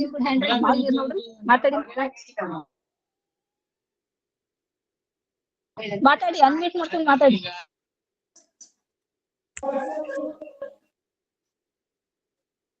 ಸುಮಂಗಲ ಮಾತಾಡಿ madam. Jayashree S V Ayyanagoudra ಅಂತೇಳಿ ಯೂನಿವರ್ಸಿಟಿ ಪ್ರೊಫೆಸರ್ ರಿಟೈರ್ಡ್ ಅವರು. ಎಸ್ ಸರ್ ಇದಾರ್ ಸರ್ ಅಯ್ಯನ್ ಗೌಡ ಸರ್ ಮಾತಾಡ್ತೀರಾ? ಮೊದಲು ಶಾರದಮ್ಮ ಅವರು ಆದ್ಮೇಲೆ ಶಾರದಮ್ಮ ಆಯ್ತು ಸರ್, ಶಾರದಮ್ಮ ಅವ್ರು ಮಾತಾಡ್ತೀವಿ ಸರ್. ಅಯ್ಯನ್ ಗೌಡ ಸರ್ ಕೇಳಿ. ಅಯ್ಯನ್ ಗೌಡ ಸರ್ ಶರಣಾರ್ಥಿಗಳು ಸರ್. ಮಾತಾಡಿ ಸರ್, ಮಾತಾಡಿ. ಶರಣಾರ್ಥಿಗಳು ಸರ್. ಮಾತಾಡಿ ಓಂ ಶ್ರೀ ಗುರು ಬಸವಲಿಂಗಾಯ ನಮಃ. ಡಾಕ್ಟರ್ ಶಶಿಕಾಂತ್ ಪಟ್ಟಣ್ ಸರ್ ಅವರು ತುಂಬಾ ಒಳ್ಳೆಯ ಯೋಜನೆಗಳನ್ನು ನಿರೂಪಿಸಿ ಆಧ್ಯಾತ್ಮಿಕ ಲೋಕಕ್ಕೆ, ಇಡೀ ಜಗತ್ತಿನ ಮನುಕುಲಕ್ಕೆ ಸಂದೇಶ ಸಾರುವುದು ಇದರ ಮುಖ್ಯ ಉದ್ದೇಶ. ಆ ಉದ್ದೇಶವನ್ನ ಸಾರ್ಥಕವಾಗಿ ಮಾಡಿದ್ದಾರೆ. ಅದಕ್ಕಾಗಿ ಅವರಿಗೆ ಮತ್ತು ಅದರ ಕಾಯಕವಂತವರಿಗೆ ಶರಣಾರ್ಥಿಗಳು. ಇನ್ನು ಡಾಕ್ಟರ್ ದೇವೇಂದ್ರ ಕುಮಾರ್ ಹಕಾರಿಯವರು, ಡಾಕ್ಟರ್ MS ಸುಂಕಾಪುರ್ ಅವರು, ಪಂಚಾಕ್ಷರಿ ಹಿರೇಮಠರು, ಡಾಕ್ಟರ್ ಇಮ್ರಾಪುರ್ ಅವರು, ಇವರೆಲ್ಲ ನಮಗೆ MA 74ನೇ ಇಸ್ವಿಯೊಳಗೆ ಓದುವಾಗ ನಮಗೆ ಪಾಠ ಮಾಡ್ತಿದ್ರು. ಡಾಕ್ಟರ್ ಹಕಾರಿ ಸರ್ ಅವರು ಈ ಪದ್ಯವನ್ನು ಆಗಾಗ ಹಾಡ್ತಿದ್ರು. ಆ ಹಾಡುವ ಆ ಪದ್ಯದೊಳಗೆ ಎಲ್ಲಿ ಹುಟ್ಟಿ ಎಲ್ಲಿ ಬೆಳೆದಾದೋ ಅನ್ನುವ ಈ ಪದ್ಯ ಜನಜನಿತವಾಗಿದೆ. ಇದರ ಅರ್ಥವೂ ಕೂಡ ಅದು ಜನಪದ ಆಕಾಶಕ್ಕೆ ತೆಕ್ಕೆ ಹಾಕಿದ ರೀತಿಯೊಳಗೆ ನಾವು ಯಾವ್ಯಾವ ರೀತಿ ನಿರೂಪಣೆ ಮಾಡ್ತೇವೆ ಹಾಗಾಗಿ. ಒಮ್ಮೆ ನಮಗೆ ಕ್ಲಾಸು ರೂಮು ಕಿಲಿ ಮರ್ತು ಬಂದಿದ್ರು. ಹೀಗಾಗಿ ಅವರು ಕ್ಲಾಸು ನಮಗೆ ಬಿಡಲಿಲ್ಲ. ಹುಣಸಿ ಗಿಡದ ಕೆಳಗೆ ಕನ್ನಡ ಅಧ್ಯಯನ ಪೀಠದ ಸ್ಟೂಡೆಂಟ್ಸ್ ಹೋಮದ ಕೆಳಗೆ ನಮಗೆ ಪಾಠವನ್ನು ಮಾಡುತ್ತಿದ್ದ ನೆನಪು ಅವರನ್ನು ನಮಗೆ ಸ್ಮರಿಸುವಂಥದ್ದು.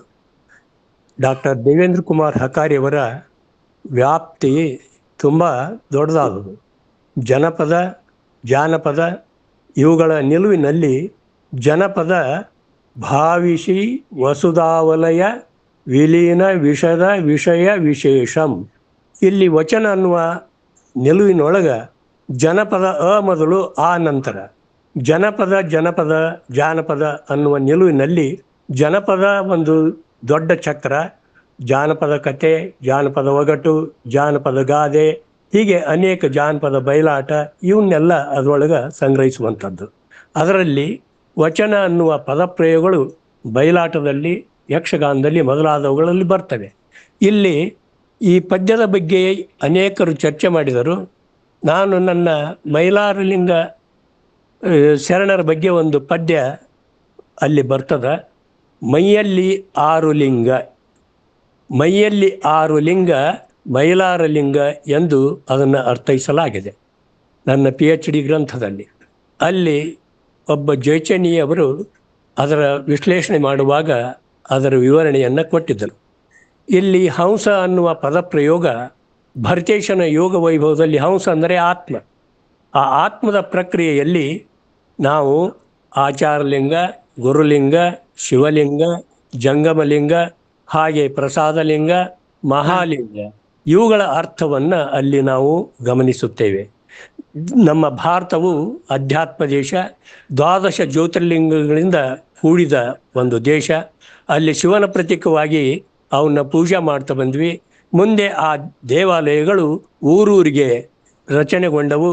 ಆಮೇಲೆ ದೇವಾಲಯಕ್ಕೆ ಹೋಗೋರು ಒಬ್ಬರಿಬ್ಬರು ಆಗ್ತಿದ್ರು ಮನೆಯೊಳಗೆ. ದೇವರ ಜಗಲಿಗೆ ಬಂದವು. ದೇವರ ಜಗಲಿಯಲ್ಲಿ ಒಬ್ಬರೇ ಪೂಜೆ ಮಾಡುವಂಥ ಪ್ರಕ್ರಿಯೆ ಇತ್ತು. ಈಗ ನಮ್ಮ ಇಷ್ಟಲಿಂಗ ಅದರ ಡೆವಲಪ್ಮೆಂಟ್, ಅದರ ಬೆಳವಣಿಗೆಯ ಪ್ರಕ್ರಿಯೆಯಾಗಿ ಅದು ಸ್ವಸ್ವರೂಪದ ಅನುಸಂಧಾನವಾಗಿ ನಡೀತಾ ಇದೆ. ಹೀಗೆ ಇದರ ಪ್ರಕ್ರಿಯೆಯಲ್ಲಿ ಅವ್ರು ಹೇಳುವ ಆ ಎಲ್ಲಿ ಹುಟ್ಟಿ ಎಲ್ಲಿ ಬೆಳೆದಾದೋ ಮೈಲಾರು ಲಿಂಗ, ಅಲ್ಲಿ ಕಾಶಿಲಿಂಗ, ಹಂಸಲಿಂಗ ಈ ಎಲ್ಲ ಪದಪ್ರಯೋಗಗಳು ನಾವು ಲಿಂಗಕ್ಕೆ ಸಂಬಂಧಿಸಿದ್ದು. ಲಿಂಗ ಮಧ್ಯೆ ಜಗತ್ ಸರ್ವಂ ಅನ್ನುವ ಸಂದೇಶವನ್ನು ಸಾರ್ತಿವೆ. ಅದಕ್ಕಾಗಿ ಇದನ್ನು ರಚಿಸಿದ, ಇದನ್ನು ಬೆಳೆಸಿದ ಶಶಿಕಾಂತ್ ಪಟ್ಟಣ್ ಸರ್ ಅವರಿಗೆ, ಇಲ್ಲಿ ಭಾಗಿಗಳಾದ ಎಲ್ಲ ಪ್ರಾಧ್ಯಾಪಕ ವರ್ಗದವರಿಗೆ ಹಾಗೂ ಇದನ್ನು ಕೇಳಿದ ಎಲ್ಲ ಕೇಳುಗರಿಗೆ ನನ್ನ ಶರಣಾರ್ಥಿಗಳು. ಅವಕಾಶಕ್ಕಾಗಿ ಧನ್ಯವಾದಗಳು. ಧನ್ಯವಾದಗಳು ಸರ್. ಬಹಳಷ್ಟು ಅರ್ಥಗರ್ಭಿತವಾಗಿ ಮಾತಾಡಿದ್ರೆ. ನಿಜವಾಗ್ಲೂ ಚಿಕ್ಕದಿಂದ ನಾವು ಕೂಡ ಎಲ್ಲಿ ಹುಟ್ಟಿ ಎಲ್ಲಿ ಚಾಚೋದು ಹಾಡು ಹಾಡ್ತಾನೆ ಬಂದಿದೀವಿ, ಬಟ್ ಅದರ ಅರ್ಥನೇ ನಿಜವಾಗ್ಲೂ ಗೊತ್ತಿರ್ಲಿಲ್ಲ. ಬಹಳಷ್ಟು ಧನ್ಯವಾದಗಳು ತಮಗೂ ಕೂಡ. ಈಗ ಸುಮಂಗಲಕ್ಕ ಅಲ್ಲಿಗೇರಿ ಅವ್ರು ಹ್ಯಾಂಡ್ ರೈಸ್ ಮಾಡಿದೀರ, ಮಾತಾಡ್ಲಿಕ್ಕ? ಸಾರಿ ರೀ, ಅದು ಇದು ಆಗ್ಯದ, ಲಿಂಕ್ ಬರೋಲ್ದಾಗ್ಯದ. ಬರೋದು ಮಾತಾಡ್ರಿ ನೀವು. ಲಿಂಕ್ ಇದು ಏನಿಲ್ರಿ, ಅಷ್ಟೇ ಹೇಳಿದ್ದು, ಮತ್ತೆ ಹೆಚ್ಚಿಗೆ ಏನಿಲ್ಲ. ಎಷ್ಟು ತಿಳಿದದ ಅಷ್ಟು ಕೇಳಿ ಓಕೆ ಅದು ನಮ್ಗೆ ಇದು ನಮ್ಮ ಮೊಮ್ಮಗಳು ಇದೆಲ್ಲ ಕೆಡಿಸ್ಬಿಟ್ಟಲ್ರಿ ಅದು ಲಿಂಕ್ ಹೋಗ್ಯದ ಅದ್ರಾಗ. ಓಕೆ ಸರ್, ಮುಂದಿನ ಕಾರ್ಯಕ್ರಮ ತಗೊಳ್ಳ ಸರ್. ಪಟೇಲ್ ಸರ್, ಮುಂದಿನ ಕಾರ್ಯಕ್ರಮ ತಗೊಳ್ಳ. ಹಾ, ನೆಕ್ಸ್ಟ್ ಟೈಮ್ ತೋಡ್ರಿ. ಈಗ ಶರಣು ಸಮರ್ಪಣೆ ಶರಣೆ ಅಕ್ಕ ಸುಮಂಗಲ ಪಾಟೀಲ್ ಅವರಿಂದ.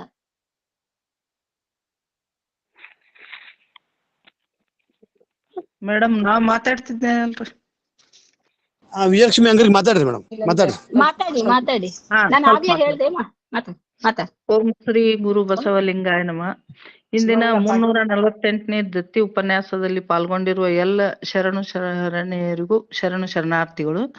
ಇಂದು ನಮ್ಮ ಅತ್ತೆ ಮತ್ತು ಮಾವರ ದತ್ತಿ ಉಪನ್ಯಾಸ ಇದ್ದು, ನಮ್ಮ ಮನೆಯವ್ರ ತಂದೆಯವರು ಆಗ ಅವರು ಮುಲ್ಕಿ ಪರೀಕ್ಷೆ ಅಂದ್ರೆ 7ನೇ ಪರೀಕ್ಷೆ ಮುಗಿಸಿ ಶಿಕ್ಷಕರಾಗಿ ಕೆಲಸ ಮಾಡಿದ್ರು ಅಂತ. ಮತ್ತು ನಮ್ಮ ಅತ್ತೆಯವರು ಬೇಗ ತೀರ್ಕೊಂಡಾರ. ಅವರಿಗೆ ಒಟ್ಟು 4 ಗಂಡು ಮಕ್ಕಳು, ಒಬ್ಬಕ್ಕೆ ಮಗಳಿದ್ಲು. ಮಗಳು 9 ತಿಂಗಳಿದ್ದಾಗನ ಅವರು ಬೇಗ ತೀರ್ಕೊಂಡ್ರು. ಆದ್ರ ನಂತರ ಅವ್ರ ಅಜ್ಜಿ ಮಳೆವಾಯಿ ಅಂತ ಹೇಳಿ ಅವ್ರು ಬಹಳ ಪ್ರೀತಿಯಿಂದ ಅವ್ರನ್ನ ಅಡುಗೆ ಮಾಡಿ, ಅವಾಗಿನ ಕೈ ರೊಟ್ಟಿ ಮತ್ತು ಚಟ್ನಿ ಮಾಡಿ ಅವರಿಗೆ ಚಂದ ಕೈ ತುತ್ತು ಕೊಟ್ಟು ಊಟ ಮಾಡಿಸಿದ್ರು ಅನ್ನೋದು ನಾನು ಕೇಳ್ಪಟ್ಟಿದ್ದೇನೆ. ನಂತರ ನನಗ್ ಕೂಡ SSLC ಆದ ನಂತರನ ನಮ್ಗ ಬೇಗ ಮದುವೆ ಆಯ್ತು. ನಮ್ಮ ಮಾಮ ಅವರು ಅವಾಗ ಏನ್ ಮಾಡಿದ್ರು, ನಿಜವಾಗಿ ಅಂದ್ರೆ ನಮ್ಮ ಮನೆಯವ್ರು TCS ಆದವ್ರಿಗೆ ಹುಡುಕ್ಲಿಕತ್ತಿದ್ರು. ಅವರು ಇವ್ರಿಗೆ ಜಾಬ್ ಆಗಿತ್ತು. ಆದ್ರ ನನಗ SSLC ಆದ ಕೂಡ್ಲೆ ನಮ್ಮ ಮನ್ಯಾಗ ನಮ್ಮ ತಂದೆಯವ್ರು ನಾವು 5 ಮಂದಿ ಅದೇವ್ ಅಂತ ಹೇಳಿ ತೋರ್ಸ್ಲಿಕತ್ತಿದ್ರು. ನಮ್ಮ ತಂದೆಯವರು ಶಿಕ್ಷಕರೇ, ಅವರು ಶಿಕ್ಷಕರನ್ನ ಆಗಿದ್ರು. ಅದೇ ಊರು ನಮ್ದು, ಕೊಲ್ಲಾರ್ನ ತವ್ರ ಮನಿ ನಿಜವಾಗಿ. ಆದ್ರೆ ನಾವು ಬಾಗಲಕೋಟೆದಲ್ಲಿ ನಮ್ಮ ತಂದೆಯವ್ರು ಶಿಕ್ಷಕರಾಗಿ ಕೆಲಸ ಮಾಡೋದ್ನೆ. ಮುಂದೆ ಅವರು ಬೇರೆ ಇದನ್ನ ನೋಡ್ಲಿಕ್ ಬಂದಾಗ ನೋಡಿ, ಇಲ್ಲ ನಾನೇ ತಗೋತೀನಿ, ಮಾರ್ಕ್ಸ್ನು ಚೆನ್ನಾಗಿದಾವ, ಹುಡುಗಿ ಚೆನ್ನಾಗಿದ್ದಾಳ ನಮ್ಮ ಮಾಮಾರು ನಿಜವಾಗಿ ಅವರ ಲೈಕ್ ಮಾಡಿ ನಮ್ಮ ಮನೆಯವ್ರಿಗೆ ನೋಡಕ್ ಕಳಿಸಿ, ನಂತರ ನಾನೇ ಓದಿಸ್ತೀನಿ ಅಂತ ಹೇಳಿ ನಿಜವಾಗಿ ನನಗೂ ಓದ್ಬೇಕಂಬ ಹಂಬಲ ಬಹಳ ಇತ್ತು. ಹೀಗಾಗಿ ಮುಂದ್ಗ ಅವರೇ ಕಲಿಸಿದ್ರು. ನಾನು ನೌಕರಿ ಬರೋಣ, ಅವ್ರಷ್ಟು ಖುಷಿ ಪಟ್ಟವ್ರು, ನಮ್ಮ ಮಾಮಾರ್ ಅಷ್ಟು ಖುಷಿ ಪಟ್ರು. ತಮ್ಮ ಸ್ನೇಹಿತರಿಗೆ ಅವರಿಗೆ ನನ್ನ ಸೊಸಿ ನೌಕರಿ ಬತ್ತು ಅಂತ ಅಷ್ಟೊಂದು ಬಹಳ ಅವರು ಶಿಕ್ಷಣಕ್ಕೆ ಪ್ರಾಶಸ್ತ್ಯ ಕೊಡ್ತಿದ್ರು. ಅನೇಕರಿಗೂ ಕೊಟ್ಟಾರ, ತಮ್ಮ ಮಕ್ಕಳಿಗೂ ಎಲ್ಲರಿಗೂ ಪದವಿ ಮತ್ತು ಉನ್ನತ ಶಿಕ್ಷಣವನ್ನು ಕೊಟ್ಟಾರ. ಮತ್ತು ನನಗ್ ಕೂಡ ಓದ್ಬೇಕೆಂಬ ಹಂಬಲಕ್ಕೆ ಅವರು ಬಹಳ ಇದನ್ನು ಮಾಡ್ತಿದ್ರು. ಮತ್ತು ನಾವು ಪ್ರತಿ ಸೂಟಿಗೆ ನಮಗ್ ಕರೆಸಿ ಓದ್ತಿದ್ರು. ನಾವು ನಿಜವಾಗಿ ಅಂದ್ರೆ ಈ ಕಡೆ ದೂರ ಅದೇವ್ ಅಂತ ತಿಳ್ಕೊಂಡು ನಾವಿಲ್ಲಿ, ಅವಾಗ ಗುಲ್ಬರ್ಗಾ ಡಿಸ್ಟಿಕ್ ಇತ್ತಿದ್ದು, ಯಾದಗಿರಿ ಇದಿರ್ಲಿಲ್ಲ. ಅವಾಗಿಂದ ನಾವು ಅಲ್ಲಿಂದ ಶಾಪೂರು ಮತ್ತು ಸುರ್ಪುರ್ಲಿಂದ ಹೋಗ್ಬೇಕಾದ್ರ ನಿಜವಾಗಿ ಅವ್ರು ಬಸ್ ಸ್ಟ್ಯಾಂಡಕ್ ಬಂದು ನಮ್ಗೆ ಕಾಯ್ತಿದ್ರು. ಅವ್ರು ನಮ್ಮ ಮಾವರು ಬಂದ್ರ ಅಷ್ಟೊಂದು ಖುಷಿ, ಮೊಮ್ಮಕ್ಕಳು ಸೊಸೆ ಬರ್ತಾರ ಅಂತೇಳಿ ಅಂತ ಪ್ರೀತಿ, ವಾತ್ಸಲ್ಯ ಮತ್ತು ಸರಳ ಜೀವಿ ಬಹಳ ನಮ್ಮ ಮನೆ. ನಿಜವಾಗಿನೂ ಅವರ ಸ್ಮರಣಾರ್ಥ. ನಮ್ಮ ಅತ್ತೆಯವ್ರ ಬಗ್ಗೆ ನನಗೆ ಅಷ್ಟೊಂದು ಗೊತ್ತಿಲ್ಲ, ಯಾಕಂದ್ರೆ ನಮ್ಮ ಅತ್ತೆಯವ್ರ ಹತ್ರ ತೀರ್ಕೊಂಡಿದ್ರು. ಆದ್ರೂ ನಮ್ಮ ಮಾಮಾರು ಮತ್ತು ನೆರೆಹೊರೆಯವ್ರು ಹೇಳ್ತಿದ್ರು, ಅವರು ಕೂಡ ಬಹಳ ಸರಳ ಸಜ್ಜನಿಕೆ ಮತ್ತು ಮಕ್ಕಳಂದ್ರ ಬಹಳ ಇಷ್ಟಪಡ್ತಿದ್ರು. ಆದ್ರ ಅವರಿಗೆ ಹೆರಿಗೆ ಆದ ನಂತರ ಅನಾರೋಗ್ಯವಾಗಿ ಅವ್ರು ತೀರ್ಕೊಂಡ್ರು ಅಂತ ಕೇಳ್ಪಟ್ಟೀನಿ. ಅವರ ಸ್ಮರಣಾರ್ಥ ದತ್ತಿ ಉಪನ್ಯಾಸ ಇವತ್ತು ಇಟ್ಟದ್ದು ನಿಜವಾಗಿನೂ ಬಹಳ ಖುಷಿ ಅನಿಸ್ತದ. ಎಲ್ಲ ಮೇಡಮ್ ಅವ್ರ ಹತ್ರನು ಬಹಳ ವಿಸ್ತೃತವಾಗಿ ಮಾತಾಡಿದ್ರು. ಡಾಕ್ಟರ್ ಕಸ್ತೂರಿ ದಳವಾಯಿ ಮೇಡಮ್ ಅವರು ಜನಪದ ಕಥನ ಗೀತೆಗಳ ಬಗ್ಗೆ ಬಹಳ ಸುಸ್ರಾವಾಗಿ ನಡುವೆ ಹಾಡುತ್ತಾ ಇದು ಬಹಳ ಚೆನ್ನಾಗಿ ಮಾತನಾಡಿದ್ರು. ಅವರಿಗೂ ಉಪನ್ಯಾಸ ಏರ್ಪಡಿಸಿದ ವಚನ ಅಧ್ಯಯನ ವೇದಿಕೆ ಅಧ್ಯಕ್ಷರಾದಂತ ಡಾಕ್ಟರ್ ಪಟ್ಟಣ್ ಸರ್ ಅವರಿಗೂ ಹೃತ್ಪೂರ್ವಕ ಅಭಿನಂದನೆಗಳನ್ನು ಸಲ್ಲಿಸ್ತೀನಿ. ಮತ್ತು ನಿರಂತರವಾಗಿ ತಾಂತ್ರಿಕ ಸಹಾಯ ಮಾಡುತ್ತಿರುವ ದಾನಮ್ಮ ಜಳಕಿ ಮತ್ತು ಜಯಶ್ರೀ ಪಟ್ಟಣ್ ಅವರಿಗೂ ಶರಣು ಶರಣಾರ್ಥಿಗಳು. ಹಾಗೂ ಈ ವೇದಿಕೆಯ ಸಂಯೋಜಕರು, ಸಂಘಟಕರಿಗೂ ಶರಣು ಶರಣಾರ್ಥಿಗಳು. ಇಂದಿನ ಗೂಗಲ್ ಮೀಟ್ ನಲ್ಲಿ ಭಾಗಿಯಾಗಿರುವ ನಮ್ಮ ಎಲ್ಲ ಬಂಧು ಬಳಗ ಹಾಗೂ ಎಲ್ಲ ಶರಣೆಯರಿಗೂ ಶರಣು ಶರಣಾರ್ಥಿಗಳನ್ನು ಹೇಳುತ್ತಾ ನನ್ನ 2 ಮಾತು ಧನ್ಯವಾದಗಳು ಅಮ್ಮ, ತಮಗೂ ಕೂಡ. ಈಗ ಕಾರ್ಯಕ್ರಮದ ಮುಂದಿನ ಹಂತ ಶರಣು ಸಮರ್ಪಣೆ ಶರಣೆ ಮಂಗಲಾ ಪಾಟೀಲ್ ಅವರಿಂದ. ಮಂಗಲಕ್ಕ, ಅನ್ಮ್ಯೂಟ್ ಮಾಡ್ಕೊಂಡು ಮಾತಾಡಿ. ಓಂ ಶ್ರೀ ಗುರು ಬಸವಲಿಂಗಾಯ ನಮಃ. ದೊರೆಯುವಲ್ಲಿದ ಬಡವಂಗೆ ದೊರೆಯ ಮಣ್ಣುಣೆಯುಂಟು, ನೀನೊಲಿದ ಶರಣಂಗೆ ಸರಿಯುಂಟೆ ಕರುಣಿ ಶ್ರೀ ಗುರುವೇ ಕೃಪೆಯಾಗು ಅಂತ ಹೇಳ್ತಾ ವಚನ ಅಧ್ಯಯನ ವೇದಿಕೆ ಬಸವಾದಿ ಶರಣರ ಚಿಂತನ ಕೂಟ ಹಾಗೂ ಅಕ್ಕನ ಅರಿವು ಸಂಘಟನೆಗಳಿಂದ ಶ್ರೀ ಕಲ್ಲಪ್ಪ ಹಂಗರ್ಗಿ ಕೊಲ್ಲಾರ್ ವಿಜಯಪುರ ಇವರ ತಂದೆಯವರಾದ ರುದ್ರಪ್ಪ ಅಪ್ಪಣ್ಣ ಹಂಗರ್ಗಿ ವಿಜಯಪುರ, ತಾಯಿಯವರಾದ ಗಂಗುಬಾಯಿ ರುದ್ರಪ್ಪ ಕೊಲ್ಲಾರ್ ಇವರ ಸ್ಮರಣಾರ್ಥ ದತ್ತಿ ಉಪನ್ಯಾಸ 348ನೇ ದತ್ತಿ ಉಪನ್ಯಾಸ ಈ ಉಪನ್ಯಾಸ ಮಾಲಿಕೆ.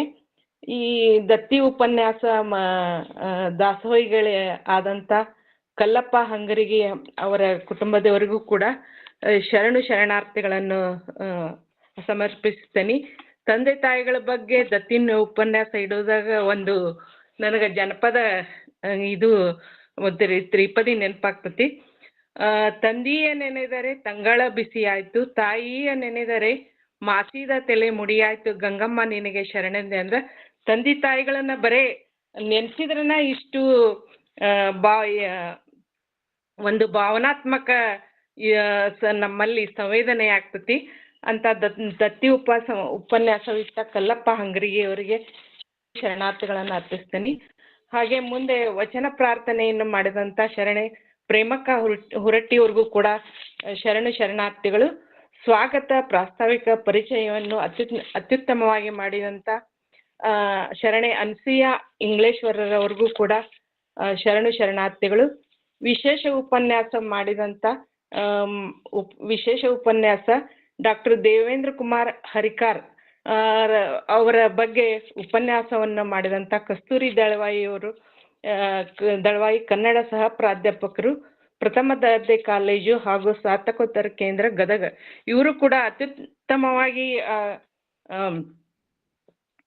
ಇವ್ರ ದೇವೇಂದ್ರ ಕುಮಾರ್ ಹರಿಕಾರರ ಬಗ್ಗೆ ಎಷ್ಟೋ ವಿಷಯಗಳು ನಮಗ್ ಗೊತ್ತಿರ್ಲಿಲ್ಲ.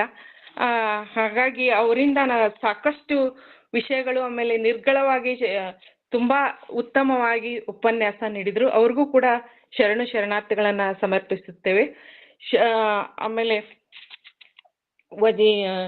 ಕಾರ್ಯಕ್ರಮ ನಿರ್ವಹಣೆಯನ್ನು ಮಾಡಿದಂತ ಜಯಶ್ರೀ ಆಲೂರ್ ಅವ್ರಿಗೂ ಕೂಡ ಉತ್ತಮವಾಗಿ ನಿರ್ವಹಣೆ ಮಾಡಿದಂತ ಜಯಶ್ರೀ ಆಲೂರ್ ಅವ್ರಿಗೂ ಕೂಡ ಶರಣು ಶರಣಾರ್ಥಿಗಳು.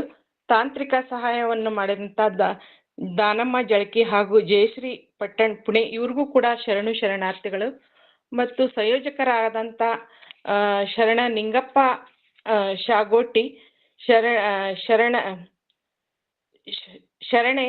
ಶರಣಮ್ಮ ಬ್ಯಾಳಿ, ಶರಣರಾದ ಮಿಥುನ್ ಹುಗ್ಗಿ, ಶರಣರಾದ ಪ್ರಕಾಶ್ ಪಾರಣಕರ್, ಶರಣೆ ಸುನೀತಾ ನಾಗ್ಲೋಟಿ, ಶರಣೆ ಸಂಧ್ಯಾ ಬ್ಯಾಳಿ ಇವ್ರಿಗೂ ಕೂಡ ಶರಣು ಶರಣಾರ್ಥಿಗಳನ್ನು ಸಮರ್ಪಿಸುತ್ತೇನೆ. ಸಂಘಟಕರಾದ ಶರಣೆ ಪ್ರೊಫೆಸರ್ ಶಾರದಮ್ಮ ಪಾಟೀಲ್, ಶರಣೆ ಗೌರಮ್ಮ ನಾಶಿ ಹಾಗೂ ಶರಣೆ ಸುಧಾ ಪಾಟೀಲ್ ಅವರು ಕೂಡ ಶರಣು ಶರಣಾರ್ಥಿಗಳು. ಮತ್ತು ಇದಕ್ಕೆಲ್ಲ ರೂವಾರಿಯಾದ ಬಸವ ತತ್ವವನ್ನು ಅಳವಡಿಸಿಕೊಂಡು ನಮ್ಮೆಲ್ಲರಿಗೂ ಸಾವಿಲ್ಲದ ಶರಣರ ಪರಿಚಯ ಮಾಡಿಸುತ್ತಿರುವ ಶಶಿಕಾಂತ್ ಪಟ್ಟಣ್ ಅವ್ರಿಗೂ ಕೂಡ ನನ್ನ ಭಕ್ತಿಪೂರ್ವಕ ಶರಣು ಶರಣಾರ್ಥಿಗಳು. ನಿಸ್ವಾರ್ಥ ಸೇವೆ, ಸಮಾಜಮುಖಿಯಾಗಿ ಕಾಯಕ ದಾಸೋಹದಿಂದ ಮಾಡಿದಂತ ಈ ಶರಣರನ್ನ ಪರಿಚಯಿಸುತ್ತಿರುವ ಶಶಿಕಾಂತ್ ಪಟ್ಟಣ್ ಅವರಿಗೆ ನನ್ನ ಭಕ್ತಿಪೂರ್ವಕ ಶರಣು ಶರಣಾರ್ಥಿಗಳನ್ನು ಅರ್ಪಿಸ್ತೇನೆ. ಹಾಗೆ ವಚನ ಮಂಗಳವನ್ನು ಮಾಡುತ್ತಿರುವ ಸರಸ್ವತಿ ಬಿರಾದಾರ್ ಅವ್ರಿಗೂ ಕೂಡ ನನ್ನ ಶರಣು ಶರಣಾರ್ಥಿಗಳು. ಇಲ್ಲಿ ಬಂದಂತ ಎಲ್ಲ ನನ್ನ ಈ ವೇದಿಕೆಗೆ ಬಂದಂತ ಎಲ್ಲ ಶರಣರಿಗೂ ನನ್ನ ಶರಣು ಶರಣೆಯರಿಗೂ ಕೂಡ ನನ್ನ ಭಕ್ತಿಪೂರ್ವಕ ಶರಣು ಶರಣಾರ್ಥಿಗಳನ್ನು ಹೇಳುತ್ತಾ ಅವಕಾಶಕ್ಕಾಗಿ ಧನ್ಯವಾದಗಳು. ಧನ್ಯವಾದಗಳು. ತಮಗೂ ಕೂಡ ವೇದಿಕೆ ಪರವಾಗಿ ಮತ್ತೊಮ್ಮೆ ತಮಗೂ ಕೂಡ ಶರಣು ಶರಣಾರ್ಥಿಗಳು. ಹಾಗೇನೆ ಇವತ್ತಿನ ಕಾರ್ಯಕ್ರಮದಲ್ಲಿ ಸಾಕಷ್ಟು ಜನ ಸಂವಾದದಲ್ಲಿ ಭಾಗವಹಿಸಿದ್ದೀರಿ, ಅವ್ರಿಗೂ ಕೂಡ ವೇದಿಕೆ ಪರವಾಗಿ ಶರಣು ಶರಣಾರ್ಥಿಗಳನ್ನ ಹೇಳ್ತಾ ಈಗ ಕಾರ್ಯಕ್ರಮದ ಕೊನೆಯ ಘಟ್ಟ ವಚನ ಮಂಗಳ ಶರಣೆ ಸರಸ್ವತಿ ಬಿರಾದಾರ್ ಅವರಿಂದ. Okay madam. ಓಂ ಶ್ರೀ ಗುರು ಬಸವಲಿಂಗಾಯ ನಮಃ. ಇಂದು ವಚನ ಮಂಗಳವನ್ನು ನಾನು ಮಡಿವಾಳ ಮಾಚಿದೇವರ ಒಂದು ವಚನದಿಂದ ಮಾಡುವೆ.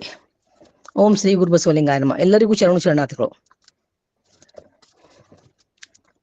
ಎನ್ನ ಕಾಯ ಬಸವಣ್ಣನ ಪೂಜಿಸ್ಲಿಕ್ಕಾಯಿತ್ತು ಆಯಿತು, ಎನ್ನ ಕಾಯ ಬಸವಣ್ಣನ ಪೂಜಿಸ್ಲಿಕ್ಕಾಯಿತ್ತು ಆಯಿತು, ಎನ್ನ ಜೀವ ಬಸವಣ್ಣನ ನೆನೆಯಲ್ಕಾಯಿತ್ತು, ಎನ್ನ ಜೀವ ಬಸವಣ್ಣನ ನೆನೆಯಲ್ಕಾಯಿತ್ತು, ಎನ್ನ ಕಾಯ ಬಸವಣ್ಣನ ಪೂಜಿಲ್ಕಾಯಿತ್ತು ಆಯಿತು, ಎನ್ನ ಜೀವ ಬಸವಣ್ಣನ ನೆನೆಯಲ್ಕಾಯಿತ್ತು, ಎನ್ನ ಶ್ರೋತ್ರ ಬಸವಣ್ಣನ ಚಾರಿತ್ರವ ಕೇಳಲಿಕ್ಕಾಯಿತ್ತು, ಎನ್ನ ಶ್ರೋತ್ರ ಬಸವಣ್ಣನ ಚಾರಿತ್ರವ ಕೇಳಲಿಕ್ಕಾಯಿತ್ತು, ಎನ್ನ ಪ್ರಾಣ ಬಸವಣ್ಣನ ಸ್ತುತಿಸ್ಲಿಕ್ಕಾಯಿತ್ತು, ಎನ್ನ ಪ್ರಾಣ ಬಸವಣ್ಣನ ಸ್ತುತಿಸ್ಲಿಕ್ಕಾಯಿತ್ತು ಆಯಿತು, ಎನ್ನ ಕಾಯ ಬಸವಣ್ಣನ ಪೂಜಿಸ್ಲಿಕ್ಕಾಯಿತ್ತು ಆಯಿತು, ಎನ್ನ ಜೀವ ಬಸವಣ್ಣನ ನೆನೆಯಲ್ಕಾಯಿತ್ತು, ಎನ್ನ ನೇತ್ರ ಬಸವಣ್ಣನ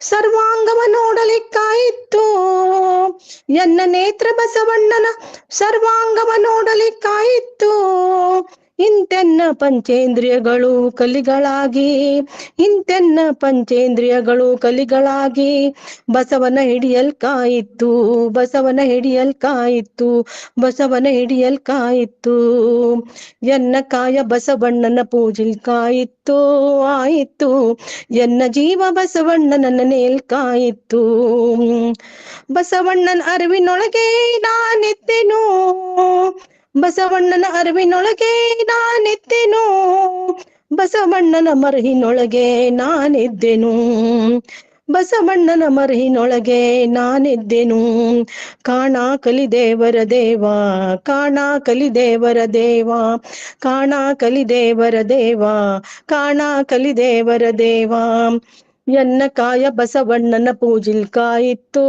ಆಯಿತು, ಎನ್ನ ಜೀವ ಬಸವಣ್ಣನ ನೆನೆಯಲ್ಕಾಯಿತ್ತು, ಎನ್ನ ಜೀವ ಬಸವಣ್ಣನ ನೆನೆಯಲ್ಕಾಯಿತ್ತು, ಎನ್ನ ಜೀವ ಬಸವಣ್ಣನ ನೆನೆಯಲ್ಕಾಯಿತ್ತು.